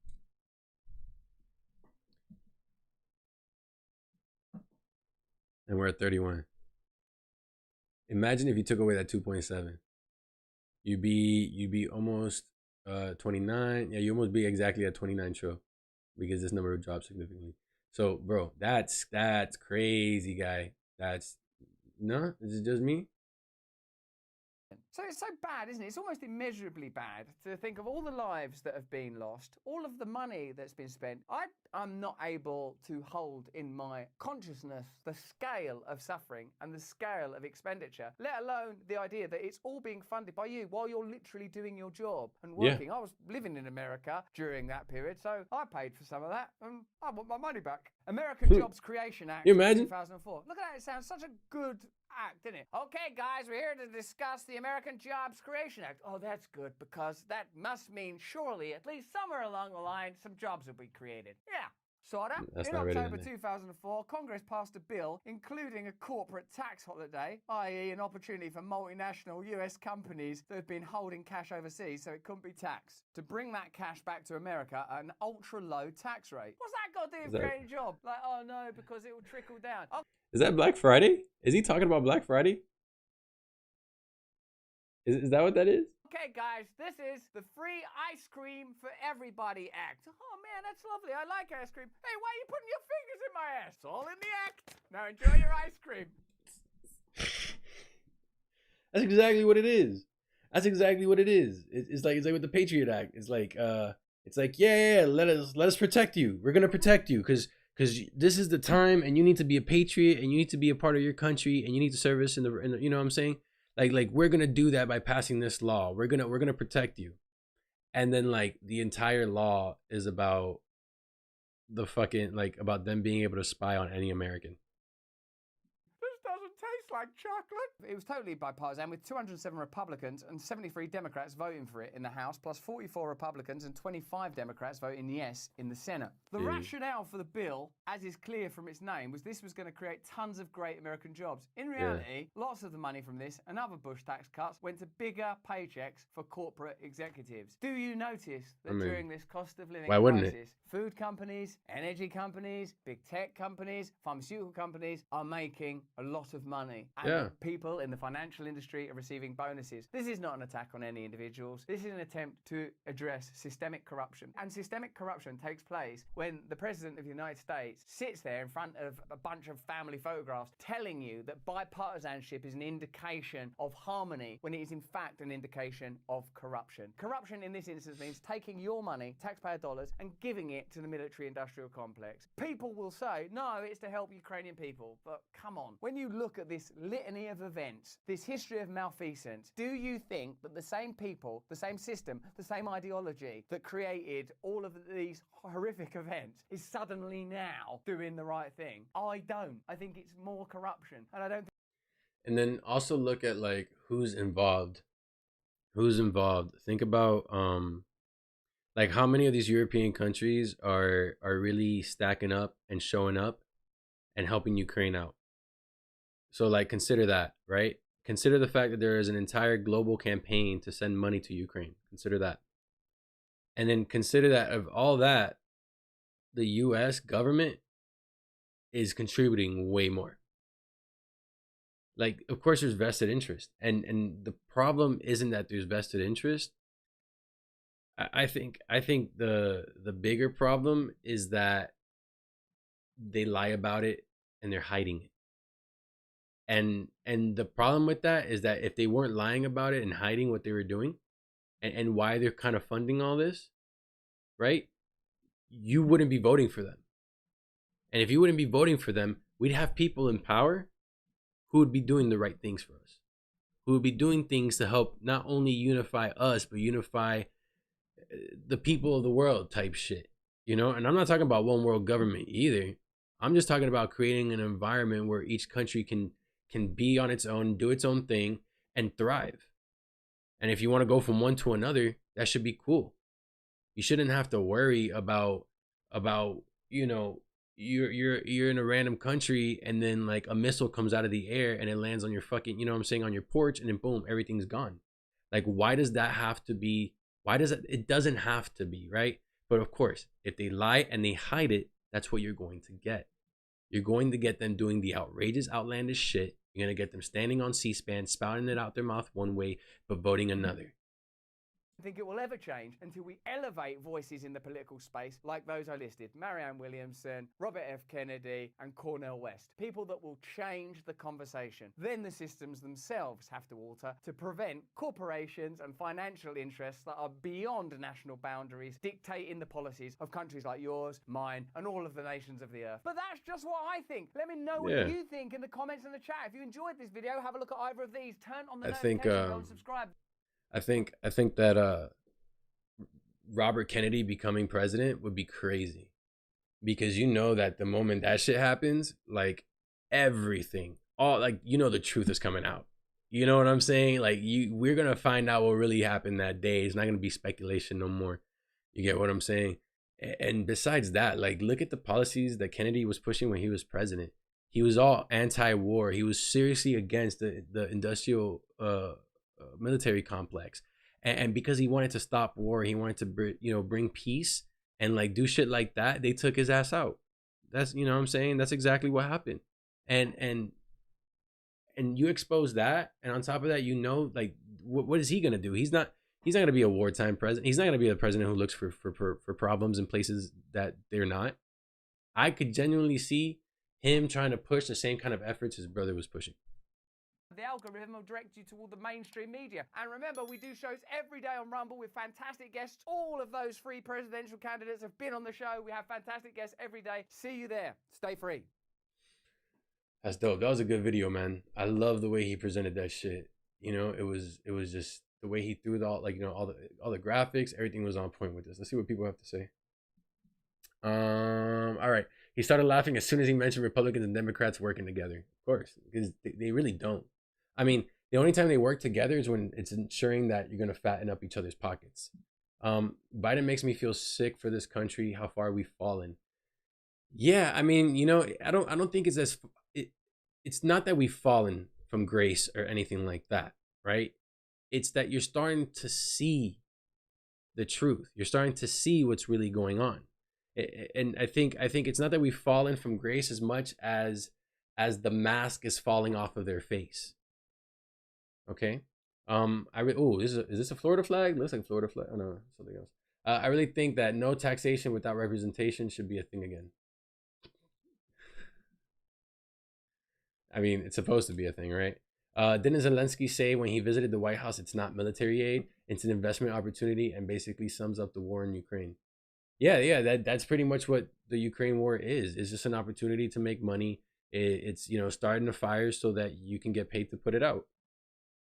His pandemic of the unvaccinated comment should have been the moment the entire country saw through him. Yeah, because even the way they handled that whole situation, this whole like forcing people to get vaccinated, like if not, like you can't work today. That shit was wild, bro. That shit was wild. How the hell can anyone still support? See, like here in Florida, bro, like our governor didn't allow that shit, which I can respect that. Like it was one of those things where like, you know, you show up and you do your thing. You don't need the shot. You don't need a vaccine card. What they did instead is that they offered incentives. So like if you did want to get vaccinated, you can get like, you know, $100-200, which is kind of weird, right? How the hell anyone can still support DNC or GOP just perplexes me. I mean, we need new systems, but the thing is that these systems are so big and so deeply rooted in American politics that to get rid of that, there was one push at a certain point for like the Libertarian Party or something like that. It was like the purple was the color they were using. Where did that go? All of them having more integrity than Joe Biden. Well, that would be the very lowest of bars, to be clear. Yeah, I said that earlier. Let's read a couple more of these. Amazes me that they talk about cutting Social Security or veterans benefits. Yes, both parties. But never talk about cutting money to Ukraine or Planned Parenthood or National Arts or any of the other entities they use to launder tax money into campaigns. The word bipartisan usually means some larger than usual deception is being carried out. Damn, that's a good quote. I'm glad I read on. The word bipartisan usually means some larger than usual deception is being carried out. That's wild. The government is for the government and the rich donors, not the people. Man, but you know, I'm not gonna be the type to sit here and tell you that you can't trust the government to a certain extent, because at the end of the day, the government's made out of many people. What you need to do is make sure you're doing your research when you're picking the person that you're putting in there. You know, take the time to read the candidates' names and look up how they voted in the past and look at what they've done before.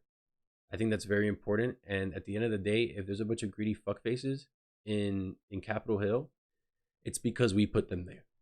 So do your fucking homework, learn how to read, and make better decisions. I'm hungry as fuck. I'm gonna go have lunch with my mother. All right, so I love you guys. Thank you so much for coming through. We'll be back tomorrow, 9 a.m. Dose.